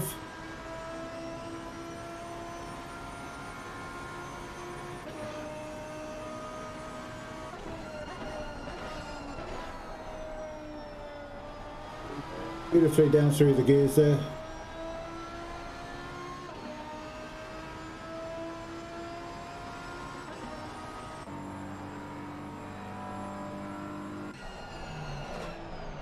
Oh, we're switching around again.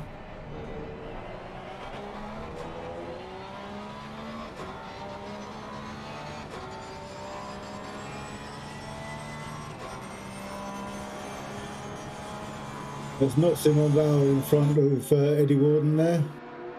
Some more back markers.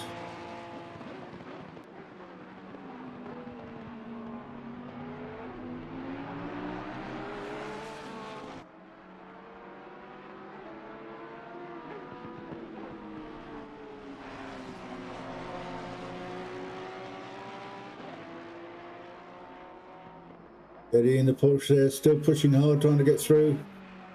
Cars in front of him being blue flagged and they're ignoring him. Come on, you two, out of his way.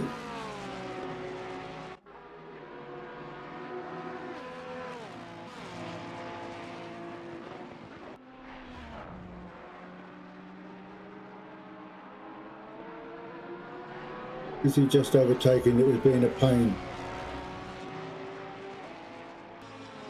I can't see his number.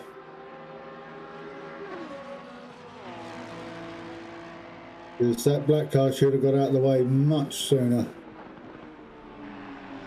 Whoever it is.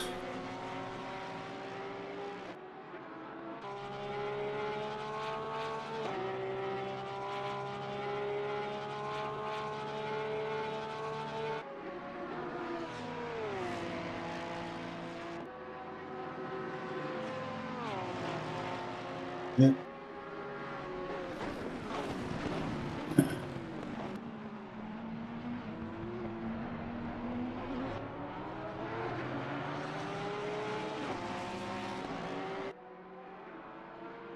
Eddie Warden still pushing hard. The guy in front of him is ignoring the blue flags. Every time they're waved, he goes faster.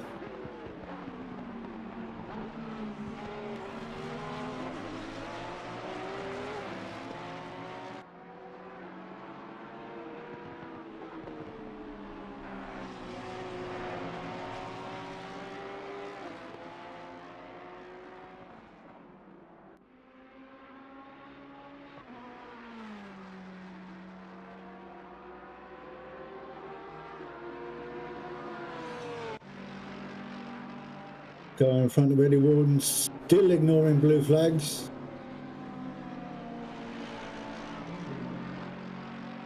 We're watching Denman.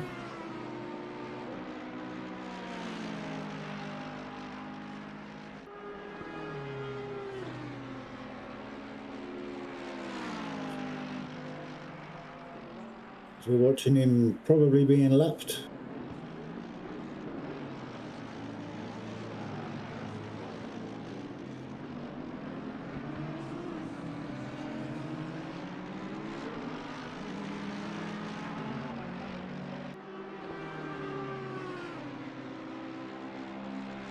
I'd like to be back at the front, seeing what's going on with those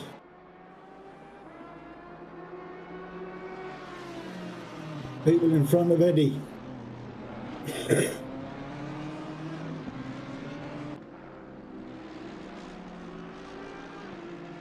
Oh.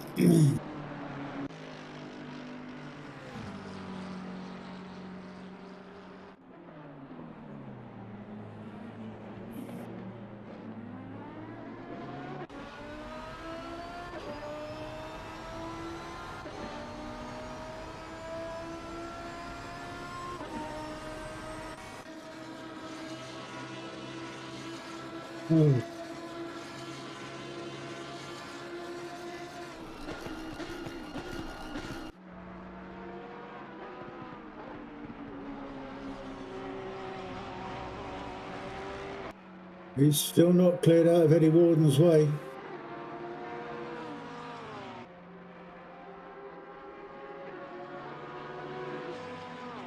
There should be an inquiry into that, I believe. With my personal belief, it's not an official belief. But I don't have one of those, I'm not allowed. I'm getting out of the way, they're letting those three through.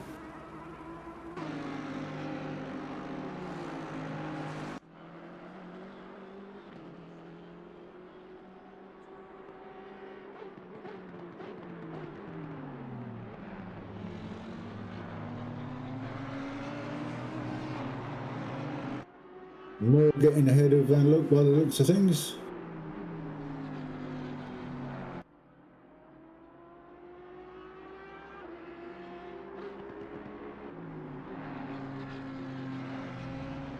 Well, I'd like to see what's going on in front of you. Eddie Warden and his very non-compliant lapped person in front of him.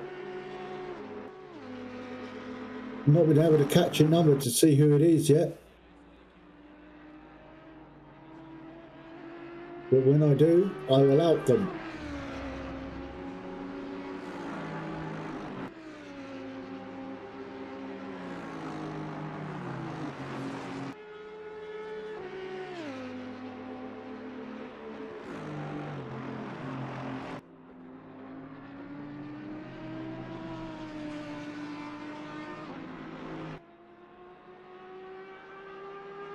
Around the curve of granny there. Jake Moore in the Audi. Round straight and slam the anchors on for the Rettifilo.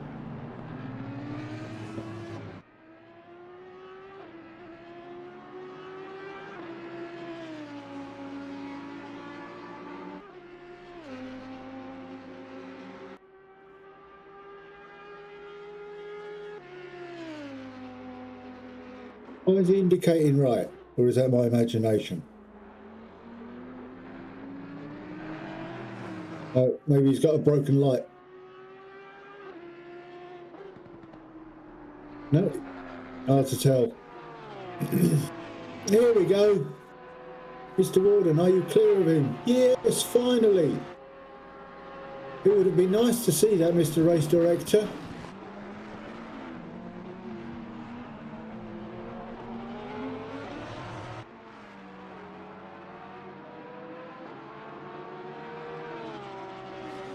Eddie Warden's catching up. He's only 81 seconds behind now.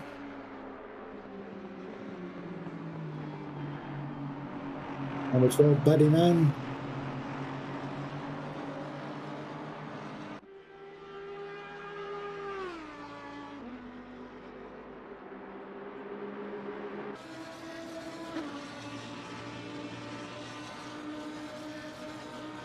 In 12th place anyway. Dave Merchant making his way through the traffic. Right there in 13th place.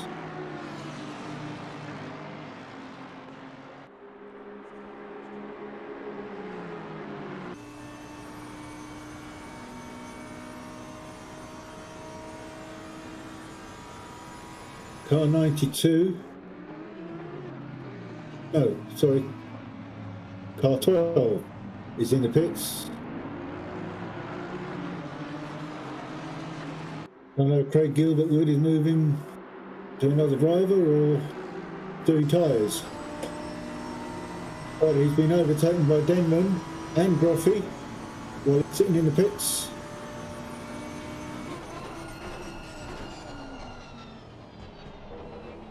Come on, Davey boy, careful on those brakes.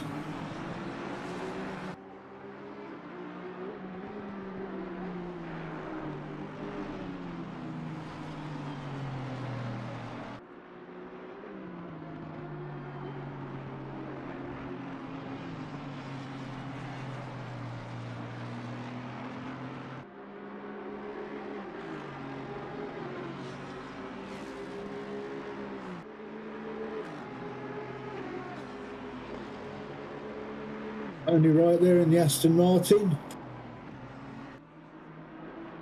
Oh, just lost a place.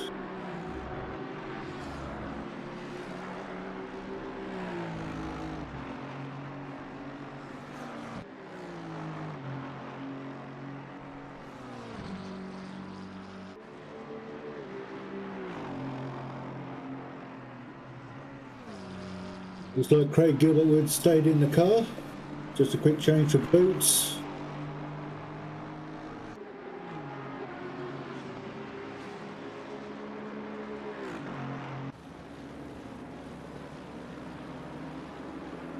Now looking at the 34 Mercedes.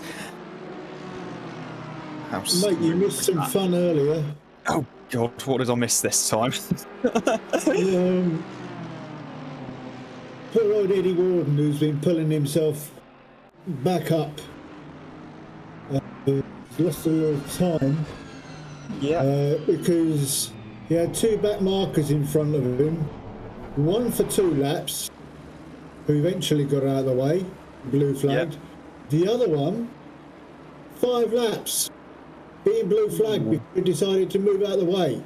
Well, if you don't think you're impeding the leader. But we didn't see the pass. The good old race director moved away and had a look at people back when there was this action going on up front. Yeah, that's because I set the auto director up. You didn't, did you? Yeah. You know what a bad idea that is. It always looks at the wrong view. Well, I mean, to be fair, I can't do the because I can't control manual cams on my while commentating. So it's something that requires basically needing considerably more screens than I have access to. Well, considerably more devices that work than I have access to as well. So yeah, it's a little bit annoying for me on my end, but yeah, it is what it is, and yeah, getting it set up was interesting because I hardly ever actually do the setup stuff. So yeah, that was an experience. In the meanwhile, if you look on pit wall and go to the bottom of the car list, you'll see that 145 is out with end speed behind the wheel, and 146 is still stuck. One sec. There. Yes, if you look at the other screen, the Discord screen. Oh, that was close. You can see that the car behind Warden is the one that wouldn't get out of his way, and I'm still trying to make out his number. To be fair, you got, and we have an answer. we have an answer. It was the fourth, thanks to Martin Pater. It was the 432 and the 416. What, interfering with Eddie? Yeah, the 432 and 416 were in front and back of Eddie. So the 432 is Mackenberg. In the Lamborghini Huracan, you can just about see the. Is that the black one? Huracan there. It's the white Huracan there. The car in front of. That's the one that was causing him so much trouble. Mackenberg's a quick driver, so he would have felt that I'm not really holding him up too much. So yeah, in that case, it's just really a case of get a bit closer and then find your own way through. So Yeah, I don't think Mackenberg did anything wrong. Well, it's not the same as letting the faster car or the further up the order car go through, which is what you're supposed to do under a blue. That's the whole point of it. Not in some series. It's not the case in IMSA, I know that much for a fact. So, okay, I'd argue some of the production for IMSA Radio, so I watch the series constantly, and blue flags, if you feel that you're not impeding the leader and you're desperate to try and stay on the lead lap, then I mean, they're waving the blue flags, so you're aware that you've got the race leader or a quicker car in your class behind you, but at the same time, you don't have to let them through.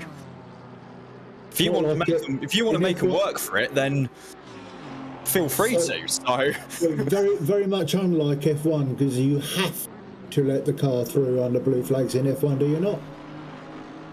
Correct. Yeah. Yeah.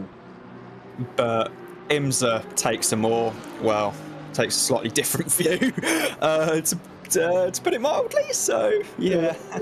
Is that an amalgamation of Imola and Monza? No, International Motorsport Association. It's American. There was a joke in the 1980s. It also stood for International Marijuana Smugglers Association, because it was basically drug money that was funding half the teams. Well, DeLorean did it, or tried to. DeLorean tried to. Most of the people in, and also there were one or two. There were some people in that series who were whose teams were funded on drug money, shall we say? So that's why it had that colloquial nickname. On the little submarines that come out of South America.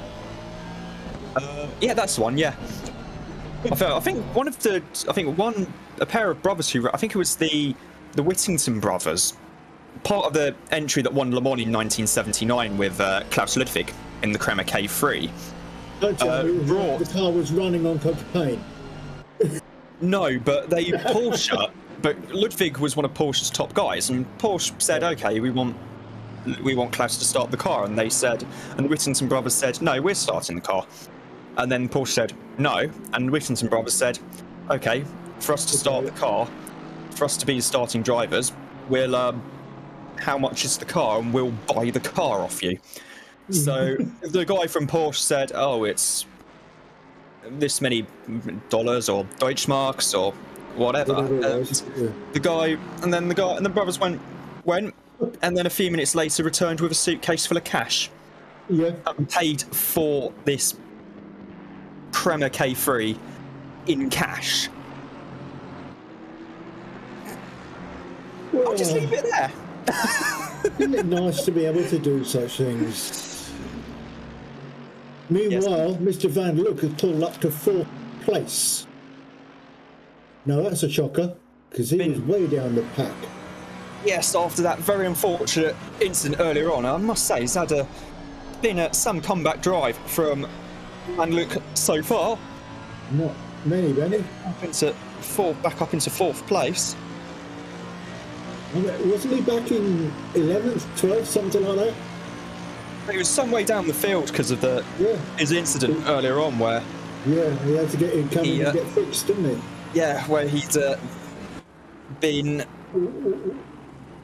involved in a bit of an incident on track with another car, and very much came off worse. Yeah, and it wasn't even his fault. Out of it. It was. He was one of those that got murdered.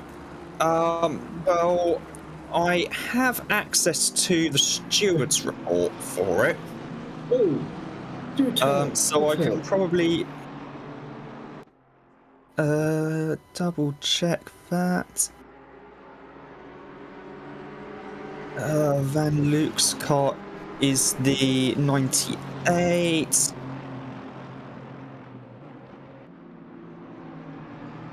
And Yes, it was the.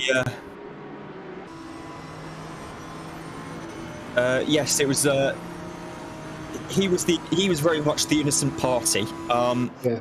The incident in question merely resulted in a warning for the driver of the 15. And oh no, just seen a message in the YouTube chat from JG Racing saying game has crashed. Or him. No. Well, the game hasn't, because we're still watching it. No, for him.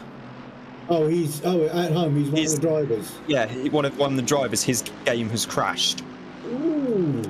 Which is absolutely horrible luck. Yeah, let's hope he's got SSD hard drives so he can boot up quickly and get it going again. Indeed. I don't know what how the ACC server system works as to how picky it is in that regard, but yeah, ACC server is a bit of a pain from what I've read. Yeah, no, not as bad as R2, don't get me wrong, but normally they're a law unto themselves, I must admit. But I think as the game crashed, he's still stuck in the system.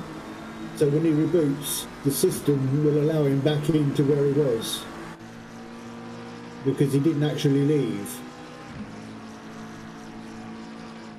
I think, anyway. Can think wrong. In fact, I'm a professional think wronger. I mean, I just think things and then sometimes they turn out to be good or bad. Ooh, someone just pitted. Usually when I'm drunk. Usually when I'm thinking things, it's probably because I'm still trying to write some sorting paper or something. Oh, that reminds me, I need to actually start raiding the university library website at some stage. While I still have access, or I'm just going to email my lecturers. Email my lecturers. No, it isn't. It's just merely so I can actually find stuff to read and then see how I can work that into my journal article. Says someone who didn't realise that he had an extra 2,800 words to play with for submission. So, nice take there. Oh. Mr. Handy there, passing one of the back markers. Yeah, one of the McLarens. The Golf livery McLaren, that's car number 1, which I think is driven by someone going very wide in the background. As the BMW getting past in the background. The BMW is the car. Yeah, there was Perez in the McLaren, and in the BMW, I think that's the car that's driven by. It's got Ian Mackey behind the wheel at the moment. It has, yep. And people in the. I hope you use Grammarly when you're doing your articles. Yeah. Good boy. I find it very handy when I'm doing my articles. Yeah. I don't do sport articles, but I do articles. Yeah, same. Same here. Also, thanks to Martin Pater in the YouTube chat for basically telling us how the server works. Whole team has to disconnect and then rejoin in the correct order. Means a few minutes stuck in the pits after reconnecting, because the whole team has to go through and in the order they joined. So it has to be the driver who I think started the racing first, and then next driver, and then next driver. So yeah, if say one member of your team has had to leave their home or whatever because they've got work, for example, then that could be potentially race ending. I just noticed that the car that Pinner is in has got a drive-through. Yeah, track limits. I'd imagine is going to be. I don't know if he's driving it at the moment, but it's the car that he's teamed up in.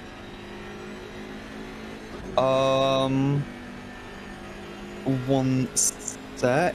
No, Pinner's not driving. Yeah, I was going to say, I don't think Pinners is driving at the moment. No, it's his teammate.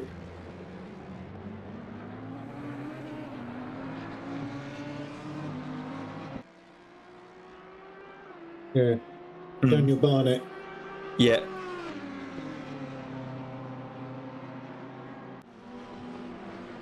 And Dan's a quick driver as well, so...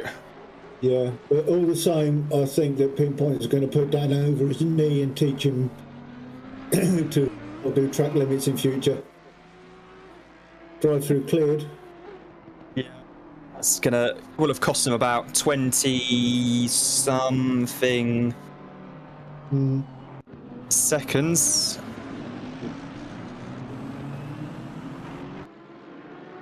Which is about a quarter of a lap. Yeah, it's about a quarter of a lap around here, so... I mean, it's still not as bad as Spa, for example, where it's about... No, as with the double pit. 2 minutes. Yeah. Yeah. I don't know why they do that. Why not just use the standard F1 pit lane? It's too small. They can't fit in. There's not enough garages for the 24 hours. Oh, I see. So for the 24 hours, they actually need the old pits because, of course,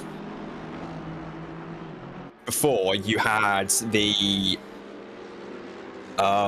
so before they remodeled the track for F1, even actually for a few years after they did that, to be fair, the pits were still on the run down the hill from La Source down to Eau Rouge. Something big I've realised, of course, is there's no fuel available in the short pits.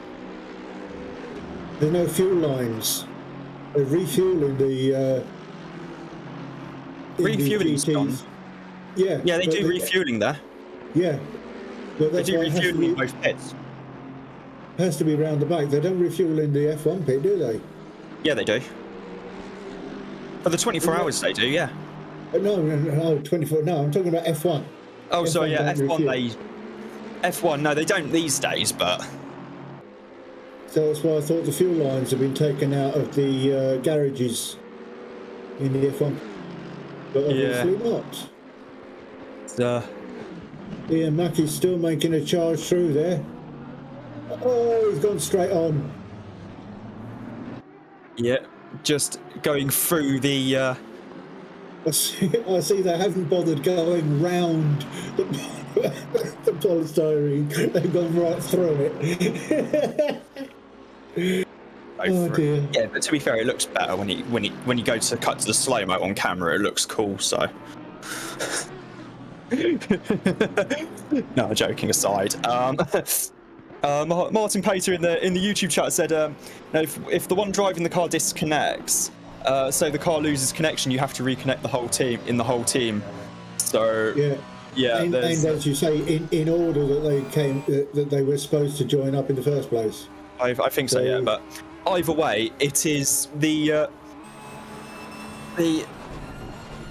connecting and reconnecting to a server in ACC is quite complicated, even for me to understand.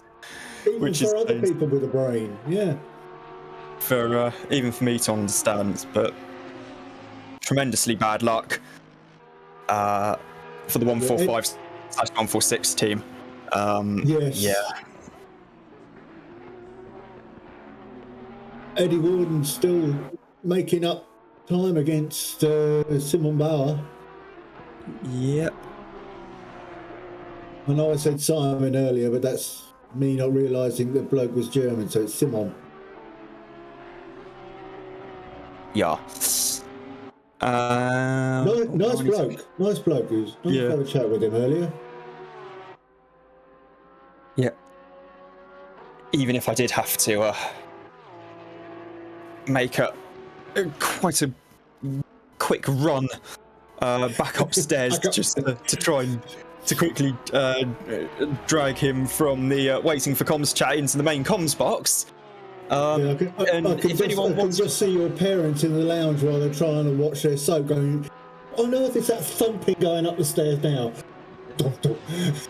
No, it was me getting to the bottom of the stairs, turning around, and then having to leg it quite quickly back up. That's what I'm saying. It's the thumping on the way back up. That was the bit that they were going, what the hell? Yeah. Something which I'm starting to get a bit too old for. If work this week has been anything to go by. Say, do you want Stano's phone number? I think we should be fine.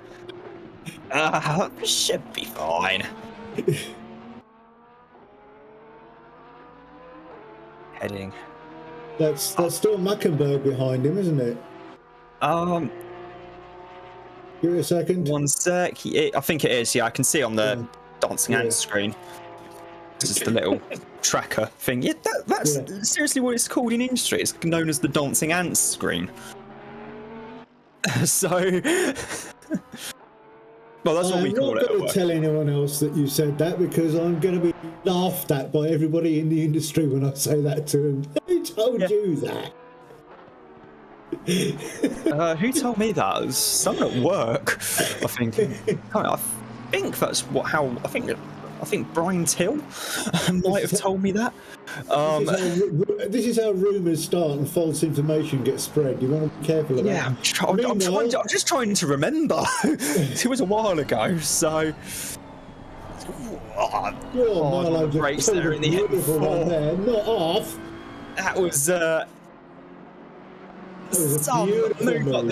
some move on the brakes there to get around the Jag. I think the Jag driver may have actually backed out a little bit there. No, I think when he realised that he was being passed, he backed out. Not until then. Yeah, it's quite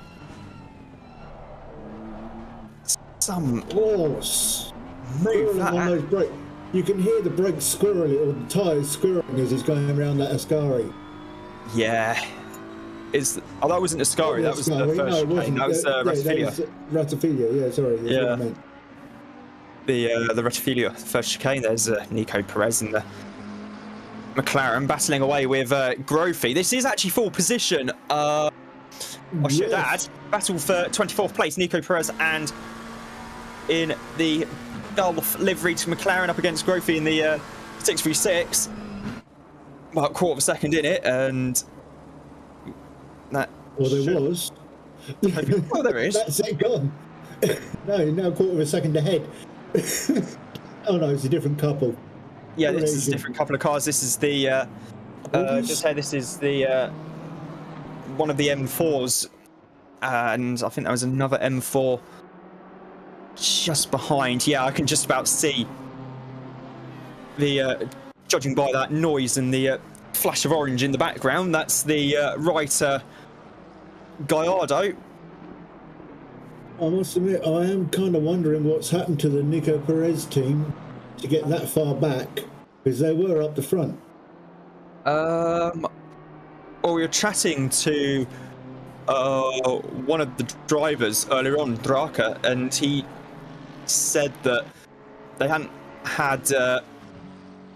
They had no practice, that much practice. I mean, Perez is in the team car, the sister car, with CRL Trace, Billy Hutchinson, and Scrub. The other car being Panda Drake, Oliver Exton, and Jack Taylor, and the other. And the 636 car being the one entry of Jordan Grophy and Thibaut Empis. So that's that sorted out. Just quickly checking that. Now we're back with Simon Bauer. Nillinger in the YouTube chat saying that Simon actually struggled in the first few laps. Now he is on the pace. First few laps back, that'll be cold tyres, mate. Yeah, I was going to say, I'm thinking maybe the Acura taking a little bit longer to get the tyres warmed up, but once the tyres are warmed up, it has absolutely flown in this race so far.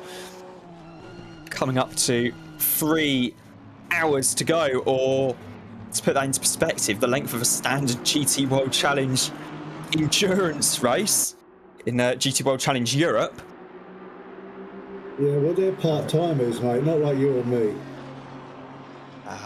Only 3 hours. Only Nothing, 3 hours. is it? It's nothing. We've done 5. Oh, in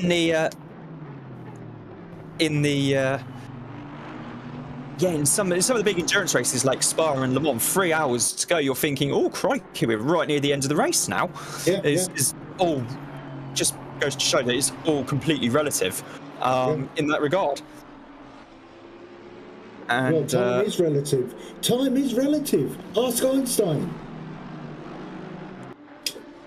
Yes. But it's true. Currently, yeah, I know. Currently looking at Ian Mackey in the M4 84 BMW M4, the yellow, predominantly yellow with black and red details on it.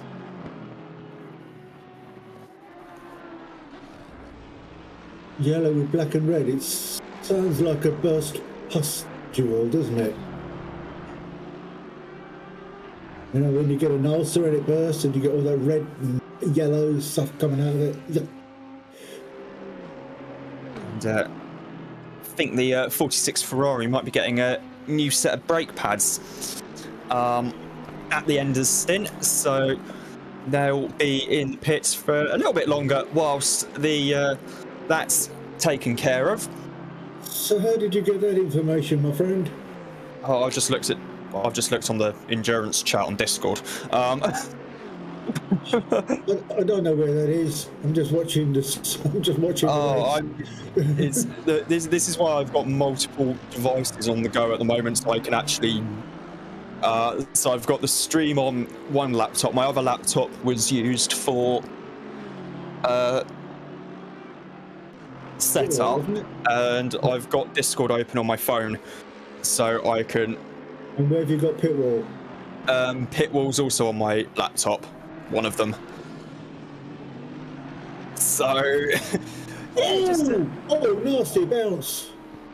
The Mackie and one of the Aston Martins, can't quite work out which one that is, unfortunately.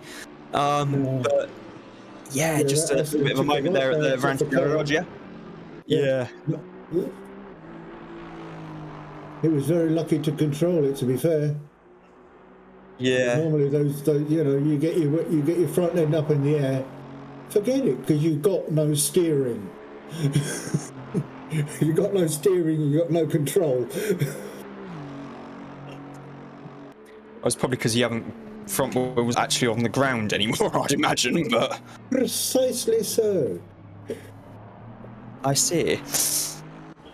Coming up to 3 hours to go here at Monza, or just yet standard GT World Challenge Europe race, as we see Van der Vaart in the Reiter Gallardo still running in the top 10, which given the car he's in is good, is some going indeed. Looking back from Van Luke, and there's nothing there. You can now with Grothy in the McLaren. Looking ahead, and there's nothing there. Araday is the Araday car is in the pits as they are doing a driver swap in the very much the traditional sense of the word, in the sense as they are actually physically swapping drivers from the same sim rig, and that's going to be it does make you wonder if they actually do, like a professional racing team, actually practice driver changes. I wouldn't be surprised, since they're all in the same rig, all in the same room, sweating in the same chair. Yeah, and that's why when we had the Constructors' Championship during the heat wave we had earlier this summer, when we were hitting about 40-odd degrees. I remember those 3 days, here in the UK, we it was. I think the pre-race briefing for one of the constructors' championship races was along the lines of, "Don't do anything stupid and get on with it." In a bid to try and actually get everyone, everyone to spend the absolute bare minimum of time in their sim rigs and in their sim rooms, because the amount of heat that gets chucked out from all the computer equipment and that. So yeah, that was yeah, and also other things like don't go on Discord with your camera on and drive naked. yeah. That would be a silly thing. Because I know it's hot, but don't do it. Oh, Nillinger in the YouTube chat saying it's kind of weird to see a writer REX that's not being driven by us. It is a little bit, to be honest, mate. It's a good little motor though. It's chugging along, doing its thing. It is indeed. It is doing a damn good job given the relative age of the car as well. I think that car has got its can trace its origins back to probably about the beginning of the 10s. I think so, about 2011-ish, if I remember correctly. Maybe they can all trace their origins back to Roman racing chariots. Yeah, and they no worries, and they kept developing the car, and it's up against, you got that, and it's racing up against the latest BMW M4 GT3, which made its competitive debut internationally and not in the, say, a special class such as SPX, for example, in the VLN or NLS as it is these days, Nürburgring Langstrecken series, at the Rolex 24 back in January at Daytona. So in that regard, it's it has been it is quite interesting. I mean, that Porsche, I can remember Brendan Hartley driving that at the Dubai 24 Hours. Well, it also in a way reflects on how little has actually been done in the advancement of the vehicles that are ahead of it, because it's keeping up so damn well. Or BOP. But no, Danillinger is actually, and thanks to... all right, I'll give you that. Thanks to Danillinger for pointing this out. The last stage REX Gallardo was built in, was introduced in 2015. The original REX, I would say the original of that iteration, Gallardo GT3, was introduced in 2010. 12 years ago.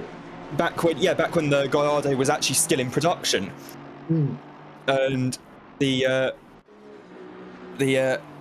think REX was featured that as well. Yeah, I believe 2015, I think, is when the first Huracan GT3s started appearing as well in the hands of well, they were Grasser. introduced a year before, so yeah. Grasser Racing Team in that famous lime green livery that just became so synonymous with that car originally. So I think that's where Jimmy Broadbent got the term minty. The car was minty because it looked like chewing gum mint, that greeny colour. I think it was a bit. I think the Grasser Huracan, if I remember correctly, was a much brighter shade of green than that.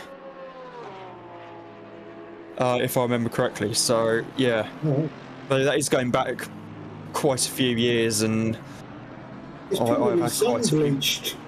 It's probably sun-bleached, that's what's happened. Yeah, I've had a few nights out since then as well, so which probably hasn't helped, but we move. I think that's what the kids say these days. I don't know, I'm a bit old for that. Know. I don't talk to kids. Annoying little creatures they are. No comments. Children should be born at 18 and sent straight into the army. No. I'm joking. Yeah, I know. Nah, it's been interesting race so far. Actually, the racing. Actually, we're looking at Jake Moore now, who's moved up into second place in the RST Racing Sim Tools Audi R8 Evo 2. This vehicle is not a production model and is being driven by professional racing drivers on a close course. Other vehicles are available. Yes. That Audi disclaimer thing, which they put in every tweet about the bleeding Dakar spec vehicle, and has just become a bit of a meme, to put it mildly. Don't call it an Audi anymore, call it a Vorsprung built Technic. Yeah. That way you don't have to say those other bits. Yeah. Well, Mac is pulling up on that guy in front of him to overtake him. See, He's been pushing that car so well. Yeah. Yeah. And that answers the question earlier about the Huracan. Thanks to Danilinger. Again, the Huracan was also developed in 2015, and that ended the Gallardo because then Lamborghini got in as a factory in GT3, and before that, Reiter Engineering were bringing Lamborghini in as a private team. Yeah. So then Lambo started their own rather than using Reiter. That makes sense. So, yeah, that's when Lamborghini set up Squadra Corsa to develop to do in-house development.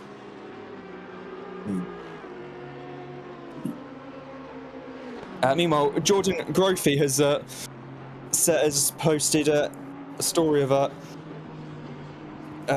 some technical woes he's been having. He said in the endurance chat on the Discord server, "Sorry if you guys hit the McLaren after turn 2, my wheel disconnected, and not 1 second after I was standing still as my PC froze." Oh, that's... No one wants to hear that sort of thing happening to a person. And nice. The reason why Pinners was mentioning a brake change is that they've already, for the 46, they've already changed brakes from pad 2 to pad 4. And Al pointed out that the pad 4 was basically worn out to start with. Pad 4, there's basically next to no material. It was a bit forceful there, I think, from Marlowe in the 808 on the McLaren. It was a bit, wasn't it? There at the Parabolica to put another lap on that car. It was like, get out of my way, you fool. And, yeah. Well, I thought most drivers drove on pad 1. I did. Depends. Certainly on the long Depends race. on the length of the race, really. Yeah, it's like some long race like this, stick 1 on. I don't think pad 1's durable enough. I think pad 2 is slightly better for an endurance race. Slightly longer lasting. Yeah, I'd use pad 1 plus. But Yeah. that's just me. And I know nothing about strategy, which is proven by me saying I would use pad 1 twice. Yeah. Same here. I don't know much about the strategy side of things either, to be fair. We currently have coming up to in about the next 8 minutes or so, we'll have the length of merely the length of a standard IMSA WeatherTech Sports Car Championship round to go. I'm waiting till we get down to an hour and a half, and then I can say, "Oh, we're down to an F1 race." Yeah, about that. Meanwhile, we're actually not too far away from completing the 1,000-kilometre mark. Simon's currently in the lead on 168 laps, about 5 laps time, so it should be in the next 10 minutes or so, I would imagine. Simon... It's been in the lead since the start. Oh, come on, be fair. Simon will have completed 1,000k. And thanks to Maxi in the YouTube chat for pointing this out. So pad 1 usually lasts about 3 hours. Pad 2 usually lasts for 12 hours, so more than enough to cover the duration of this race. And pad 3 is used for basically spa. Anything over 12 hours or in the rain. Feed's frozen. Oh, there we go. I'm not touching anything, so... No, something... I think Nate's blind about... Yeah, I think Nate has... he's come home from work. Who's using my computer? He's checked in. So, yeah, sorry about that. It's all right. It's... saw a few things flick up on screen. I thought that's the HUD changing slightly, so we've got a slightly rearranged HUD now. Road, that's better. You can see everybody. If you're listening, Nate, thank you. That's much better. And we've got the what was it, active ants or something you said? Dancing ants screen. Dancing ants. Phil Varley has just posted in the endurance chat. Pad 4 is basically the participation certificate equivalent of brake pads. It's about as useless as headlights on an F1 car. All right. And they basically last for the pads, or pad 4 basically lasts for about a handful of laps, and then you're just gone at that point. So pad 4 for qualifying then? It's not even qualifying. Unless you know you are going to be able to do and nail that one perfect lap. Don't. Well, my name is Max Verstappen, so yeah, I can do that.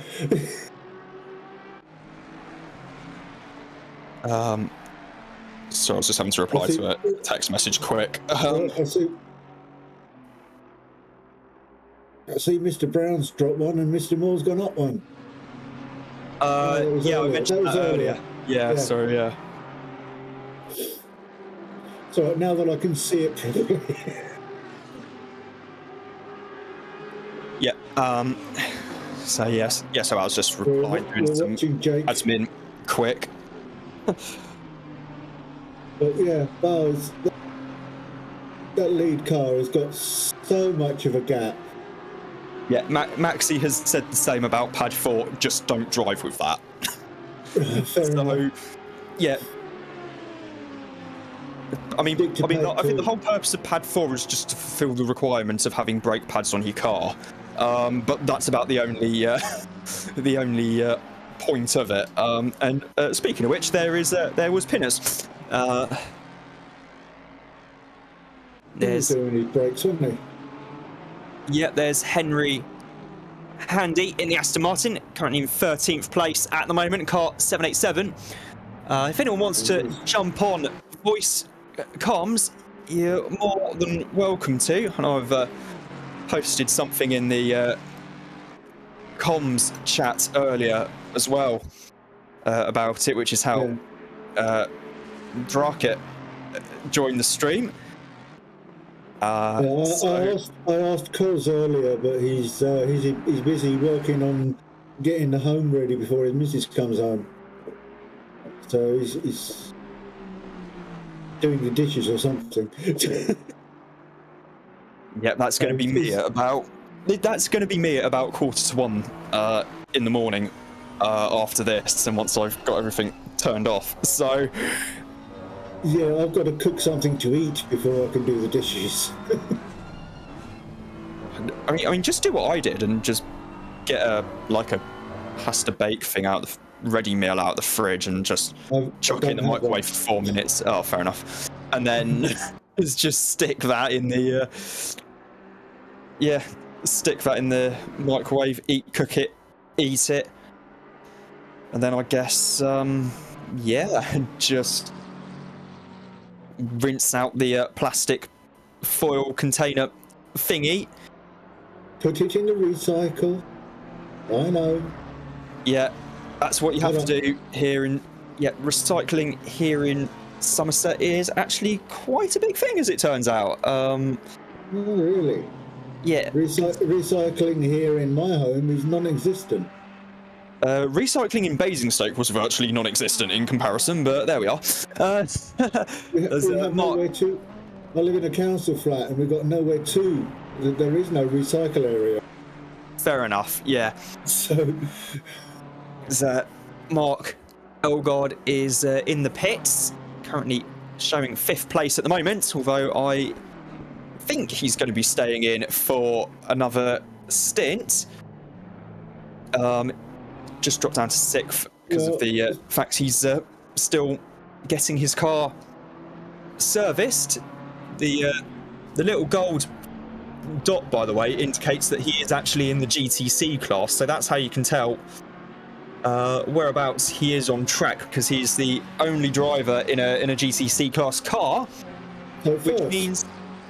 which means that he gets him and Phil Varley get a little specially coloured dot on the tracking screen to indicate that they are in a different class. Isn't that sweet? Somebody else just went through the shortcut. Yeah, that was a BMW M4, I think. One of the BMs. I'm not surprised. BMW drivers, they're taking shortcuts. It's easily done at Monza, to be fair, to miss your braking zone. I mean, if you miss your braking zone by even about 10-20 metres at Monza, you are going down the escape road. So it is such an easy mistake to make, and yeah, as it's been seen so far. Although I'm pointing these things out, I've done them myself many more times than any of these people that are driving at the moment have done. I've spent more time off track than on at Monza, I'm fairly sure of it. And Phil Varley in the YouTube chat has just said you can't miss us, and no, we can't. we know exactly where you are in relation to the leader at all times, because or indeed whichever car we're looking at, because in fact we're currently looking at Simon Bauer at the moment in the NSX. He's just showing everyone how it's done, basically. Yeah. The whole Writer Engineering esports team have been showing everyone how it's done during this race so far. It's still 2 hours 40 minutes to go here, and it's looking rather good indeed in the V6 twin turbocharged NSX. Car also races out in Japan in the Super GT series in the GT500 class, although whether one can actually call that an NSX is somewhat debatable, given that it's more of a silhouette formula still these days, with the everyone using an identical dome built chassis, carbon chassis, and then everything gets mounted to it, and even the technical side of it is absolutely ridiculous in Super GT, because even as I remember when Toyota built what was effectively a customer version of their Super GT engine, they actually had to change nearly all of it, because even down to like what percentage of what metal is making up a certain component is classified. Yeah. And it is absolutely ridiculous. I mean, they had a bit of a slow work day in Japan once at the Honda factory, and they decided, okay, we've got some spare F1 fuel, grade fuel, because in Super GT you can only run what fuel's available at the circuit, basically super unleaded pump fuel, pump gas, call it what you will. Yeah. And the engineers from Honda were just thought, okay, we've got some F1 fuel here. Let's put some of that in our Super GT engine and see what happens. Well, it's only 80 octane, isn't it? Yeah, and, well, 98 octane, I think, for 98. decent super unleaded these days. But they stuck this F1 fuel in, and Sam Collins from Race Car Engineering, also does the Tech Talk show on F1 TV these days, was chatting to one of Honda's senior most engine people, and he asked him, was it more powerful than the F1 engine? And this was back in 2016 when the F1 engine was frankly rubbish, and the guy from Honda didn't actually give him a direct reply. He just smiled. So read into that what you will. I mean, they're pushing 700 plus on pump fuel in the GT500 class. So on proper race fuel, I dread to think what they'd be making if they actually had decent fuel, as in proper race fuel in there. It still shocks me that F1 cars are 1.6 litre. That's all it is. A family saloon size engine. It's not even that. It's the same as a small performance super mini like the previous gen Fiesta ST180. That had a 1.64 pot in it. Yeah, and it pushes that vehicle to over 210 miles an hour. Yeah. I know it's got a turbo and I know it's got a bit of hybrid, but they don't do it. They don't do all of it. It's the engine. Yeah. It's astonishing. Mind you, they're doing 10,000 RPM at cruise. Yeah. So they do get a bit warm. Yeah. And another thing which Super GT has in common with the Huracan Super Trofeo, which Mark Elgard and Phil Varley are driving, no tyre warmers. So when they come out of the pits, the tyres are frozen, basically. It's why in Super Formula, what they did is the mechanics used to sit on the tyres to try and vaguely generate a form of actual thermal heat. Just to try and... It's like a farmer testing if it's warm enough to sow by putting his bum on the field, seeing if it's freezing. Yeah, pretty much.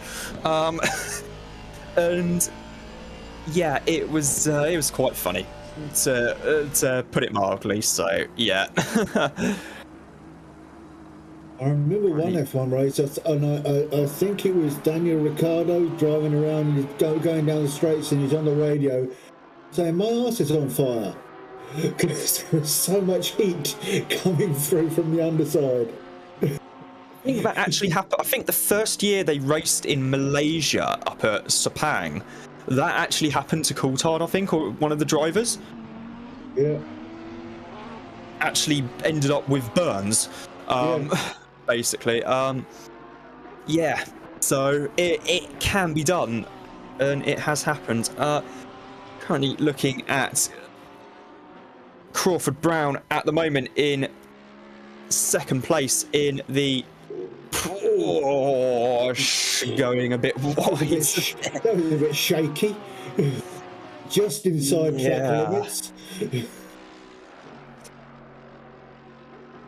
Yeah, well, that wasn't track limits, because for it to really be track limits, you'd have to be gaining an advantage. I don't think getting two wheels in the gravel and having to back out the throttle would constitute gaining an advantage. In fact, far from it. It basically self-polices itself at that point by the fact that you've had to back out of it. You're coming onto a long straight, and yeah, you've lost a load of time, and you're going to be losing even more time down the straight. So in a way, it's self-policing then. Yeah. And try and catch up with the car that just went past you. Meow. Yeah, although... So I'm meowing at my cat. Pickle. So, meanwhile, Thomas Denman is in 14th place at the moment in the Ferrari. Very smart two-tone grey and orange paint job. Yeah, it's sort of like orange and camo. Yeah, on that car. And then just in front of him is a couple of Aston Martins, one of which is the 787. So that's also not 2 Aston Martin. So that was the race leader, excuse me, Simon Bauer going past. Everybody else. This but that's Handy just in front of him in the Aston Martin. So this is the battle for 13th place at the moment. Simon has already pulled a fair bit of a gap already in the NSX. And Handy has to take to the escape road there at the Verenti della Roggia. He's about to back out of it, and that in turn lets Denman through into 13th place. Currently looking from behind with Simon Bauer. I think Handy may have been spooked by the fact that he had the Ferrari behind him, and knowing that the directly in front of him was the race leader. About three places. That. No, it would have only cost him 1 place because of the gap between them. Yeah. But either way, that was a bit confusing with this. You see 3 cars go past somebody, and you think, "Oh, he's got 3 places." No, he hasn't. Just unwrapping themselves. Would have been very much heart in mouth moment. We can see Crawford Brown. You got the Lambalea Raccoons entry of Pereira, who's doing a grand job in P12, and then just behind them you've got Mackenberg in the 432, currently in 4th place at the moment. Zoolander in 4th. No, Tillander, sorry. Yeah, Tillander in 5th in the Jaguar, car number 416, and then Mark Elgard in 6th in the Super Trofeo Spec Huracan. Of course, you do have to, as well, having to make a bit more of a distinction than normal. Instead of just saying in the Huracan, we got 2 different sorts of Huracan in the field, the GT3 and the Super Trofeo. So hence why we are making a bit more of a differentiation between the two than what normally would. You've got one that's fast and steers, and one that's very fast and doesn't steer. Sort of, yeah. Guess which is which. Answers on a postcard. Very fast and doesn't steer. I'm guessing that's going to be a Lamborghini Diablo GTR then. No, that's a Super Trofeo. I mean, it can still trace its lineage back to the Diablo, that series. The original Super Trofeo. We can trace our lineage back to lemurs. Does that matter? Well, the first Lamborghini Super Trofeo cars were basically relatively lightly modified Diablo GT1s, which would have been interesting to say the least. Yeah, you're right. And when you say lightly modified, you mean lightly modified. Slightly uprated brakes. It was basically a standard compression, and that was about all you basically got. Yeah, pretty much. Some slicks, a roll cage, fire extinguisher, all the usual emergency off safety switch stuff, and yeah, that was pretty much all it was back in the day. Yeah, they just breathed on them and said, "That'll do. Off you go." Yeah, all you needed for a one-make racer back in that era. These days, it's a bit more involved. The needs to. Someone's gone well off there. It's the Lambalea Raccoons car of Pereira, who has gone off a bit. That's going to cost him. Just a little bit. Yeah, I think that cost him about 3 seconds, counting the distance he's got now from what he had before. It was more than that. Yeah, I wouldn't be surprised. It was more than that. So, currently with Mackenberg at the moment, car number 432. Good old Sven. And then there is the Porsche just ahead of them, of Crawford Brown. Crawford Brown sharing the car with Eddie Warden once again, as usual, as is always the case. They're joined at the hip, those two. The double axe responsible for creating some of the funniest and most iconic liveries in the Endurance Championship. I remember they did used the Lexus RCF once, but painted it in the style of the of James May's police Lexus. From an episode of Top Gear one time, and complete with the word Peniston down the side of it. And catching crews and locking them up. Peniston oil and stuff like that on it. Oh, I don't think we've seen that one yet, but I have. I've seen the Peniston oil livery on one of these cars. Oh, fair enough. It's just like there's a Peniston on one side and Larson's biscuits on the other. So you get arse biscuit and penis when you have the doors. Yes. All good stuff. Absolutely. On board with the Super Trofeo now. Mark heads down the pit straight, and now with the Sherps in the Reiter Gallardo. Sherps doing the whole 415 team doing a fantastic job to still be in the top 10. Top 10, yeah, doing definitely. A cracking job. I mean, the 416 team as well in the big Jaguar really making use of the performance of that car on the straights. It's a very good effect. Excuse me, yeah, and obviously the hello. Super Trofeo. Look who's in 9th as well. Yeah, the 34. He's pulled up a few chunks, hasn't he? He was down where Handy is at the moment. The car, the Mercedes, Manuel Lospichler, Tom Prangley, and Ed B22. Another strong lineup in that car. Not many. As well. So how many eSport drivers have we got in this race? Approximately. Quite a few. Should we say 10 out of the roughly 50 drivers? There are some. 1 sec. I'm going to actually work this out quickly. And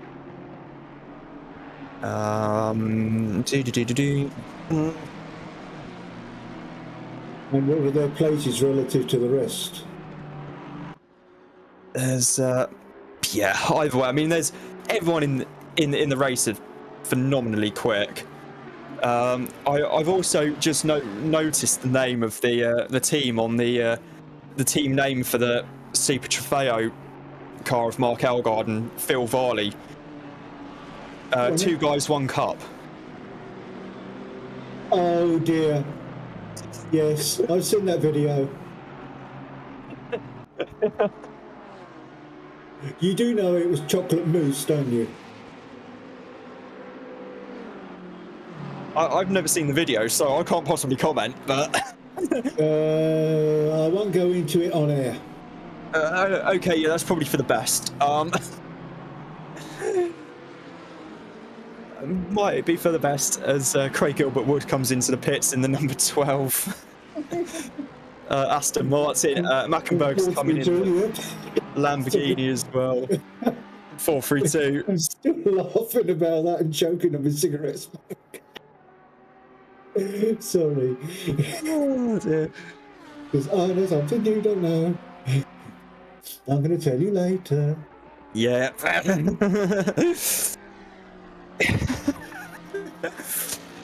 Phil's just said on the YouTube. Phil's just said on the YouTube chat.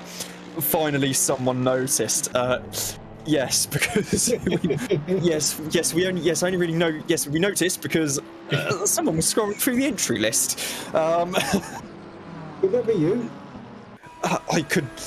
No, I could neither possibly confirm nor deny these allegations. I was looking at the entry list. Yes, like you can't confirm or deny that you've ever looked at Pornhub. I haven't, no. or Red Tube. That's my favourite. Jake Moore in the pits in the 88 Lamborghini. Let's change the subject. In P3 at the moment. Mecklenburg's still in the pits. Yeah, Mecklenburg's still in the pits. Oh dear, that's where my life's going to be after this podcast. And Phil Varley has said that technically we are winning the Cup class. Currently P5 overall, first in class is the MRT Lamborghini Super Trofeo car. Yes, we are going to maybe reference that at some point later on. And also Phil is saying that Jake is in the that the 88 is in the pits with what he describes as huge damage. Oh no! So what's happened? I don't know what's happened to Speed Demon, Jake Moore, but there is some fairly major damage. Apparently he crashed in a straight line. Oh, I've done that. So trying to work out. He forgot to turn, is what he's saying. Or the 92 off there. Thomas Denham racking up some air miles there. I think unless it's the wheel on the grass or wheel on the gravel and then losing it, and apparently he just drifted across the track on the run up to the Ascari chicane through the little kink on the straight. Yes. So I've got to say that's easy. That sounds like hardware and straight into the barrier. So that sounds. Oh, cheers for that, Phil. So that sounds like hardware to me. I think, which must have been a hardware issue. Yeah, it sounds like his brakes gave up. Not brakes. That would have been steering. Maybe. Maxi has added that he also nearly did that in another race, and Phil's saying that it looked like he might have been slightly distracted by something. So it is easily done there. I mean, I've actually nearly done that a couple of times myself. Driving while using your mobile phone again. No, not that. I mean, that's the usual distraction. Well, yeah. But he is back out to the pits now, but down in 7th place behind Marlowe, Van Doet, Elgaard, Tillander, Brown and Bauer, now down to 8th place because Mackenberg's just there ahead of him. In fact, there's only a few tenths between them actually. So this is second job again. Second place.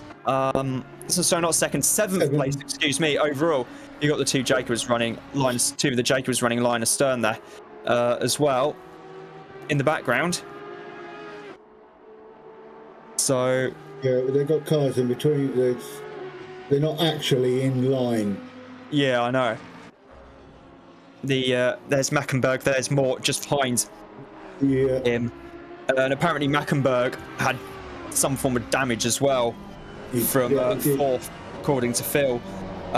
Maxi has added that he did a race once where he was distracted, crashed in the inside wall and took out half the field. I remember doing that on F1 2011 once on split screen. Crashed at the exit of turn 3 at Interlagos. Speared back across the track. Nice overtake at the Parabolica there, sorry. No worries, and it took out half the field literally half the field in the process. Draket has just added as well. Note to self: don't forget to put on brake pads number 2 instead of 1, otherwise you have to swap them mid race because your teammate drives them into fluid form. Yeah. And Phil adding that Mackenberg curbed it straight into the barrier on the exit of Ascari, Oh, nasty. which is something that, well, not the only person in this race to have gone into the barrier at the exit of the Ascari chicane at some stage. So, yeah. Either that or gone wide.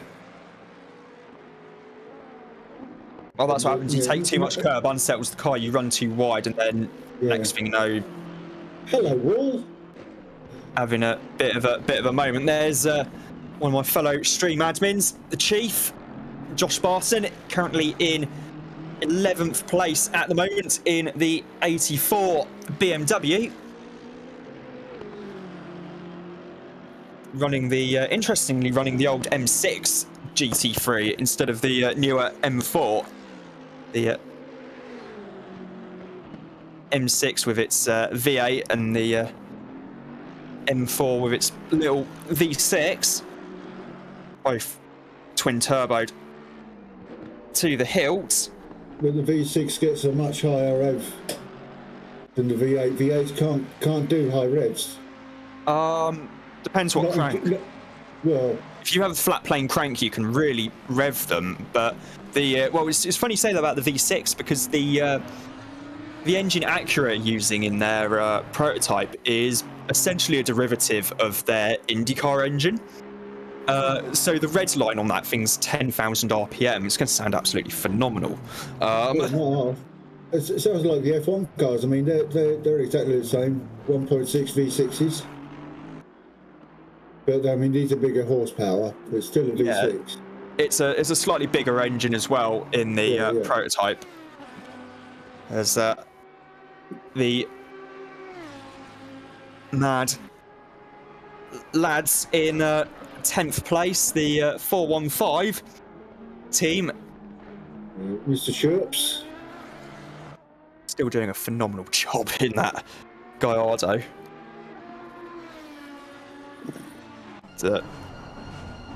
Yeah. Oh, Lossich has lost a few places. He was in 7, he's dropped down to 9. P9, yeah. He's just been passed by...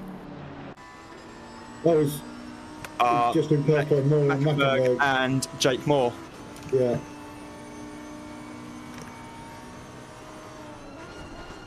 Okay, my headset's working properly. I can actually hear things in stereo instead of mono, which is good. It's one of my earphones cut, my ear bits cut out earlier in my headset, so yay. So you miss the stereo effect that you get when these cars go along past you and you hear it go from the left ear to the right ear. Yes. It must be devastating. It's bit squirrely on the tyres again there. I think it's binaural or binaural audio. So yeah, that's pretty cool indeed. Simon still pounding round in the big NSX. And he's got a minute and a half lead against Crawford Brown in car number 3. Yep, indeed. Doing a cracking job so far. Only 2.25 hours left to go. Yep. And we're how many laps in now? We're 100 and... one second, follow pit wall. We are 186 laps in, so well past the... yeah, so about 70 laps to go. 1,000 kilometre mark. Yeah. So... having a quick look, see if there have been any instant reports. I don't think so. No, there either hasn't been one for over an hour. Oh dear. So we've got nothing to laugh at for an hour. It's terrible. Very, very good driving by everyone involved.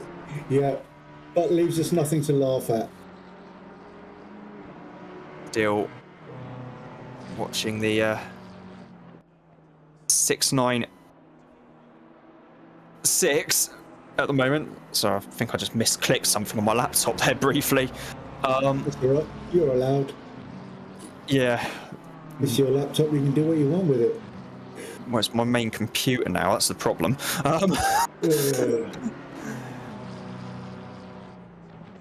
Currently watching. Rahastya.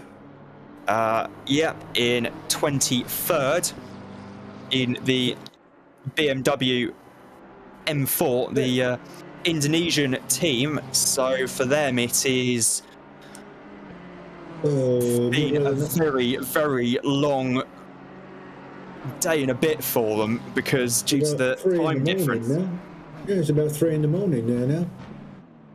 It's about 5 and more, about 4 or 5 I think, in the morning. So it's either. So the race start would have been about midnight, I think, local time for them. So yeah, fair dues. Fair dues to them for taking part and doing a real good job, all things considered. Especially considering the fact they've been up all day, then they must be absolutely exhausted. The pair of them. So yeah, props to them. How did Nico end up in 24th? Did he have a lot of damage? Don't think so, no. He's a long way down from where he was. From... Didn't he start in about 6th? One sec. I'll have a look.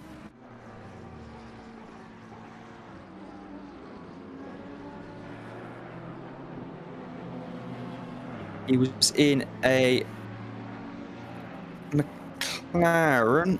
Yeah, car number 1. He was car number 1. He started in 26th. Really?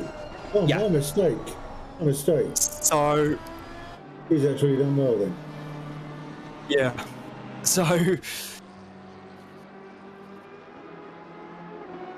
but nobody has done as good as Team 724. yeah, with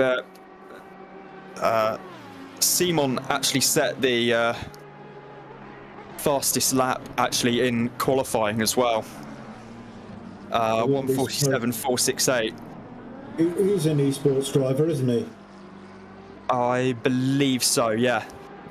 Him and you Maxi. Believe so? You know for a fact he is. Him and Maxi have done an absolutely phenomenal job all race. Starting on the front row of the grid, alongside the Porsche of Crawford Brown and Eddie Warden. Been a very close race between them so far. Some very quick drivers indeed. You've got the 14th place Aston Martin of Erdmann is in the pits, and Beckter has brought the 184 Audi in from 21st as well.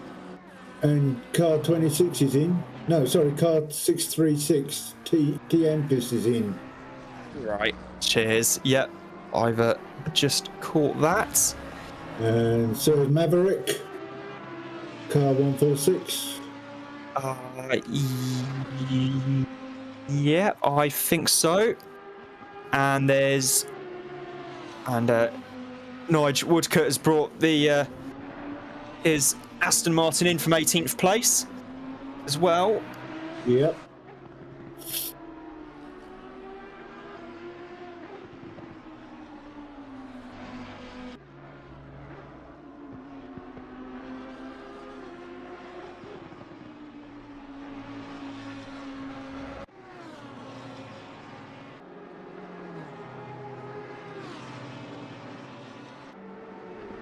Yep. So currently 2 hours, just coming up to 2 hours to go here at Monza. Looking at Mark Elgard in the Super Trofeo Lamborghini. Well, we were. And now we're back with the Jaguar XKR. Well, we were. Now we're back with Van Luck in the number 98 Mercedes. Coming down the pit straight. 96. The Mercedes, yeah, is 96 now. We're with Crawford Brown. I love his water biscuits. Crawford's crackers, lovely.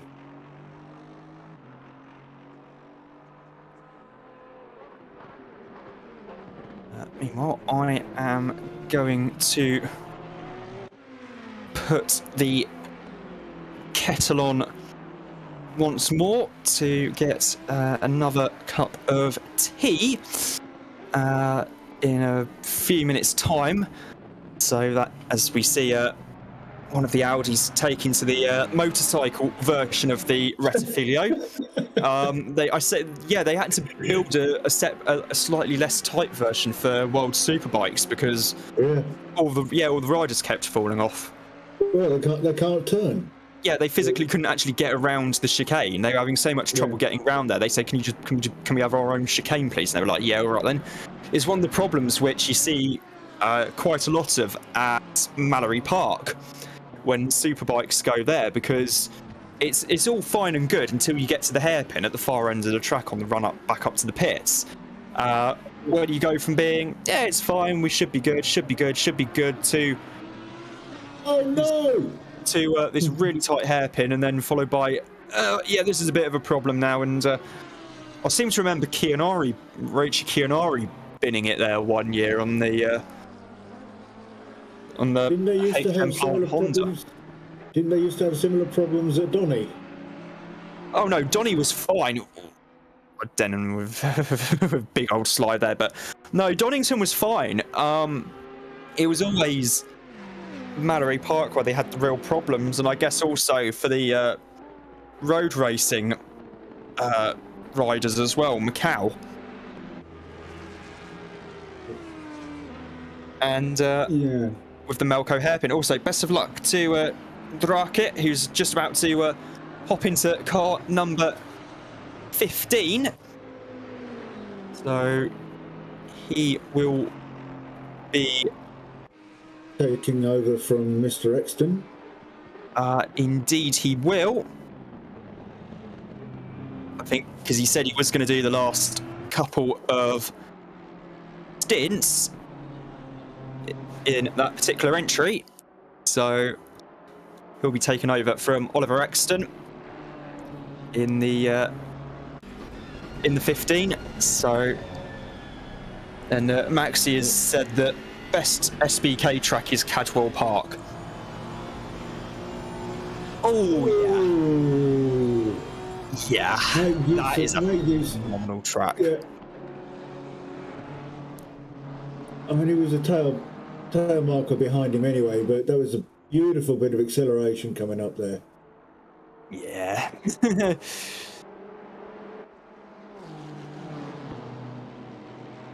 You can see the driver passing him, shouting out the window, "Who's your daddy? Who's your daddy?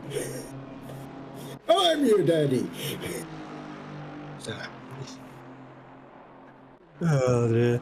Currently with Van Luck in the number 98 Mercedes, coming up to the Rettifilio once more. Of course, the pit straight at Monza back in 1993 was the scene of a very bizarre incident where both Minardi drivers, Christian Fittipaldi was one, I think it might have been Pierluigi Martini in the other, collided at the end of the Grand Prix, and I think it was Martini just ended up doing a backflip down the start-finish, on the start-finish straight, and then crossing the line, coasting. In a upside down and backwards. Very bashed up car. There's George Crockett in the Boutsen Gignon Racing BMW N6. Those lovely colours. The very psychedelic art car livery on the BM. does make me wonder what they'll do for the M4 or the prototype when they bring that in. If they'll do an art car livery on that, as BMW, the answer is probably going to be yes. You know what I'd like to see is one of these cars covered in Leonardo da Vinci's sketches. Now that would be an art car. Indeed, it would. There's Crawford Brown in the biggest Dickus Porsche. I remember that film. What a film! Life of Brian. One of my favourites. When the cast of Monty Python were basically given free rein to do something a bit longer. And my favourite line is when the spaceship crash lands and the bloke standing next to him watching and getting out of the crashed vehicle and goes, "You lucky bastard." Still my favourite. Yep. They don't make films and TV programs like Monty Python anymore, although they can't these days. No. I should add. Yes, I've watched some Monty Python stuff on YouTube, and yeah, there's a few. There's quite a bit which the BBC can't rebroadcast, no. for obvious reasons. The PC took over. Meanwhile, Maxi adding that the favourite part of Cadwell for him is the jump there, the mountain, where you can actually get airborne there in a car if you're going quickly enough. On the bikes, though, it is something else. Well, if you want to get airborne, then you go to Manx. Oh yeah, of course, because you've got Ballach Bridge. You've got more than that. It's about 16 places you leave the ground on that circuit. Yeah, I know. There's also going over Snaefell as well, which is another driver. Just misjudging the braking zone there slightly into the rest of the video. There's Rusky in 15th and Evans in 16th. This is the battle for 15th place. Yeah. Overall, Evans really all over his gearbox, I should say. Pushing on to try and actually get the position, coming up to the Parabolica now. Yeah, just don't hit him. He was trying to take the inside line, but he braked too late. Way too late on the brakes there from Rusky. Yeah. No, way too late on the brakes and just got onto them, went and just understeered wide onto the marbles. Yeah. Had to really back out of it, and that in turn was enough for Evans to get back past. Coming up to 2 hours to go here at Monza for the round 5 of the RWB International Endurance Championship, the 8 hours of Monza. Quick rundown through the field for you. It's Simon Bauer leading, 194 laps completed in the 724 Honda NSX. Ahead of him, just behind him, it's Crawford Brown in the number 3 Porsche and Kalle Thielander in the 416 Jaguar. Then it's Mark Elgaard in the Lamborghini Huracan Super Trofeo. Mark also leading the Cup class as well. Yeah, we'll go back to that. In that car. Then it's Michael Van Luck in the number 98 Mercedes in 5th place. Matthew Marlowe is in 6th in the 805 BMW ahead of Sven Mackenberg in the 432 Lamborghini. Jake Moore is in 8th place in the 88 Audi ahead of Manuel Losbichler in the 34 Mercedes, and rounding out the top 10 is Dennis Scherps in the Reiter Gallardo. In 11th place, it's Josh Barton in the 84 BMW ahead of Harry Rossi in the 22 Lamborghini, with Mandyman in 13th place in the 787 Aston Martin ahead of RWB Scott Free, who's just gone past Greg Samfire. Jaguar ahead of the Aston Martin there. In 16th place, it's Josh Evans in the Ferrari ahead of Rusky in the 21 Aston Martin. We just saw the change for position there just before doing the rundown. Then it's Mick Schellekens in the number 60 Mercedes in 18th place. And rounding out the top 20 is Tommy Koskinen and Josh Banks, the Koskinen in the 420 Aston Martin, Banks in the 184 Audi, excuse me. Then it's Dan Barnett in the 46 Ferrari in 21st place, ahead of George Crockett in the number 10 BMW. Behind them, it's Rinaldi Wijaya in the 696 BMW, ahead of Nico Perez in the number 1 McLaren. Then it's the Araday crew in the 24 Mercedes in 25th place, ahead of Draket, who has just taken over the number 15 McLaren in 26th. Then it's Thibaut Empis in the 636 McLaren. Max Speed is in 28th place in the 145 BMW. Maverick is currently showing as being in 29th place in the 146 BMW. And rounding out the field is so far our only confirmed retirement being the number 7 McLaren of Usama Karolia. That's how things stand with just under 2 hours to go here at Monza.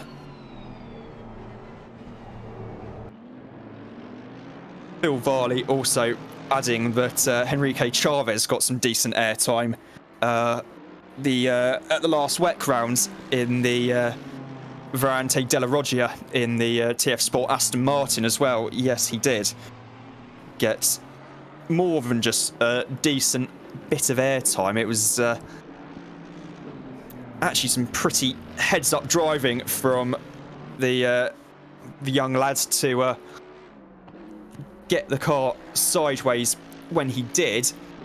It was in the air so long that the stewards were handing out drinks. Well, they weren't far off. I mean, well, it looked as if either the throttle jammed open or the brakes failed, and he just threw the car into a slide to deliberately unstabilize it and to try and scrub some speed off by going sideways, and just unfortunately happened to and try and aim for the wall on the passenger side, and unfortunately hit the sausage curb absolutely side on, and it just absolutely launched the Aston Martin into some pretty serious airtime, indeed. Is his favourite sweet Orbit? I don't know. Not after that trip, it wasn't. No. As we currently see the Jaguar's line astern coming out of the pits. It's McLaren, then Jaguar. Sorry, McLaren, then Mercedes. Sorry, then Jaguar, then Jaguar. Mercedes being driven by Schellekens at the moment. The two Jaguars there of Thielander and Scott Free. That pit stop means that the Cup class leading Huracan Super Trofeo Mark Elgard is now up into is now on for an overall podium. He certainly is.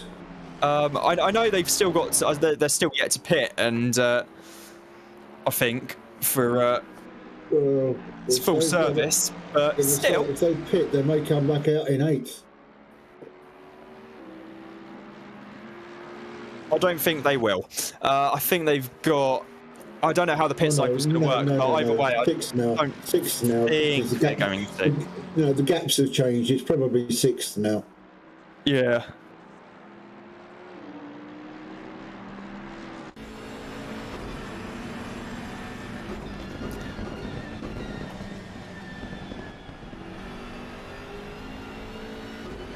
Meantime, I'm going to go and put the kettle on once more to get another cup of tea. Just want to get the rundown out the way first, and I shall be back. Well, you do the rundown, I'll put the kettle on, and I'll have a coffee myself. I've already done the rundown. I thought you said you were going to do a rundown before you went to do your tea.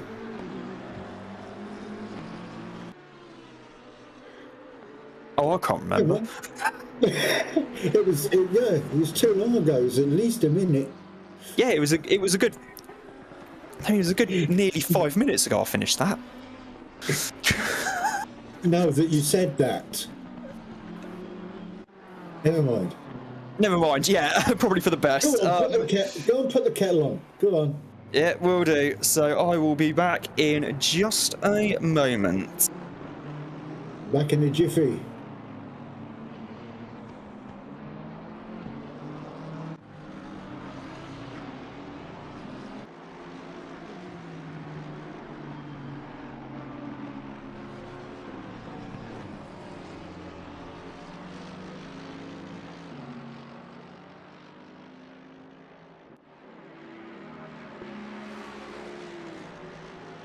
And here we go with some more silence because I've got very little to say without Robbo about.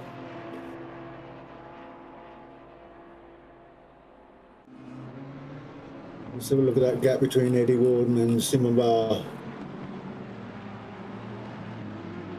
Oh, it's grown. It's a lap and 49 that Eddie Warden is behind Simon Barr.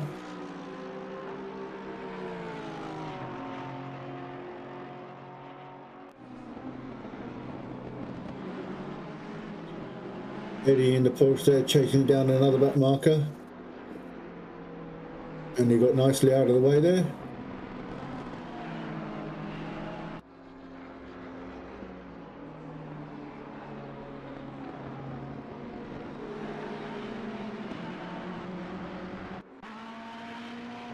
Jay Evans trying to make a pass.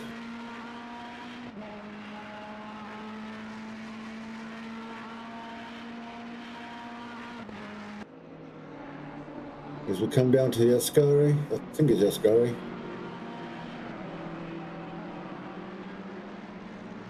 It's that one anyway. Oh, he's being blue flagged. Get out of his way, he's right up your tailpipe.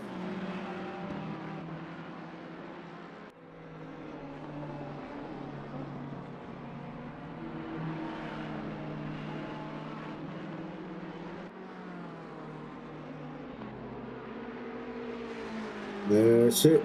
Beautifully done. Using that inside line.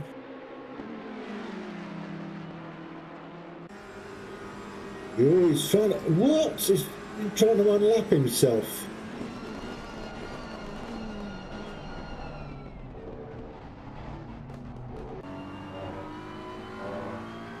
There we go.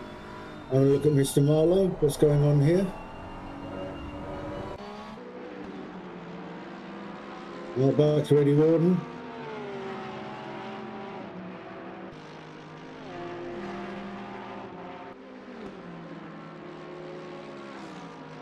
Still pushing his way through the back markers.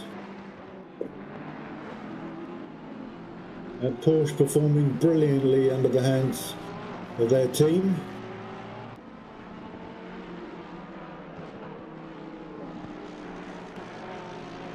Simon Bauer coming up to his 100th lap any moment.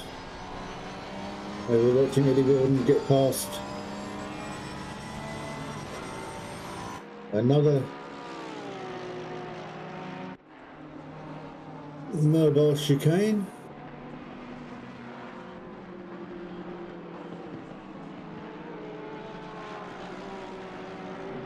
Beautifully done, Eddie.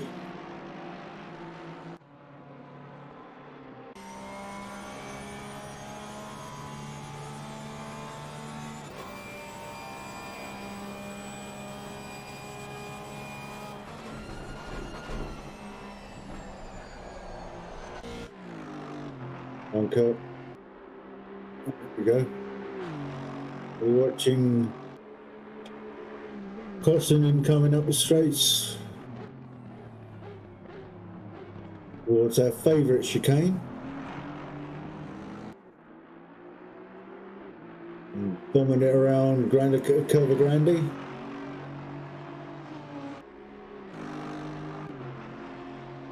It's a lovely throaty sound those cars have.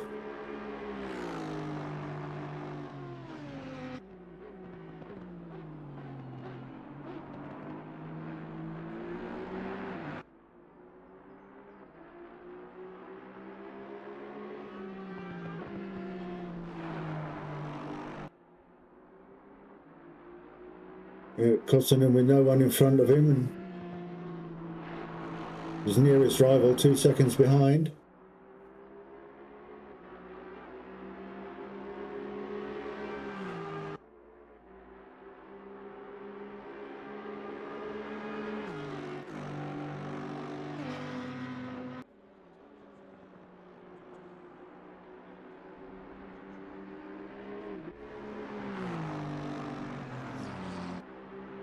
Let's have a look at what Mr. Baddyman is up to. Car 787.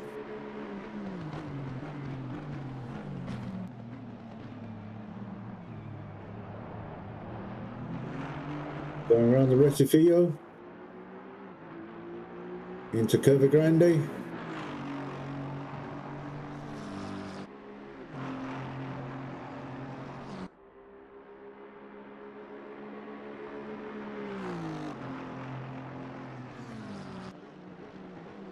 Out of the chicane. And off towards Lesmo's 1 and 2. Meanwhile, we're looking at Jake Evans. Car number 92. And Ferrari. Seems to be all on his own at the moment. He's got a gap of about 10 seconds front and back.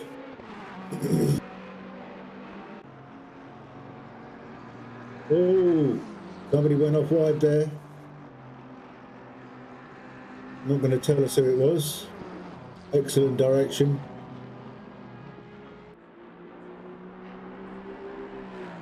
Marlow in the BMW M4 R805.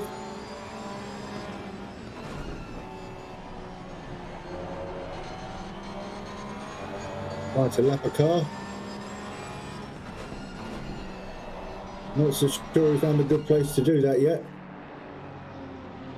Going around the Lesmos. Always done it.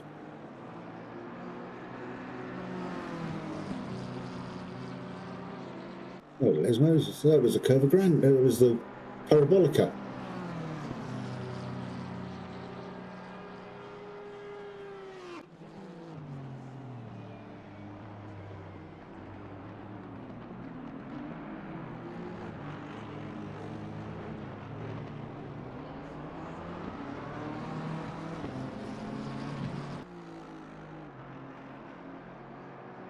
The BMW is making a good showing this weekend. Certainly that car is. We moved against Reddy Warden. Gone a bit wide there.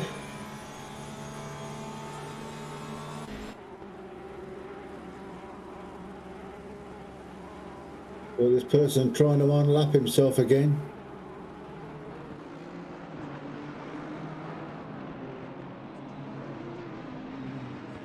Car number 10. G. Crockett in 21st.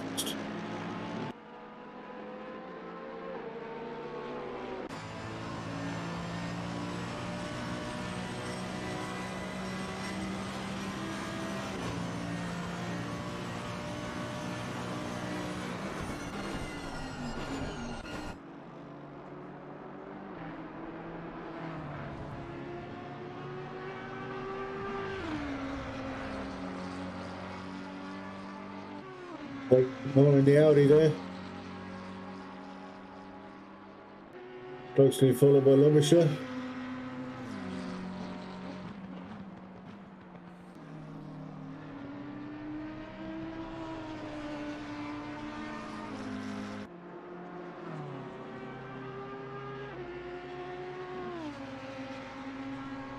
Waiting to see if Lobisher can make up some distance up to Jake, but it's not looking good.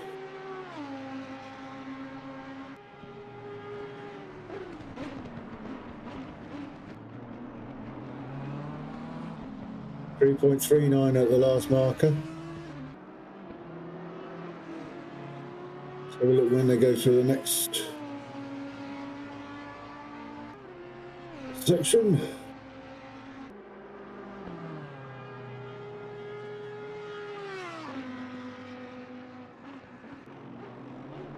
.81, so he is closing.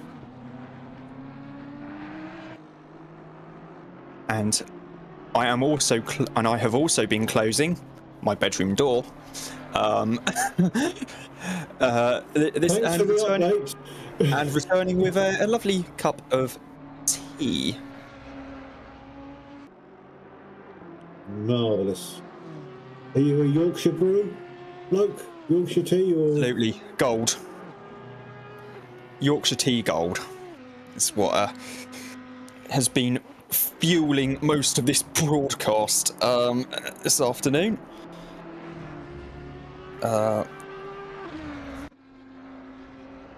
One sec, I just need to quickly... I've been watching Lobishler trying to catch up to Jake Moore, and he's closing in bit by bit. He is indeed.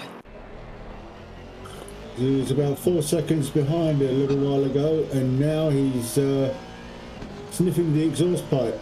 Not this, because this is somebody else. Yeah, that's Marlowe in the 805 BMW, currently in fifth place at the moment. It is now. Sherps is in the pits, Barton's in the pits, Shellikens is in the pits as well. So, and Sherps is now back out in the right Gallardo. And, yeah, should be... 10 again. No. These Mercs are causing problems for all sorts of people, and number 10 was getting in the way of somebody earlier. No, that was a Beamer, wasn't it? Yeah, Duke Crockett. He was not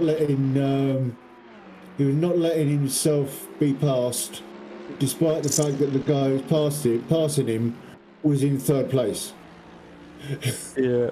I've also just realised that we are now actually we've actually cracked the 200 laps barrier as well, with 1 hour and a bit to go. So hour and 40, yeah. Hour and 40 minutes to go here at Monza, and it is the Cup class leading Lamborghini is still in P3 overall at the moment. Mark Elgard. The Cup class, is that 2 men in the Cup? Is that one? 2 men, 1 Cup, yeah. Yeah, that's them. Right. Yeah, that is that car, yeah. Yeah. It's the wrong colour. It should be brown. Simon Bauer in the lead. He's got the Lamborghini Raccoons entry of Harry Hottie right behind him. Yeah, I think he just passed him. Oh no, they were side by side coming down the pit straight, but you just see the difference in braking marks. I mean, Harry is not a slow driver by any stretch of the imagination, far from it, but no, he's not. The guys like Simon are just on another level. Such a high level. Put him and Max in the same room. And it's just every time it's like, and it was visible as well, just how late Simon was on the brakes. And Maxie's just said told us in the YouTube chat that he's having some issues with the brake pedal hardware. Oh, that's his pedal. Yeah. Oh. As in on his rig. Like. Yeah. That's. You don't need that. Still braking so phenomenally late as well. I mean, you can hardly tell. Well, Simona's got problems on his brake. That's what Maxie's just said in the YouTube chat, yeah. But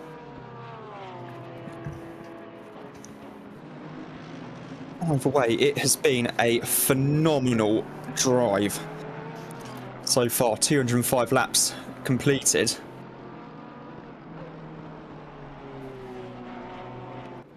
And only another roughly 50 laps to go.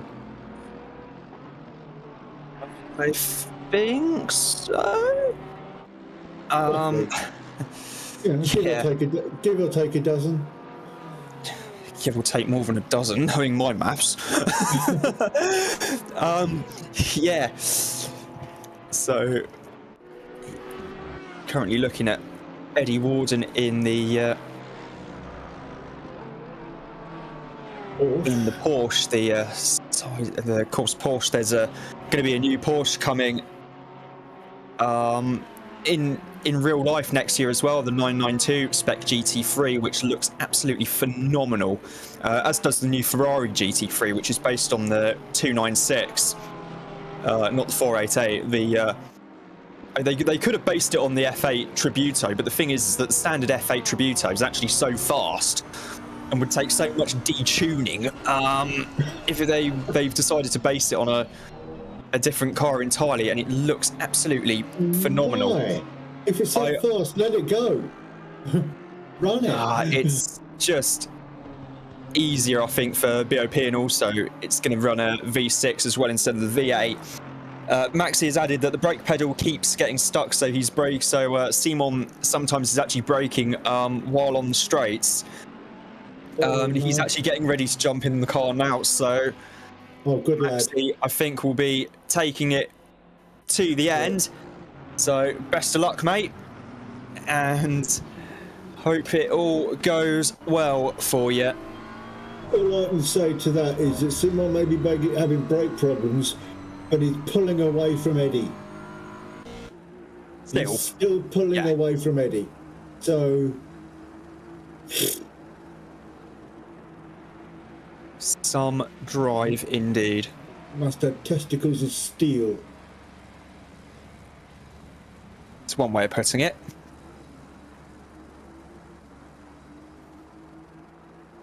Anyway, in the meantime, Mr. Samfire. Greg Samfire in 17th place. Yep, car number 12, Aston Martin Vantage GT3.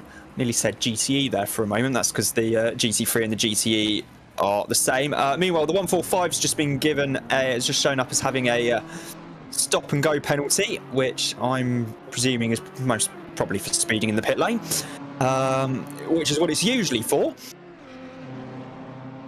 Currently with Marlowe at the moment battling away with Jake Moore, and in fact Moore has actually got past Marlowe, I think, for position, so Moore is showing as being in 4th, Marlowe in 5th, and Elgard has dropped back to 6th with the need to pit the Lamborghini. In fact, we can actually see him. He's just exiting Curva Grande now.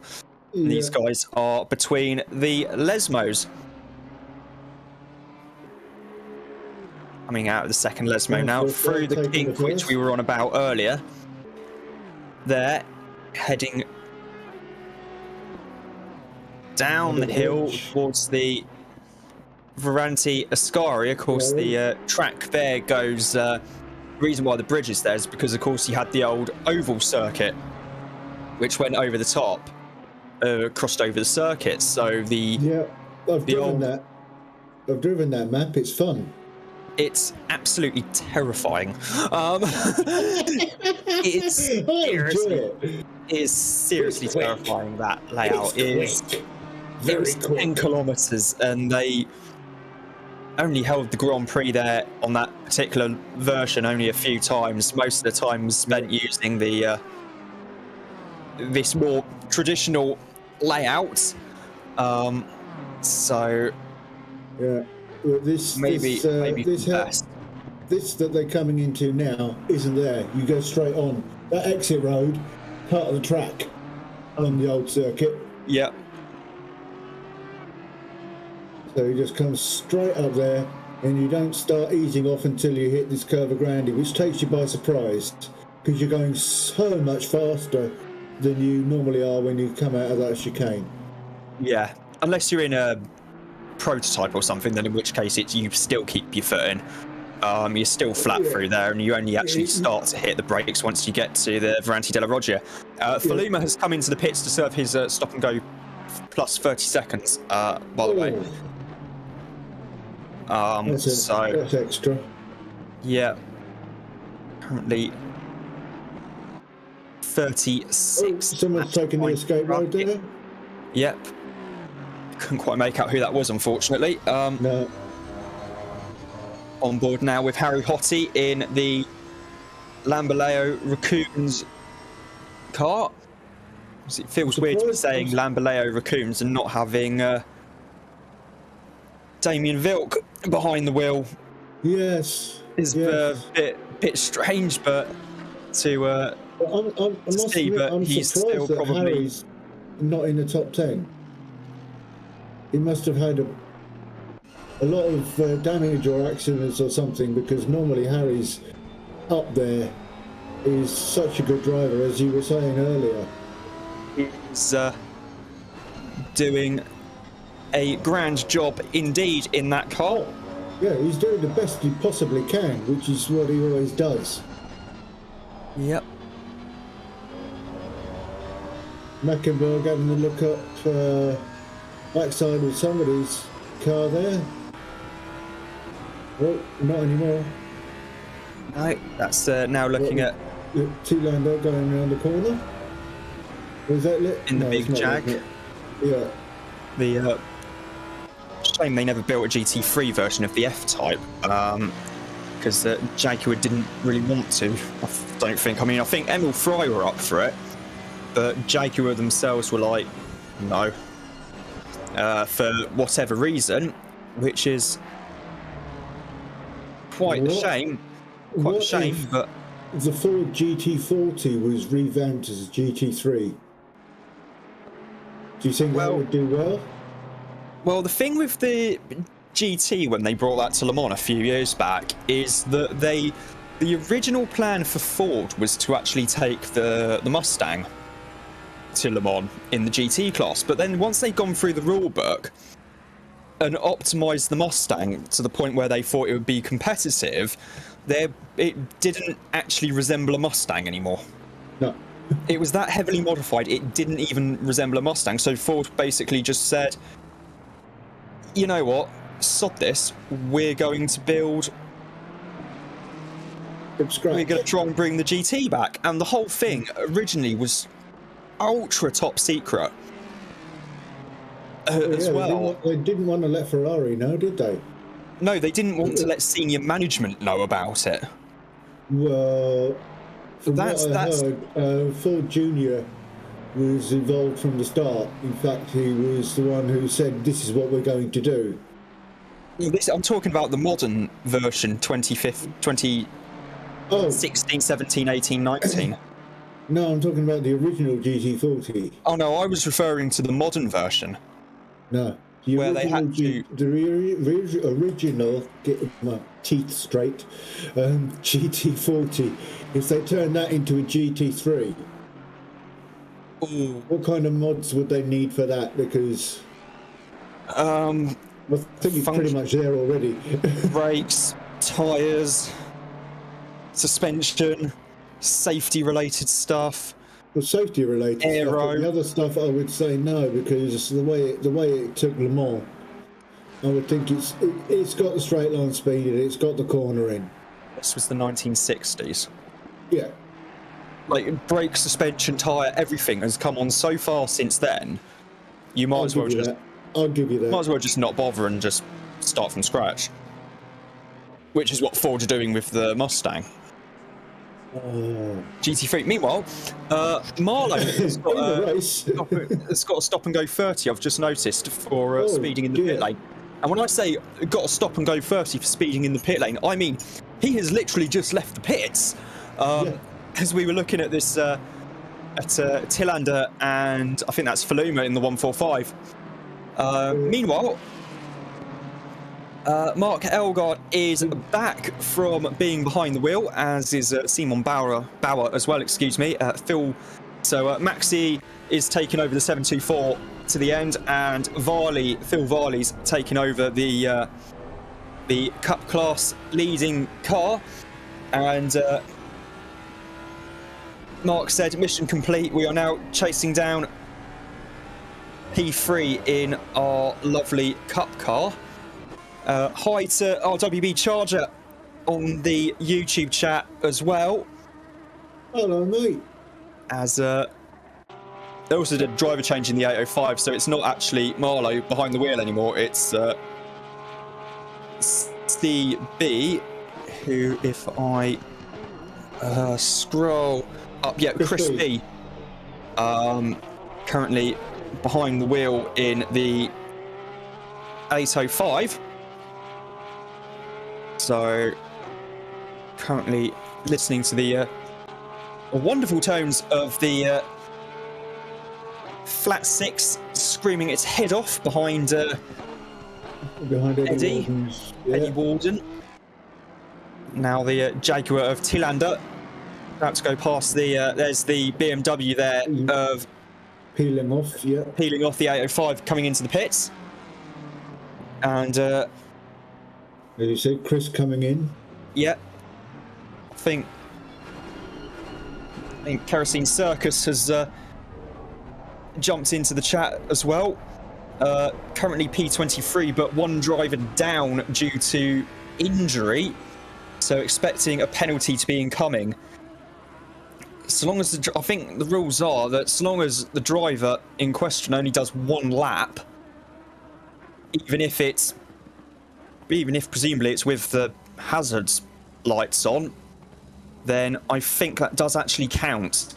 That's my understanding of the rules. So it'd be interesting to see. Well, if that occurred during the race, the only thing I can think that's happened to him is that his steering wheel span in his hands and damaged his wrist. No, it's not that. It was not related. The injury's not related to the race. Today. So, yeah. From what I've read on the in the endurance chat, it is not related to the race. So. Right. Well. Why is Discord on my phone just defaulted back to a completely different group chat I'm on? Why? I don't know. I'm not looking at your phone. No, I know. As I'm 150 miles away from you. I've got no idea what's on your phone. Currently Discord at the moment. I've got nothing on my phone. Just not using it. Too interested in the race. Oh. And got an update in the endurance chat as well from Christoph Holzer. The number 60 has retired because we could not hand over the car to the next driver anymore. And after a disconnect and a black screen, we said we call it a night. We enjoyed racing with you guys. From my whole team, thank you for organising and to everybody involved and to all drivers who attended. That's nice of him, but what a shame. Absolutely horrendous luck to have the disconnection and everything after what had been a really strong performance from the entire team, number 60. For 6.5 hours they were chugging around there without any issues. Absolutely. And then that happens to them. Yeah. To use an old British phrase, gutting.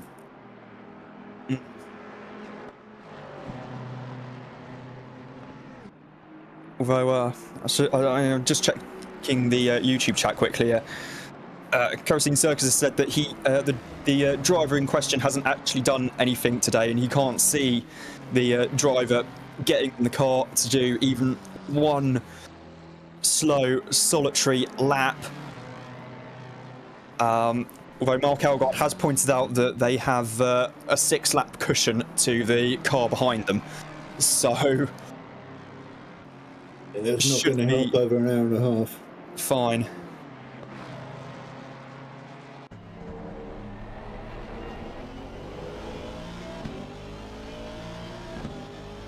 So basically, they're down a driver, and one of the rest of the team is going to have to take up the slack, or between them. I think they have already. I mean, with Monza, the stints are about an hour or so ish. I think so. I think a lot of them are doing twos. Yeah, a lot of the drivers are doing double stints as well, and although there is an issue for the 55, the Cup class leader, Mr. Varley, he started the stint with no force feedback. Ooh. That's gonna be fun. So he's doing it all from muscle memory. Thanks to Mark for the update in the YouTube chat. But I know It's how like- hard that is because I have driven Like without driving full on speed track yeah, before, and it on a is those old 60 quid wheels. They're not worth it. so hard. And It's worse than being on a controller because at least you get rumble. you do a bit till the battery starts to run out, and then in which case you stop getting that, and then you realise, oh yeah, back to having no force feedback. You can't Well, actually if that feel. happens on mine, the controller just shuts down. So Oh, fairs. There's Michael Van Luck just going past the Boutson Junior you BMW. love saying that, don't you? It's on It's because it's one of the real life teams, and I sort of know kind of what I'm doing pronouncing it. So yeah, and speaking of which, there is the lovely Super Trofeo Lamborghini in 5th place at the moment, and just ahead of it is in fact the Reiter car. Well, there was a thing right at the start of the YouTube chat that said, "Watch out for that car, that green and black Trofeo." Or black and Indeed, green. it did, and we have been watching out for it, and we have been and watching when it. They said there may be a surprise. I think they were talking about the team name because that hadn't gone through anywhere until the race started. Yes. He's a bad boy, that potato boy.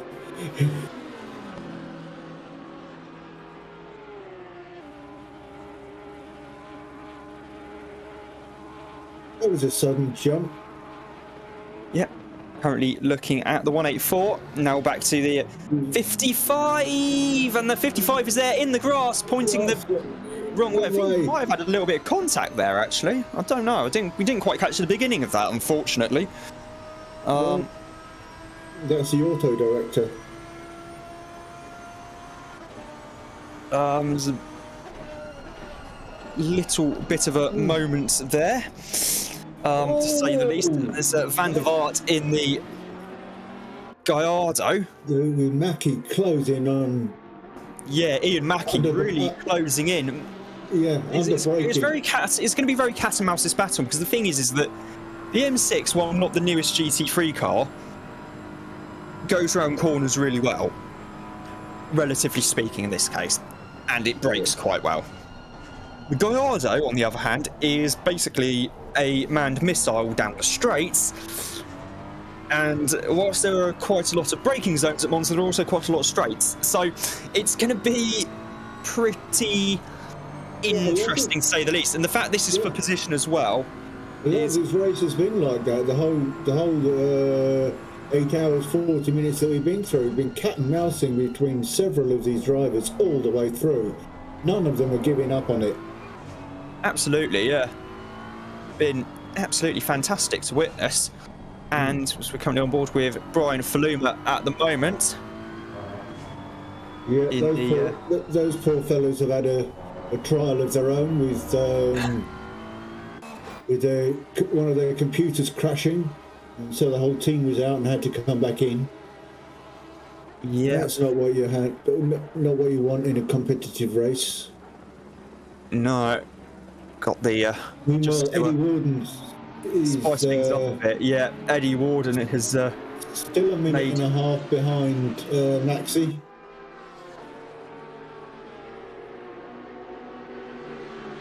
See Varley there in the 55. He's got Mackie there just in front of him. Then Eddie Warden, and then Van der Vaart. So it's Van der Vaart there, then Warden, then Mackie, then Varley, and then there's an Audi in there for good measure as well. Don't think for position. It's Jake Moore, isn't it? I don't think that's Jake Moore. No, it's not 88. Okay. I don't think it's the 88. There's a 55 there, which is our Super Trofeo. There's the, I think it's a number ending in 4th. Oh, yeah, 194. 184. So that's Banks in 17th place. Right, that's that cleared up. Craig Denman in the YouTube chat. Well done, 92. Tom and Josh. Only the second endurance race they've done. Yeah, Oh, they've well done. put in a damn good performance so far. In fact, Josh is currently P13 at the moment in the Ferrari, car number 92, the 488. So doing a pretty damn good job indeed so far. Especially when you consider they're only 4 laps back, and other drivers who haven't had accidents, who've got far more experience, are well behind them. I mean, laps behind them. So that's impressive. Well done, guys.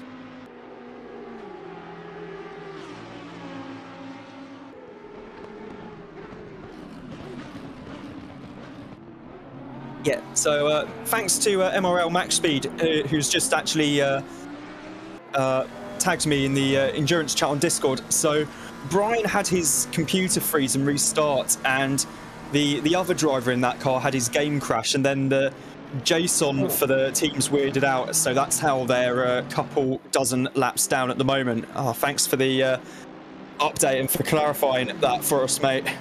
Yeah, because I mean that wasn't nice for them. Nobody needs that in the middle of a competition for your equipment to give up on you. Yeah.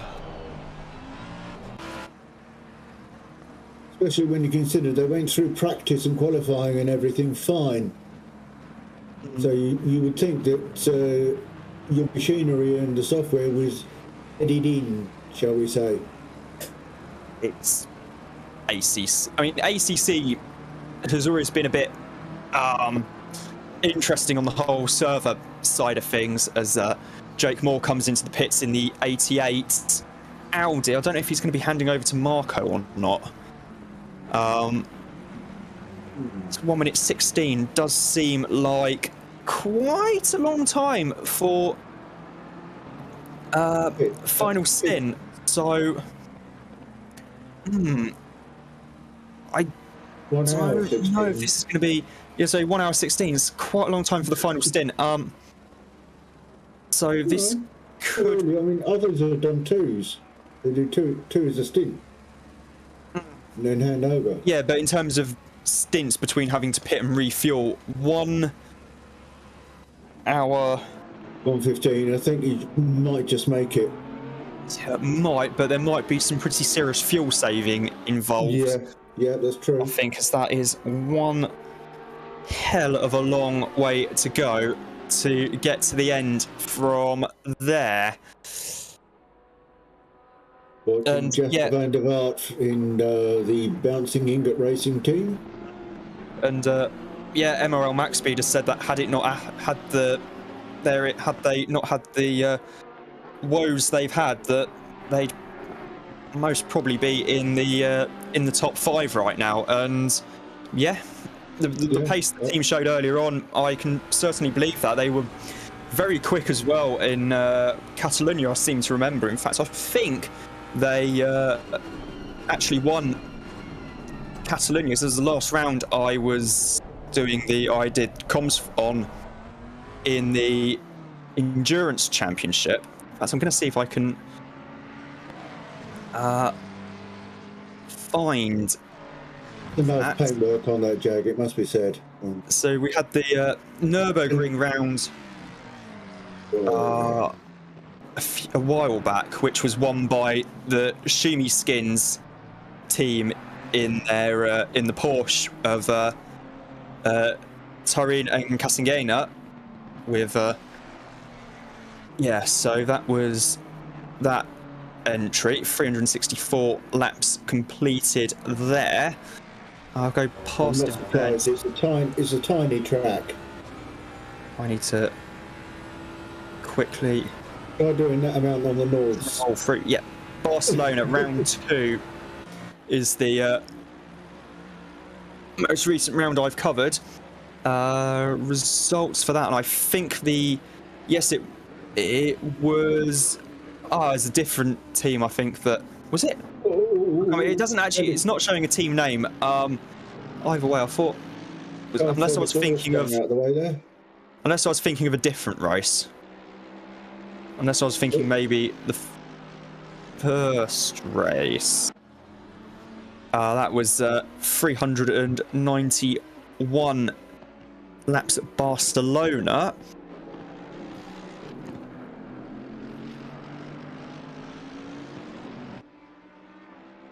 Looking at Van Look there at the moment. Oh yes, and of course the first round of the season was the, of course, the 9 hours of Spa, the big grid race, where it was. Was it 50 competitors, wasn't it? It was 154 drivers, and there was there were a lot of teams taking part in that race, and I mean a lot that was a touch. Teams, 227 laps around Spa, of which Sasha Glatter and Marcus Walter in the teamracework.com Lexus led 215 of. So phenomenal performance indeed. And then of course so that was the was that the season so far? Must have had a 4th race, because this is round 5. We've got Suzuka. That's the one I'm missing. Suzuka, yes, because I had work commitments for Radio Le Mans that weekend. That's why I forgot that race. I'm confusing bringing in the America's Cup thing, because that's a new introduction, isn't it? I actually completely forgot that I missed Suzuka because I was actually at work that weekend for in the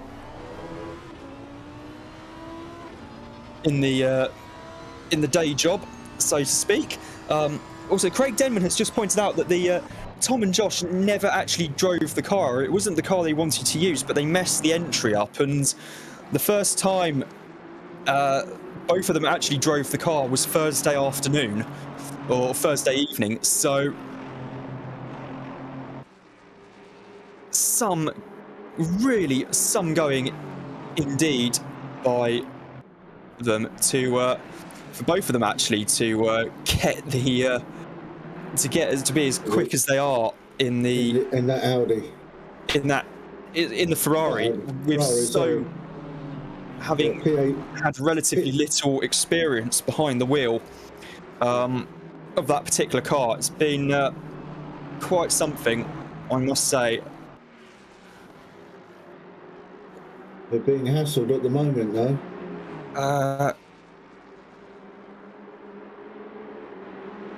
We've got Barnett's got Kossinen right behind him. Oh no, he hasn't. No, we've got 26 seconds.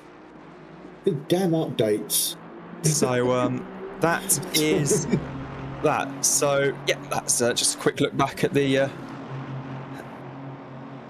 give us a rundown. Season so far. Currently the fastest Lamborghini so far is in this race is actually Phil Varley in the Cup class leading Huracan Super Trofeo. I'm gonna laugh every doing a fantastic job indeed in 4th place overall at the moment. I'll save the rundown for about 10 minutes or so time. Hit the top of the race hour. Right, in that case, I'm going to go and make a brew because I didn't get one yet. Yep, fair enough. I'll man the forts here. Lovely. Pinners is stepping in for the final stint, so best of luck, mate, and have a good one. And meanwhile, if anyone wants to jump in the comms box for a bit of banter, a bit of carnage in the last hour of the race, feel free to. Going to be a good laugh, I think. So, coming up, just 1 hour, 8 minutes to go here at Monza, the 100th anniversary year of the circuit, and I believe also the 100th anniversary of the first ever race at Monza as well. currently looking at with Jasper van der Vaart at the moment in the 415 Lamborghini. The Reiter Engineering developed Gallardo. There's Dan Barnett in 18th place at the moment in the 46 Ferrari. Doing a fantastic job given their brake issues earlier on. And I'm delighted to say that Simon Bauer has rejoined us here in the commentary box. Simon, how has it been, mate? Hello, it's been wonderful, and I appreciate you using the German pronunciation for my name. Although usually I use the English one too. Oh, okay. But hey, no, all good. It's good to be back. It was a pretty fun time so far. It was definitely not without trouble, but we're doing well. I'm happy. I couldn't be happier, but I'll probably be happier if we still are in this position in an hour and 7 minutes. We'll see. Yeah, I was going to say, because Max, he was telling us that you're having like a brake problem with something, and we were looking at you on the brakes into the Rettifilio. I think we had a perfect view back, actually. I think alongside Harry Hottie in the Lamborghini, and I was just looking, thinking, brake problem? It was very sporadic. It was good old G29 pedals stuff. There were a few incidents, I think about 6 or 7 times during the second stint, where my brakes just wouldn't let go. So coming out of a corner, they were still like at 10 or 15% brake pressure, and then I had to tap the pedals again to make sure they disengage. So lost about half a second a few times, but it's not a huge deal. It's just a good thing it didn't get worse. Yeah, I mean, as someone who's got G29 and is used to G29 pedals doing G29 pedals, I know exactly what it feels like. I am getting quite annoyed at these. I think I'm making the switch soon. Oh, God, I was going to say, if you're that quick with G29. But yeah, well, I guess I am on G29 pedals, I am on a G29 wheel. Been using it since basically the first time I started driving with a wheel. And, shit, it's my internet. Oh, okay, sorry. Oh, sorry, my internet's back. Sorry. All good. It's just like my internet has just dropped completely there for some reason. I was just about to get my phone out and actually quickly drop you a message saying my internet's. No, no good. I just started monologuing. Oh, fair enough. So yeah, feel free to continue. Sorry. No, all good. I was saying, I've been using the G29 forever. I mean, since I started sim racing, just under 2 years ago. So I am very familiar with it. I am very familiar with its problems. I'm again very annoyed at them. But yeah, it's seen plenty of use, and it's about time to make a switch, probably. Oh yeah. I mean, I was going to say before my internet decided to. Try and cut out altogether that if you're that quick with G29 pedals, how fast are you going to be with some bloody load cells, mate? I'm not sure. I don't think they probably won't make me a lot faster. I think the only thing that might get better is, I mean, aside from enjoyment in general, it's probably just going to be my consistency. I think that's what a proper wheel and proper pedals really helps with. So not necessarily maximum speed, but consistency would probably increase, and with that probably average speed, of course, or average pace. Yeah. Oh, so about that. The internet decided to go again for some reason. Okay. Should I repeat what I said? No. Oh, you can if you want to. Gonna get annoyed by it. No, I was just saying something along the lines of, I don't think it's gonna increase my pace all that much, my maximum pace, but it's probably gonna increase my consistency a bit, and with that, maybe average pace, we'll see. Yeah, I was gonna say, I was having a quick look through the results earlier while you were on track, because we were trying to answer a question about where someone qualified a bit further down the field, and I mean, you set the fastest overall time in qualifying, you got the fastest lap of the race, and you're in the lead still, and I was going to say, get any faster, I'll tell you what, it's going to be, oh, blimey. So, yeah, I have actually tried load cells myself because I did go to the Williams F1 pop-up store when they brought that to London just ahead of the Grand Prix at Silverstone, and they had a full-on like play-seat, load cell pedals, proper direct drive Fanatec wheel, and I was thinking, oh, this is quite nice, and then I realised, why am I going so slowly through cops? Oh, they've put the auto braking on for everyone. Right, that's annoying. I was just looking at it going, no, I should be going about 10, 15, 20 k's an hour quicker through here. It's just a slight lift in the ground effects car, and I'm just, oh, it's actually braking for me. What am I doing? Oh man, I forgot auto braking was even a thing. Yeah, same. That is evil. I know, it was so frustrating. I was just thinking, can we have it turned off next time, please? Yeah, I mean, if you're gonna put up a proper sim with, load cell pedals and a direct drive wheel, then why would you turn the most? It's not even an. Is it? Can you count it as an assist? It's probably more than an assist. It plays the game by itself, partially. So I mean, it's more than an assist, but it's also more of a hindrance as well, because it my experience on console games, you get the little racing line thing coming up telling you that you're supposed to brake while, say, going through the Stefan Beloff S on the Nordschleife, and even though I'm going through there knowing full well, no, this is flat. In a GT3 car, you're flat through here, you don't need to brake, and yet the game's trying to get me to brake, and I'm thinking, no, I know better than you. So, yeah, it is so annoying when that happens, and also I'm at the stage now where it's just basically ABS and maybe a little bit of traction control, but that's about it. Yeah, I mean, that's what GT3s are built for, so if you turn ABS and traction control off and they're actually fast, then it's something special. Yeah.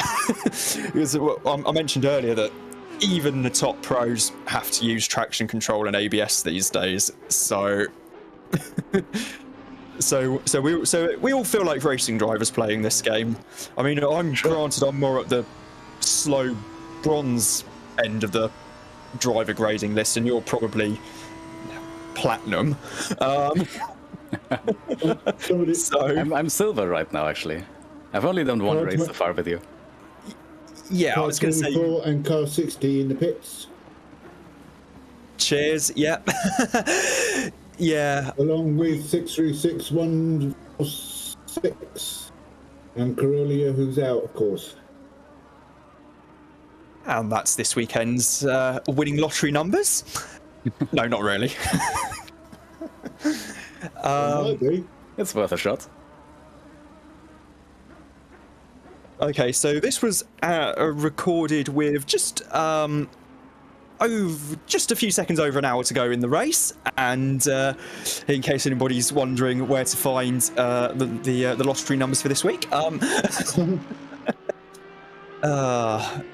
well, that actually might be worth a go now, come to think of it. Well, someone in the UK recently won 110 million on the UK, on the Euro Lotto, rather. I could have quite a nice sim racing setup for that. I mean, I might actually be able to get a working computer while I'm at it as well. I think I'll buy half a dozen cars for that. Actually, yeah, same here.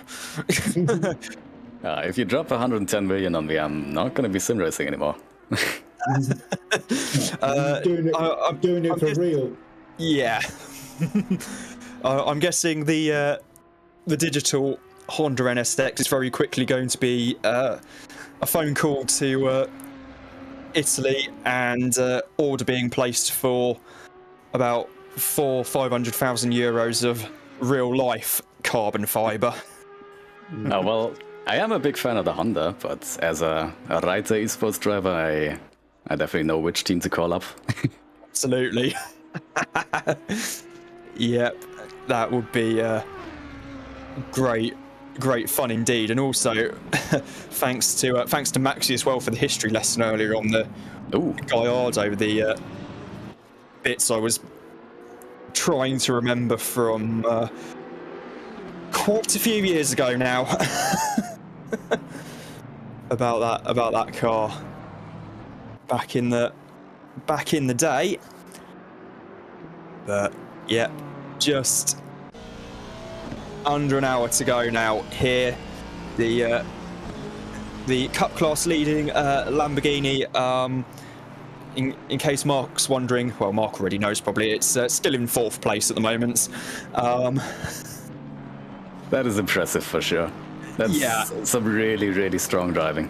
And we've run into a lot of people very many times around this track so far, around these 7 hours and a bit. But I think we've only run into the Super Trofeo Lamborghini twice. And both times they were really, really nice and pretty good at letting us go. So thanks for that. Yeah. Because that is, I can imagine it's not easy to let someone go when you are 10 kilometers an hour faster on the straights. If you put 10 kilometers an 10 kilometers an hour faster on the straights, but also probably having to brake about 20 or 30 meters earlier for the corners. So it kind of evens out a bit, I guess. Yeah, and the Honda kind of feels like a less extreme version of that, actually. We've checked earlier, we're actually not one of the absolute fastest cars on the track, even the GT3 cars. I think one Mercedes is faster and the Lamborghini is faster, the GT3 Lamborghini. But the Honda is very much a rocket on the straights, and then around the corners you have to kind of wrestle it. And it brakes early as well, for sure. Yeah, I was going to say, it does make me wonder what would happen if we were allowed to actually get some of the tyre compounds they use in Super GT in the game. I know it won't happen, but it's quite extreme, some of those compounds, to the point where some of the drivers from Europe, like Chris Meese, Nicky Team, have all gone over to Japan to do the pre-season test, and they're thinking, oh yeah, we know this car, we know how it drives. They get in the car and they realise, oh, how much grip have I got? Because they're just not used to having tyres that actually, dare I say it, work. How much quicker are they than regular GT3 tyres? I've never actually checked that. It's seconds. Okay. Per lap.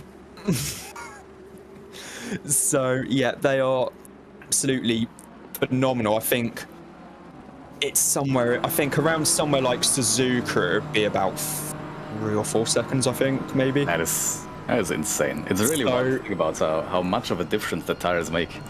Oh, and yeah. I would love one of these days to see a GT3 car just with regular road tires and see how much slower it actually is. I'm sure. Oh, I think Michelin would be up for that. I guess so. Get some Pilot Sport Cup 2s bolted onto the GT3 RC just for a bit of a laugh, see what happens. In other news, Mark Elgaard's actually having to jump in for the final stint in a little bit because of Phil Farley's issues, mainly being no force feedback. So Mark will be taking the final stint in the Super Trofeo, as on the grounds that his steering is working quite well. I have, and to cover off Jake Moore as well in the 88 Audi RWB Speed Demon. In other news, Bruce, I don't know if you're trying to say anything, but your thingy's flashing up, but we can't actually hear you. No, that was me eating. Oh. Yeah, okay, that explains that then, sorry. It was picking up the tiniest little noise and flashing, but it's not actually any noise. Yeah, it's all good. Yeah, it's fine. It's fine. We just saw it and I was just like, wait, what? Why is Bruce trying to say something here? Or no, it's... No, it's my cheese and ham butty going down. Oh, okay, fair enough. Yeah, I had to be...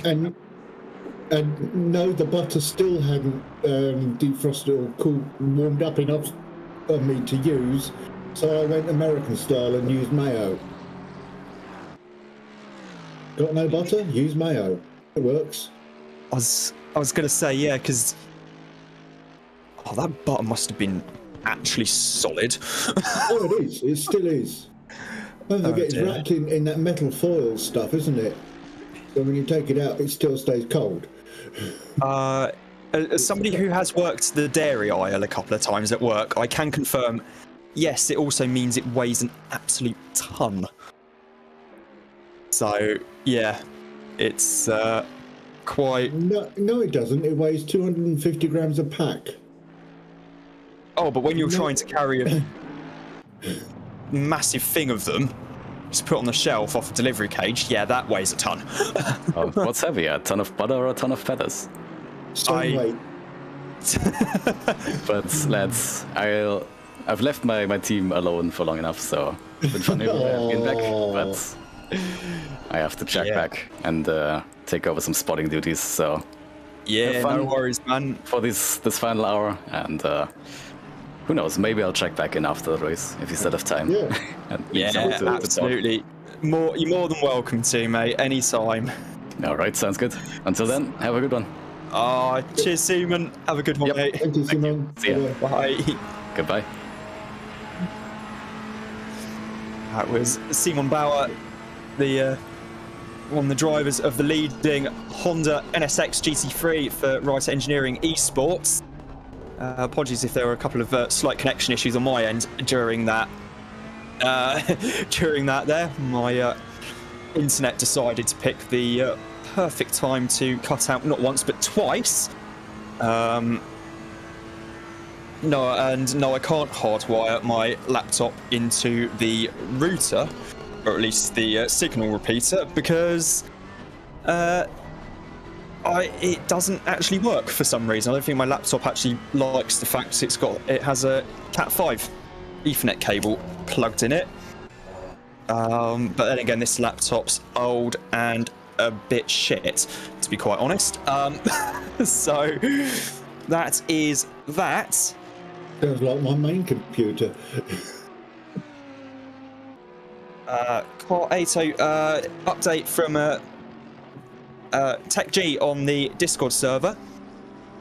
In the endurance chat, car 805 had a computer crash. That's the that's what happened to the 805. Is running in the top 10 earlier on. It's the car which of the BMW M4, the orange one, driven by Marlowe. And I need to get the lineup up. It 805, it's Marlowe and Chris B. Yeah, Matt Marlowe and Chris B. They had a computer crash, so Marlowe is trying to rejoin. In fact, I think has actually rejoined the race as well. So another unfortunate technical drama there. Is Thierry Empis, not Thierry, what's his name, Empis, is he stuck in... Thibaut, is he stuck in the pits, or is he just popped in? I don't know, I think he's just popped in. He's been there for a while. I don't know, to be honest. Holtz is in. Car 60. Yep. No, the 60's a retirement. Oh. Yeah. Right, correct. Yeah. The Monza circuit, the Autodromo Nazionale di Monza, the third oldest purpose-built race circuit. Today, and it is literally today, right now, marks the 100th anniversary of the circuit's opening. Opens I've got a massive cake here with 100 candles on it just to celebrate. Hey, the circuit opened 100 years ago today. It broke ground on the 15th of May 1922 and it was open on the 3rd of September. You can't get constructors like that these days. The race lap record is still held by Rubens Barrichello from 2004 at an average speed of 159 miles an hour. Oh, I'll beat that. Not really. Average. Not really. That's probably my top speed. Yeah.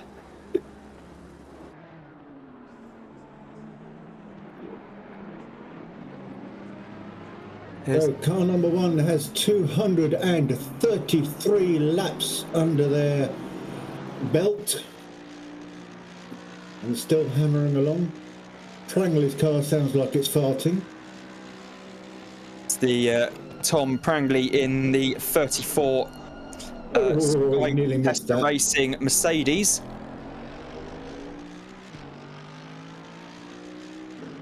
Yeah. Here we go around Curva Grande.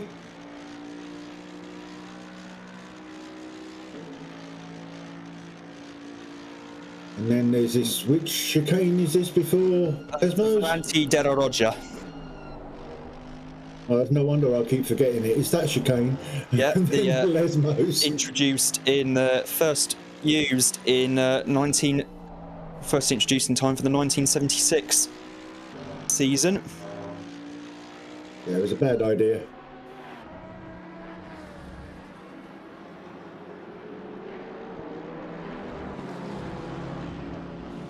There goes our race leader, Max Prodel, in the 724 in the Honda NSX Writer Engineering Esports team. Yeah. Been Is 1 lap, 1 minute and 15 seconds ahead.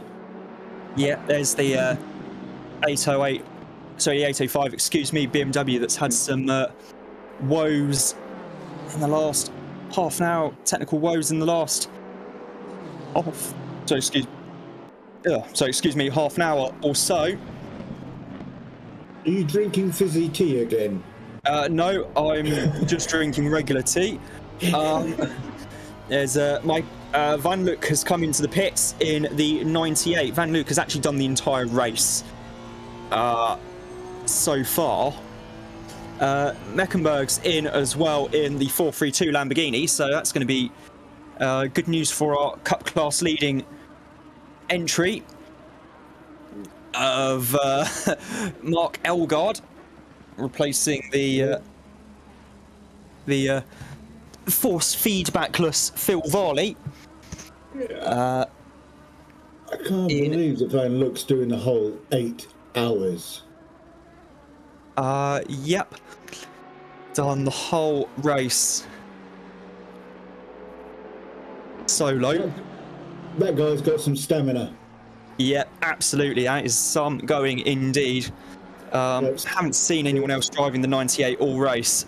Still, kind of, there's Jack Alexander in the Boots and Gignon Racing BMW down in 21st place. There's Maxi Prödel in the 724 Reuter Engineering Esports car. That is incredible. Such concentration. Oh yeah, absolutely. And to stay, and he's in 40. He's in the pits at the moment, putting some new shoes on, no doubt. But to coin a phrase, fuck me. That's astonishing. Yeah, it is some going indeed to have done the last 7.25 hours behind the wheel solo. And Phil Varley has said that driving with no force feedback was horrible, in his words, having to guess the grip, just how much grip he had just purely by sight. Yeah. Which is an absolute nightmare, and I've experienced that before after turning force feedback off, and it is an absolute nightmare. So yeah, I know the feeling, mate. It's not a good feeling, I know, but still, that was some stint from you, Phil, given the circumstances, mate. And where are they now? Where's the car? P4. P4's. Yeah, P4 with... Oh, of course, Van Luck's dropped from 4th because he pitted. Yeah, and... There's John Banks in the 184 Audi. Sounds like an angry bee from up here. Because of the helicam, I think. There's Ian Mackey into the pits from 8th place in car number 84. Bringing the BMW M6 in. Means that Van der Vaart might move up another place in the Gallardo. Though I don't know if Van der Vaart's made his final stop yet. I think he might have. There's... I think they should all have with 40 minutes to go. Elgaard in the... I don't think some of them have. There's Elgaard back up to speed now in the Super Trofeo spec Huracan. Yeah. Van Luck will be up to speed again soon once his tyres have warmed up. Give him another lap or two. Van Luck's lucky because he's in a GT3 car that has tyre warmers. So yeah, the it's still not as good as getting the track temp in. They're not the same sort of temperatures as F1 warmers used to be because they've been turned down now. Yeah. The Phil Varley saying that the 88 is currently stuck behind the 55. He's getting some deja vu from the start of the race with the Racing Sim Tools RST Audi of Marco Badowski and Jake Moore stuck behind the MRT Huracan Super Trofeo of Mark Elgaard and Phil Varley. Battle for 4th place is going down to... There's about a second in it after nearly 7 hours and 20 minutes of racing. We're currently on board with Marvin Mackenberg in the 432 now. There's Maiko Van Luck in the 98. There's Maxi Prudel. It's got Jack Alexander right there with him. Knock him off the track. Go on. Don't hustle a race leader like that when you're behind. There's Van der Vaart. There's Prudel there, backing off to let Jack back unlap himself. I mean, Jack is very quick indeed. I know that much, and that's only because he's driving a Boutson Junior. No, I have seen Jack driving more than just that, and he is phenomenally quick. I just had to say the name again. Oh, there's a very hard on the brakes for Maxi. They almost came to a stop, almost. I think. I think there was a bit of glitch in the play. I think there's a little bit of net code maybe there between the 724 and the 10. Don't forget, we are watching this on 720p at 30 frames a second, so it's going to be a bit jerky. It won't be. It is for me. It's not for me. I've got perfectly clear pictures. Now my internet sorted itself out. Mine keeps going blurry and then back and then blurry and then back. Yeah, it does that sometimes, I think. So, currently following Prodol as he comes down towards the Parabolica. Pereira's in the 22 Lamborghini. Lamboleo Raccoon's entry. Let's face it, Rob, everybody's following Prodol. Yeah, and Van der Vaart has just come in as well. I had a feeling that Van der Vaart hadn't made his final pit stop yet, and he's just come in. You did indeed. To make that last pit stop with 39 minutes to go. So, I just saw the best lap was 148 for that 724. The best lap was 148. Yep, still the fastest lap of the race so far. Last lap with 152. So, maybe a bit of tyre wear, a bit of traffic.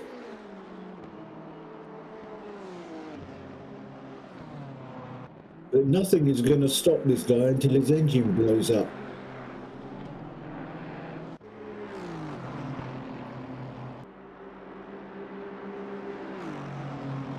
Lewis McGlade in the 12 Parsecs Racing, car number 12, currently in 15th place overall.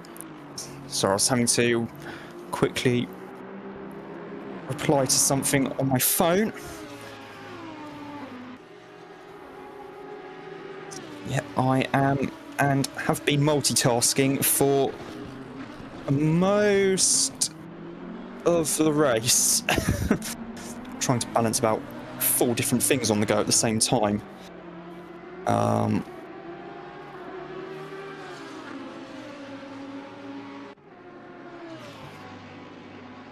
Only because you're young you can get away with that. Once you get to being an old fart like me in your 60s, forget it. It's hard enough concentrating on one thing.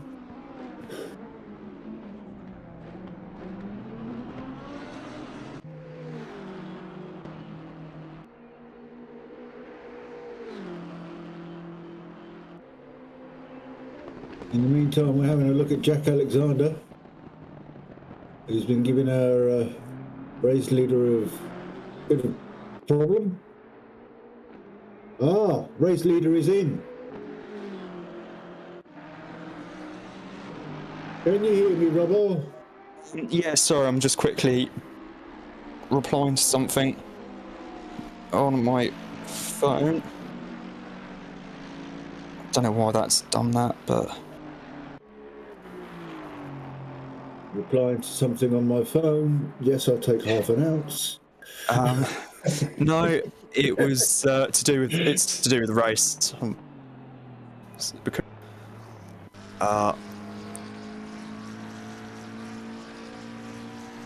Is Hutchinson watching our race? What? No, not watching our race leader because he's in the pits still. There's That's Eddie a long Morden time in the pit. in the Porsche. Why does it say SUCC on the back? Can't he spell? No, it's an Easter egg. It's an Easter egg. I've known, having seen some of the stuff Eddie and Crawford have raced over the last couple of seasons, that is definitely an Easter egg. I thought they were made of chocolate. Now, come on.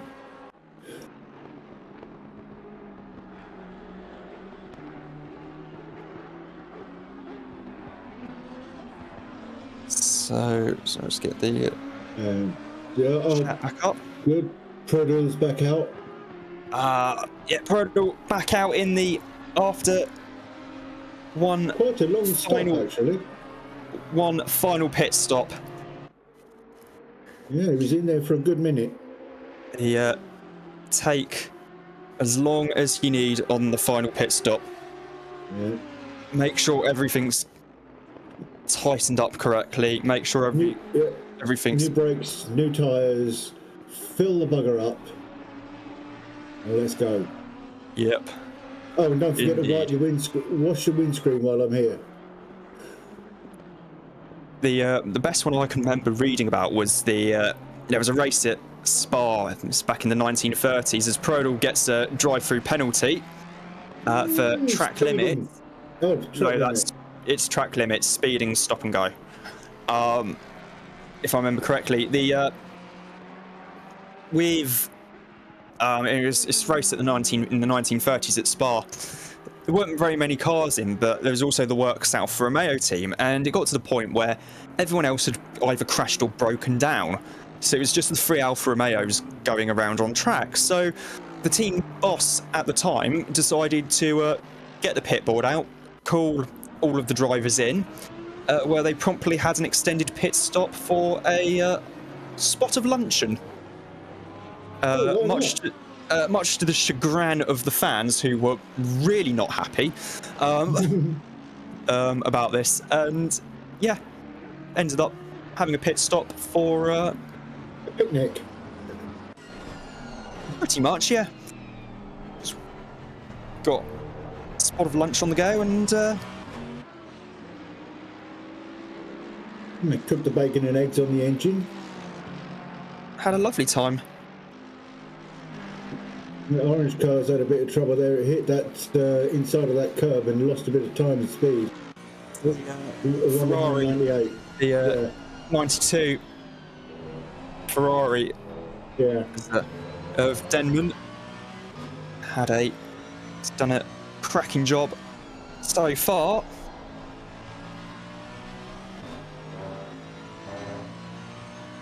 So Mako Van, look, still in it. 7.5 hours he's been driving. Plus qualifying, plus practice. Qualifying and practice was earlier in the week, though. No, they were doing some before. I was watching when he was setting up. They were still in practice on the pit wall. Hmm.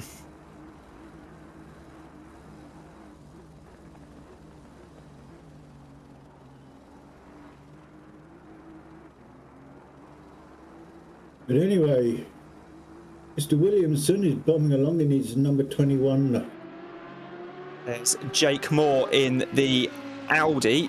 So Maxi is in the pits to serve his drive-through penalty at the moment, but this is Jake Moore in the Audi. The car in front is the Cup Class leading Lamborghini of Mark Elgard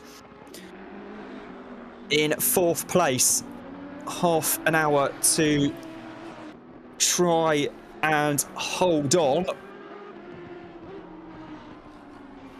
So this is going to be quite interesting indeed now. Mark said one of the reasons why he decided to do the final stint was to cover off potential threat from Jake, and also to relieve Phil without his force feedback. And also Phil's just pointed out that their tyres are 16 laps fresher than on the Audi, because the RST Audi was one of the first to make final pit stop quite some time ago.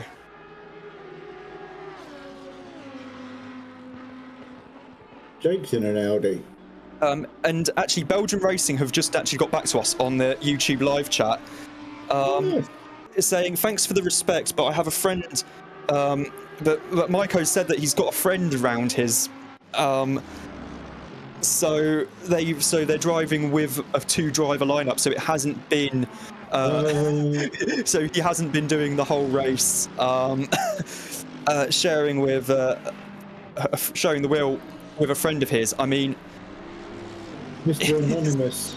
So it's been Van Luke and Engelen in the car all race. Thanks for clarifying that. We genuinely thought you'd been doing the whole 8 hours so far, and I'll tell you what, there's been no drop off. There's been no drop off. Yeah, no, you're right. There hasn't. There's been no drop off in pace at all either. So there's been absolutely phenomenal drive from the pair of yous, and the beer's going to taste good at the end of this one. I know that much. Oh. Usually does at the end of an RWB international endurance race. Yeah, Belgian beer. That'll be a Stella, won't it? Hell no. I think Stella's Belgian. Hell no. Oh no, it's Dutch, isn't it? Get some proper beer. Well, Duvel? I mean, no, I was thinking not Red Stripe, the one above it, Crucial Brew. Yeah, that's a nice drink, Crucial Brew. Sorry, once. 2 cans of that and you're flat on your back.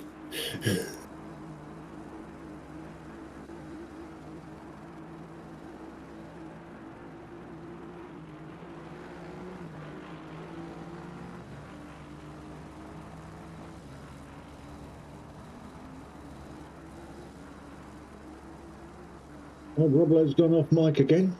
Got something important to do. That's fair enough.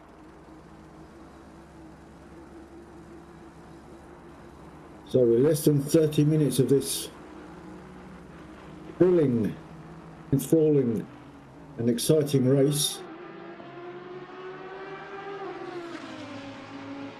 We still have 724 in the lead from the start, which is astonishing. Mind you, Eddie Warden's catching up. Oh, of course, 724 just had a pit stop, so yes, they will be catching up. It was the drive-through for track limits. Oh, yeah, but he had a pit stop. Oh, that's. Tell me to shut up if you want. Oh no, don't worry. I mean, I've got to try and be a bit quieter now because the parents are in the room next door trying to get some sleep.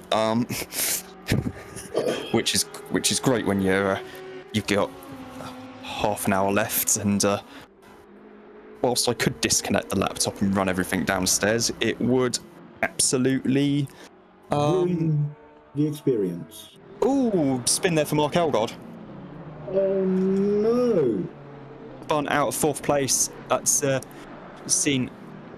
No, we're looking at Drake there in the 20. We're looking so at 15. Stam. We're looking at Stam in the 15. Yeah, Drake in the 15, and yeah, I think Mark don't quite know what has happened there. There's Thomas Denon in the number 92 Ferrari. Yeah, like I was saying, I've got to say, well, I could disconnect my laptop and take it downstairs. I'd have to also boot everything back up again, which takes about 10 minutes on its own. So maybe 15 minutes. Well, my PC only takes about a minute to boot. Yes, but yours is not old and doesn't have 5 years worth of university coursework and media, which I've had to do as part of my coursework. It's probably older.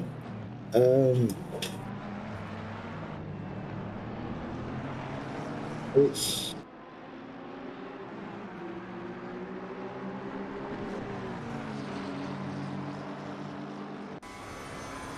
it's an HP compact.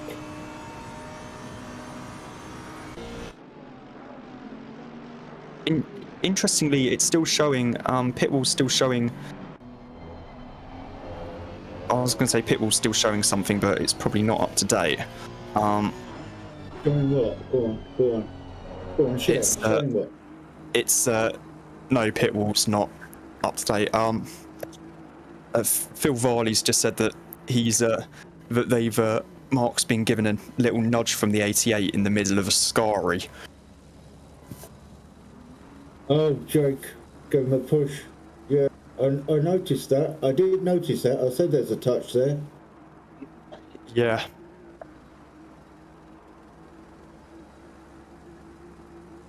Naughty boy.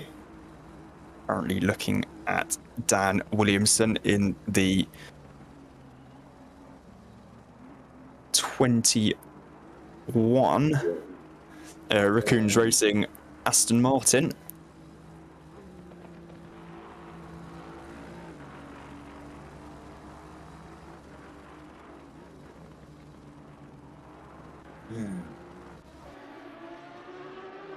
That's better. Let's have a look more at the front, because the other guy wasn't doing anything much.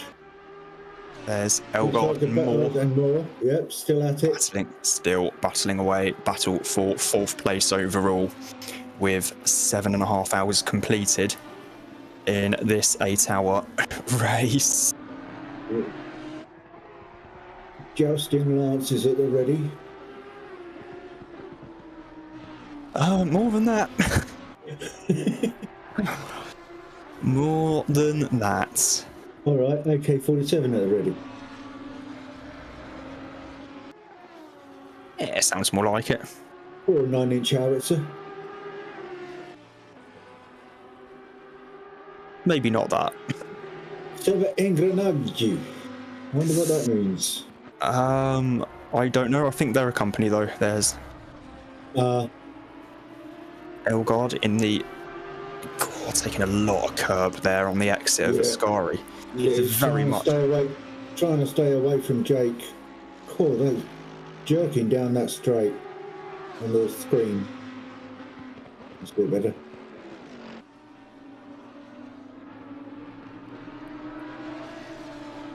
Great, we're going to have to go the long way round around the outside of the parabolic as they come down the pitch straight now, more in the slipstream of the Hurricane Super Trofeo, coming down the pitch straight now.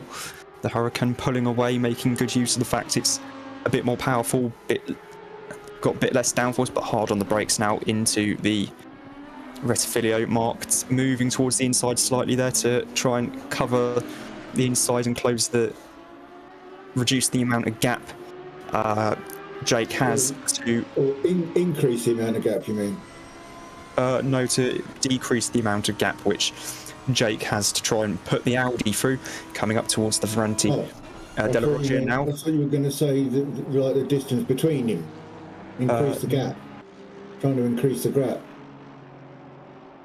Oh, someone's just pulled in.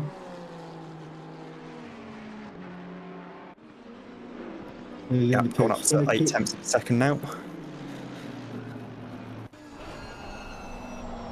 On board now with Jake Moore as they come. Room.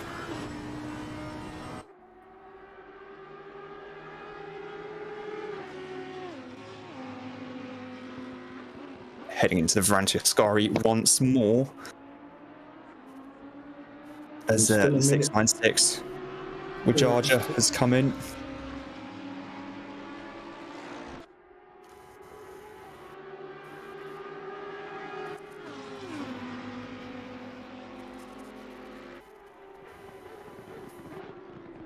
This battle between Jake and Mark is not going away, is it? No, not in the slightest. It's been an absolutely cracking battle so far. I mean, the Audi's quicker on the brakes and in the corners. The Lamborghini's quicker on the straights. And to top it off... It's Tom and Jerry all over again. Oh, absolutely, yeah. To top it off, the... Oh, look at him close on the brakes there. Yeah, Jake is able to really close up on the brakes, but also Mark has the advantage of much fresher tyres. Yeah, the tyres are a lot fresher on the Hurricane, on the Super Trofeo, so that's why he can really pull a bit more of a gap. Coming out to the corners. Air ram thingy that you mentioned as well, so cooling the engine down. No, it's just forcing more air. It's forcing more air into the engine to increase the power. Yeah. Lewis McGlade in the number 12. It's almost like a turbo with no moving parts. It's like a turbocharger, but physics.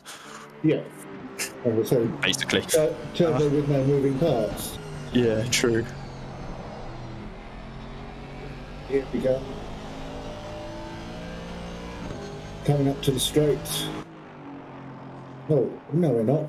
We're on the straight. Dave Williamson. I was going to say, we are on the straight. Dan Williamson in the 21. Aston Martin.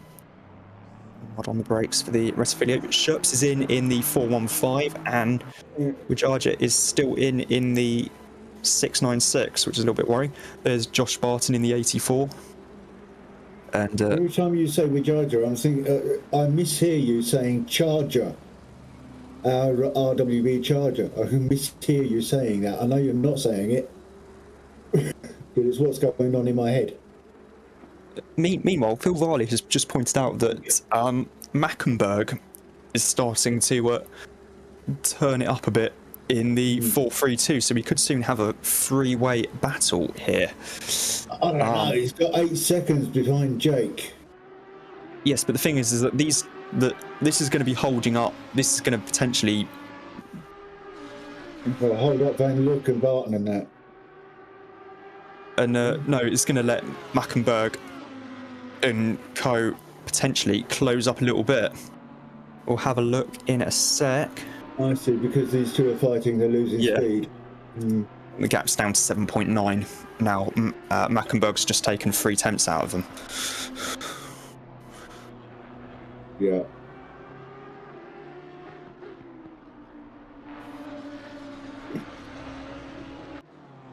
got to say that 55 team has been driving exceptionally well as well. Yes, that's the McLeod racing team. 2 guys, 1 cup.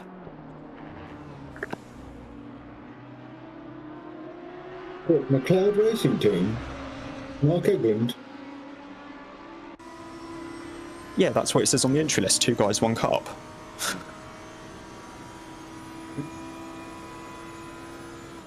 Well, in about 20 minutes I can explain that to you. Oh, it will be more than 20 minutes. We're probably still going to have post-race interviews to come. Meanwhile, Oh, that'd be nice. oh crikey, Blue flag's going everywhere.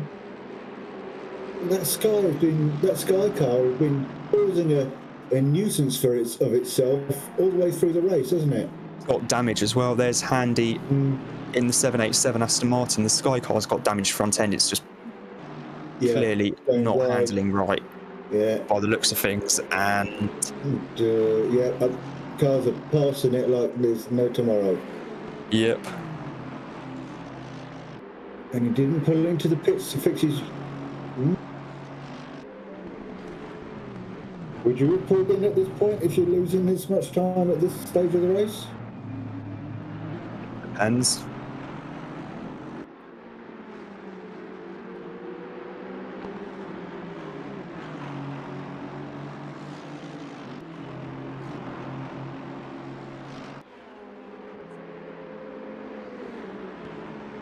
Meanwhile, I think we found out the reason why there's been the Ryder Gallardo has dropped down the field. The server lagged and they dropped connection. The 415 team are streaming it as well on their end, and they dropped 0 frames on the stream. So one of their drivers is saying, and it's top 8. They were on for a top 8 finish, and then the fucking connection dropped with 25 minutes to go. And Van der Vaart is currently in the car at the moment in the 415. And cursing. I've no doubt. That's one way of putting it. That is one way of putting it, unfortunately. It's absolutely galling to be on for such a good result in that car, and then for an issue out of your control with just 25 minutes to go. And they're not the first in this race for that to happen to them. No, they aren't. I don't think. No. I mean, being kicked off the race because something went wrong, like the server crashed, or server dropped them, or their own computer crashed, or whatever, for some reason out of people's control, like not bad driving, they've been relegated to the back of the pack. And that's unfair. As you say, the ACC server certainly needs looking at. There's too many dropouts. The 92 has moved. Ferrari has moved up into the top 10 now as well. Yeah. For Denman behind the wheel at the moment. I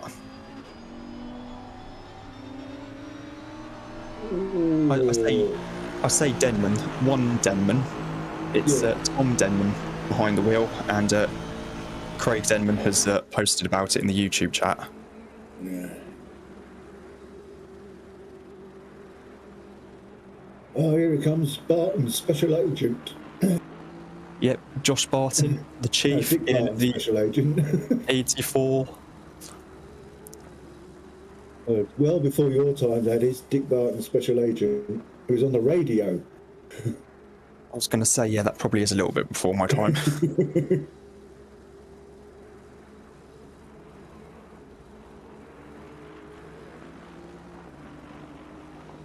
Still, his son Josh is doing well. Yeah, indeed.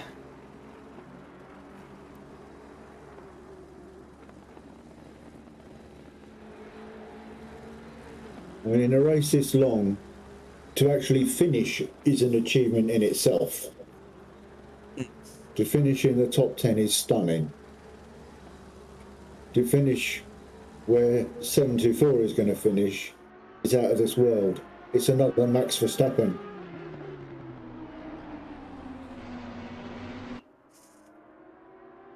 Stick it in front and stay there. Oh, and again he's done him. No! Jake Moore has murdered. He's given Mark Elgard a fair old clout there. And that's a pit manoeuvre, that is. Oh, I didn't quite catch the beginning of that, unfortunately, but I think they've both decided to wait up, and in turn that's let a couple of other cars through. The 472, excuse me, has moved up to 4th. Van Luke's up into 5th now in the I say Van Luke, it's Van Luke or England. Mate, that's wide. That's wide. Moved up into 4th place, and they've gone from, and it's gutting. I mean, fair play to Jake for waiting up there. I'm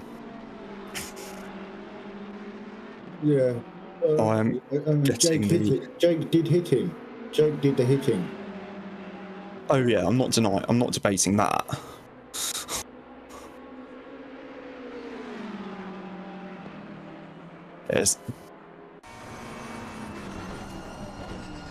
So it's Mackenberg in 4th now in the 432, then Van Luke, then Elgard, then Moore, Barton, Losbichler, and then Denman rounding out the top 10 as we speak, with 11 minutes to go here at Monza. I'm not going to make it. 11 minutes and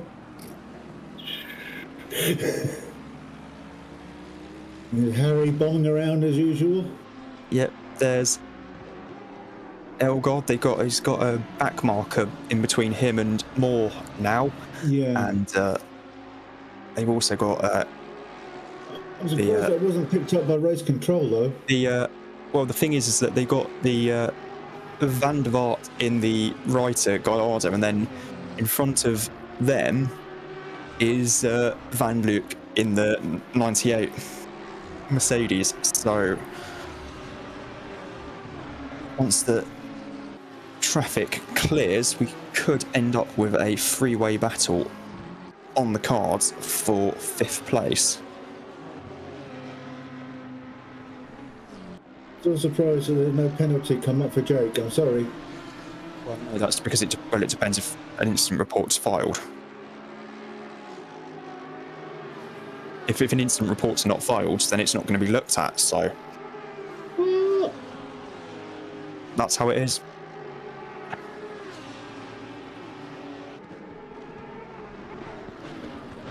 Well, Mark's teammates should be on the blower putting up an incident report. And Van der Vaart has Van der Vaart just letting Elgard go there at the Rettifilio.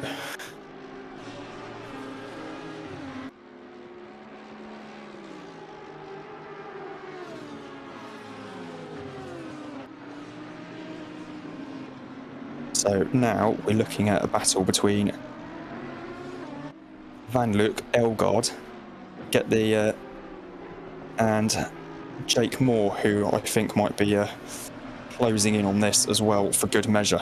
Oh, a bit of contact there between so that's the thingy on WhatsApp. That was Prudel, I think, has just had a little bit of contact with Van der Vaart.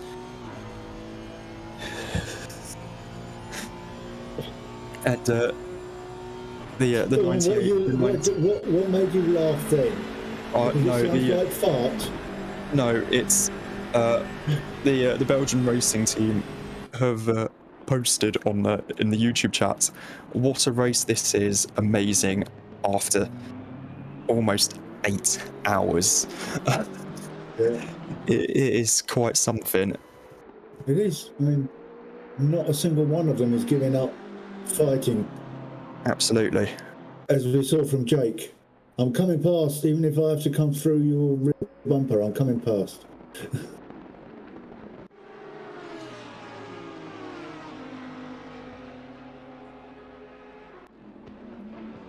He didn't quite make it, did he?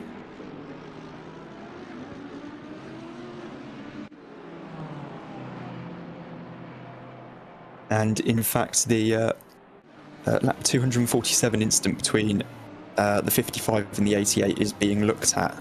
Oh, That was on lap 247, and we're currently on lap 254, so that was some time ago. yeah. I think. Only took him 6 laps to look at it. No, it took that many laps for the team to decide to file a report. That's what I mean. For the team to look at it and think, okay, it's time we file a report. Cool. Here's Billy Hutchinson in the McLaren. There's Brookie in the Jag. Well, yes. I'm sorry, I seem to have left my wallet at home.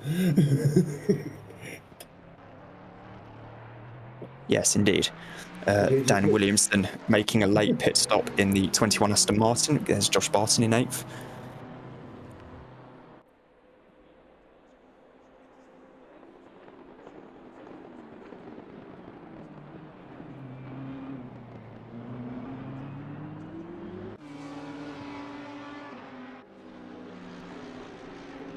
There's Elgard letting Prodel through the race leader, but in turn that's because Mark Elgard actually had to give up the inside a little bit. That's let Jake Moore really close up. There's Van Luke in the number 98. Oh, he's not getting draft off of him. He's too far away. Well, yeah, but the others are getting a draft. Yeah, the other 4 behind him all queued up in the train. 3, yeah. 3, 4. I thought you had trouble with maths. Occasionally. Oh, stop and go for Joe Banks. Yep.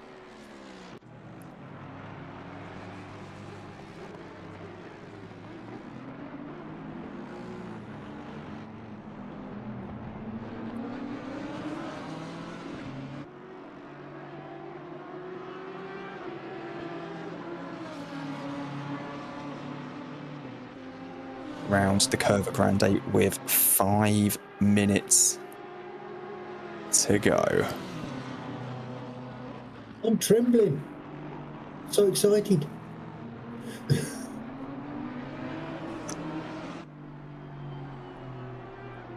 Eddie Warden's pulled about 10 seconds back on that gap between him and Maxi.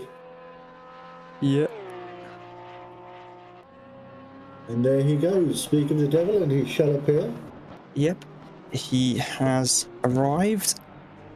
Eddie Warden in the biggest Dickus Porsche. There's Lewis McGlade, and just getting passed by one of the BMWs, I think. Yep, that's the Boutson Junior racing car. That's Jack Alexander behind the wheel. Alexander being given the blue flags there, even though he's just unlapped himself because YOLO. Yeah, and he's also behind, really, anyway.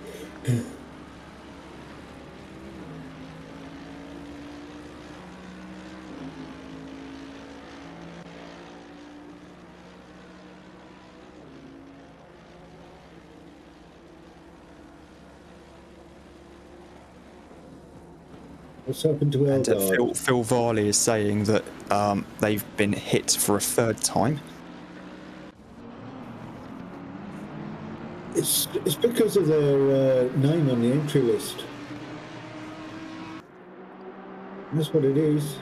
Don't think so.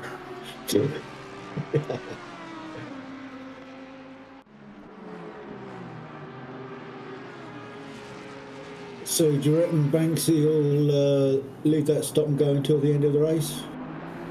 He's taking it. He pulled in, is he? Yeah, he's already pitted.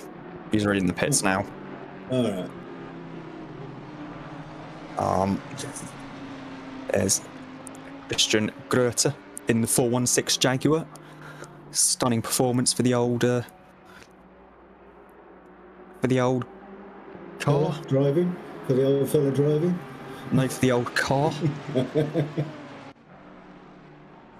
Oh yeah, to get that hefty And the, old Jag up. Both incidents between the 55 and the 88 are being looked at, so we'll see what happens there. Meanwhile, with 2 minutes 50 seconds to go, trying to see where the leader is. Leader's just crossed the line now, so there'll be 2 more laps for Maxi Prodel to complete.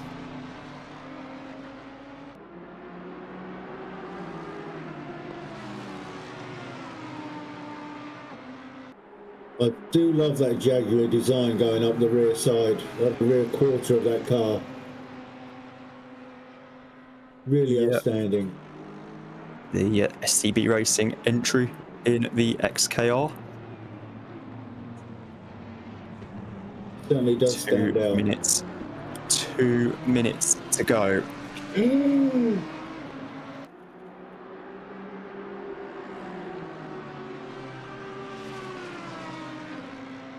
Probably another 2 laps, I make it for everyone.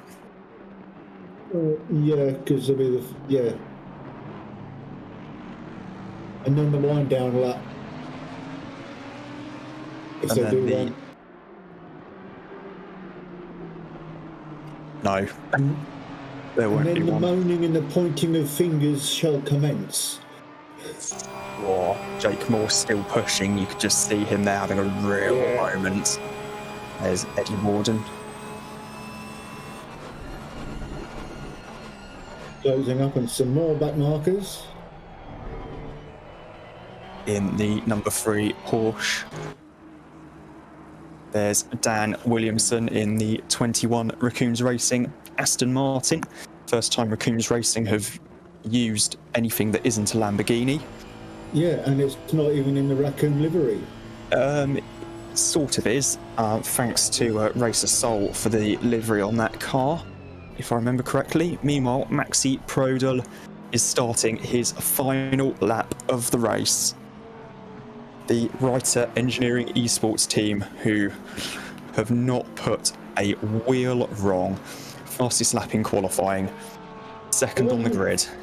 I wasn't far off when I did my estimate earlier, because I said 256 laps and we're on 258 now, so it's not too bad. Yep, absolutely. And heading for, fastest lap of the race as well for the 724, and heading for a big win. Massive victory. The Porsche in second place, looking absolutely gorgeously filthy.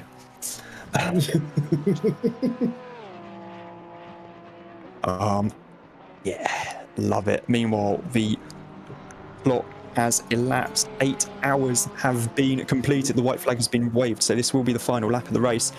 Currently looking to see where everyone is, and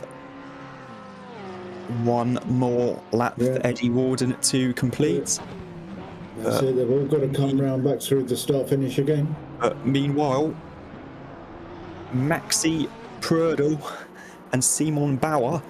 Maxi is just exiting the Parabolica now, and he is going to cross the line and claim victory for Writer Engineering Esports in round 5 of the RWB International Endurance Series. Well done, that team.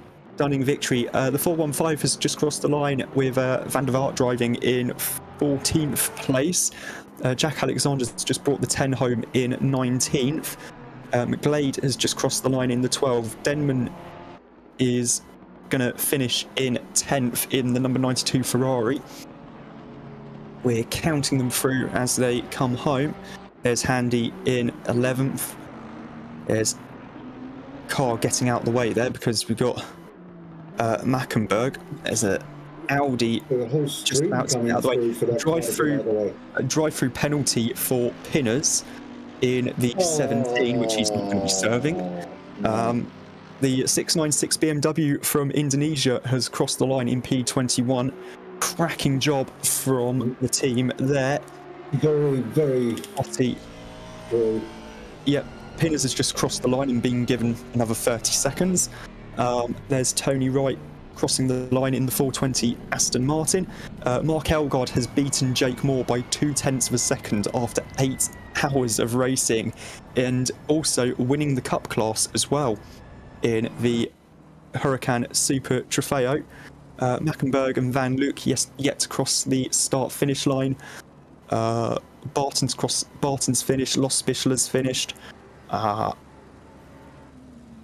There's McLaren just going past there. McGlade, Hottie, Van der Vaart. Yeah, I mentioned earlier. Brookie's just crossed the line. Williamson's crossed the line.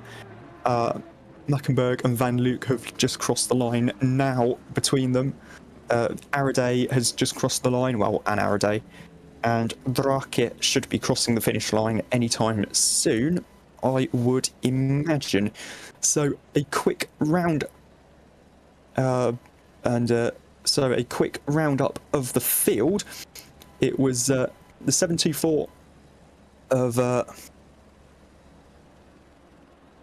Prudel and Bauer won the race in the Honda NSX. I wanted to call it an Acura for a moment. Bloody hell. You did that accidentally before. Yeah, I know. Ahead of the number 3 Porsche of Eddie Ward, and then it was the 416 Jaguar, which had Christian Grote behind the wheel, and then Marvin Mackenberg in the 432, and Michael Van Luke in the number 98. Then Jake Moore, Mark Elgard. So for some reason, it's showing Moore ahead of Elgard. For some reason, on pit wall, although I'm fairly sure it's the other way around. It's Elgard. And indeed it is. I think it's showing Elgard ahead of... yeah. And the number 1 has been disqualified due to not all of the drivers taking part. That's cool. After... Yep. And then it's... after behind Moore / Elgard, it's Barton, Manuel Losbichler, and Denman rounding out the top 10. Then Handy, Brookie, Williamson, Van der Vaart, Glade, Hottie, Banks. I'm going to go back onto the live stream. Banks, then Hottie, Pinners, Banks, Alexander Wright, Prahastya, Marlowe, Araday, the Right Honourable Gentleman who has joined us in the commentary box, Drake, Faluna, Holzer, Empis, and then the others. I'm going to drag Maxi in as well, and drag Simon in while I am at it. Whether they like it or not, they're in it. We did the most legendary thing ever. I had 0.1 liters of fuel over when I came over the line. Woo-hoo. That was close. That is exactly calculated. I had to lift in the last corner, I have to admit, because I was scared, but we made it. It worked. Yep. And Simon, Maxi, congrats on the win after 259 laps. 1,000 and something kilometers. I can't be bothered to do the exact maths. It's too late for that shit. And an absolutely faultless performance in the Writer Engineering Esports Honda. Thank you very much. It definitely wasn't faultless, and it definitely wasn't easy, but that's what they always say. So, no, it was great fun. We didn't have many actual pole position fights. I think that stopped 10 minutes into the race, but we had a lot of fun lapping people.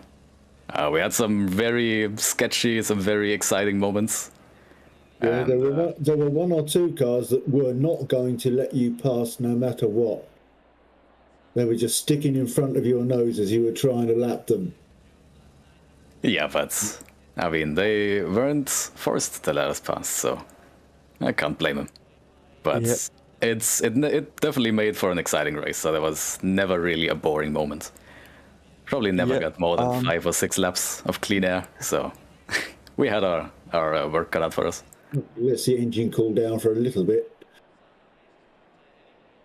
Well, the engine can cool down, the tires definitely can as well, because we just popped Yeah. the right rear tire on the start-finish straight. Oh, You burst the tyre. Yeah, I mean, celebratory donuts aren't after the donuts race. if you don't burst the tire, right? No, we didn't do a Hamilton. Don't worry. I was going to say, speaking of which, that's why Billy Hutchinson got disqualified. Apparently for driving the wrong way down the start-finish straight while doing burnouts. Oh man, okay. And thanks to Rocket for the maths. Yep, 1,500 kilometers later. All right, sweet, thank you. Also, Pinners has just texted me saying 2 seconds over stint time and got a drive through just across the line. Yeah, but that's the automatic system of ACC doing this thing. We had a few also drive-thrus getting removed by our race controls because ACC just gave them straight away. Yeah, so I hope that car that was driving the wrong way, according to ACC, gets undisqualified because it's one of our cars. We had two teams. One team with the fastest guy, and one team with a bit slower guys. Well, if he was going the wrong way while the race was still going on, and people were trying to cross the start-finish line, then I could see why that would come up. But if he wasn't doing that, I don't see that there's a problem. Yeah, exactly. I don't know what happened. I was trying to push my car over the line. Yeah, you got out and got behind it and pushed. Yeah. Old-fashioned way. That's the Mansell. Nigel Mansell way, yeah. Just faint on the line as you're trying to get the car over. But again, you don't get drivers like that these days that just, I'm going to get this car over the line. I don't care. I don't care if I'm going to die of heat stroke. I'm going to do it. Yep. So I honestly dread to think what the bloody standings are for the Endurance Championship. Are we still on YouTube? Yes, we are still live because I haven't started wrapping up yet, and I may need to actually quickly run and grab my other laptop one sec because I may have to. I don't know if Nate is on the PC at all, but in case I need to actually end the stream because there we go. Sit back down again. So yeah, it was actually Billy Hutchinson's just said that no, it was at the end of the main straight. Oh well, then take it away. Definitely take that DQ off him.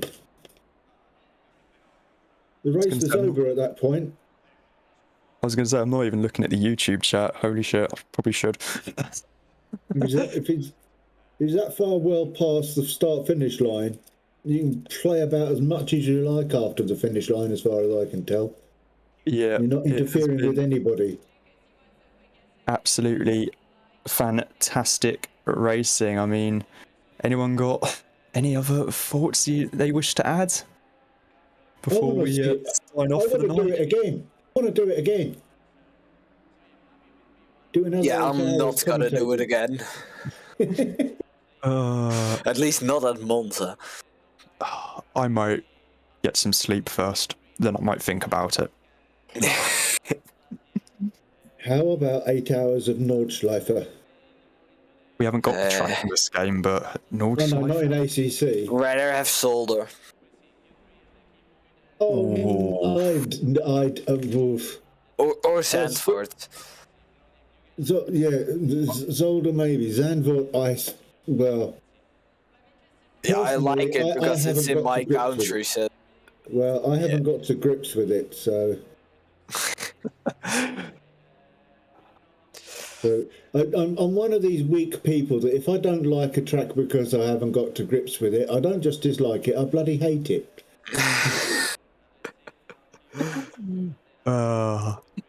Yeah. And it's all my own fault for not trying. I know this. I recognise this in myself. Yeah. Oh dear. Simon, Maxi, anything else you'd like to add? Oh, I'm not sure. I mean, only thing I can think of right now is I have to give huge props to the Super Trofeo team, the 55, because what were they? Yeah, they were P4 until very, very late in the race, and then in the final 15 minutes or so, things started going wrong through no fault of their own, really. So it stings. Yeah. I really feel bad for them, but they did an amazing job. They were always nice to us when we came up to lap them. So didn't they hit 55, or was it the other way around? 55 hit 88. It was the 88 Audi hitting the 55 Lamborghini, I think 3 times. Yeah. Yeah, but no, it was absolutely phenomenal drive by Mark Elgard and Phil Varley in the Super Trofeo. So yeah, props to them. I need to quickly check to see what's on the calendar, because I don't actually know. We haven't got a date yet for, well, we have a date. The next race of the Endurance Championship is on the 22nd of October. We don't actually know which circuit yet. Details will be announced a little bit closer to the date. In 9 days' time, Season 8 of the Constructors' Championship is starting as that series returns. That's always going to be good fun, good laugh. We've got a Formula 3 Championship taking place on Race Room, with plenty of long-haul flights chucked in for good measure. And then on November the 19th, we've got the 12-hour charity race in aid of Great Ormond Street Hospital in the UK, with further details to be announced a bit closer to the date, and some casual arrive and drive stuff coming up on Monday on the 12th of September. Mark is saying 2 guys, 1 cup for the win, and I think that is about as fitting point as you could imagine it to leave on. Yeah, so congratulations to Maxi and Simon for winning the 8 Hours of Monza for Writer Engineering Esports. My thanks to Drake for popping in to join us a couple of times in the commentary box as well. To Bruce for joining me in the commentary box for the entirety of the race. To Charger and Panois, to Charger and Nate for helping with everything. And right now I can see Nate is actually messaging me. And I shall do just that which he's probably going to be messaging me in about 2 minutes' time. Thank you to everyone who has tuned in, chatted with us on the Discord server, the YouTube live chat, the lot. And I've been Rob Lomas, and as always, it's bye for now.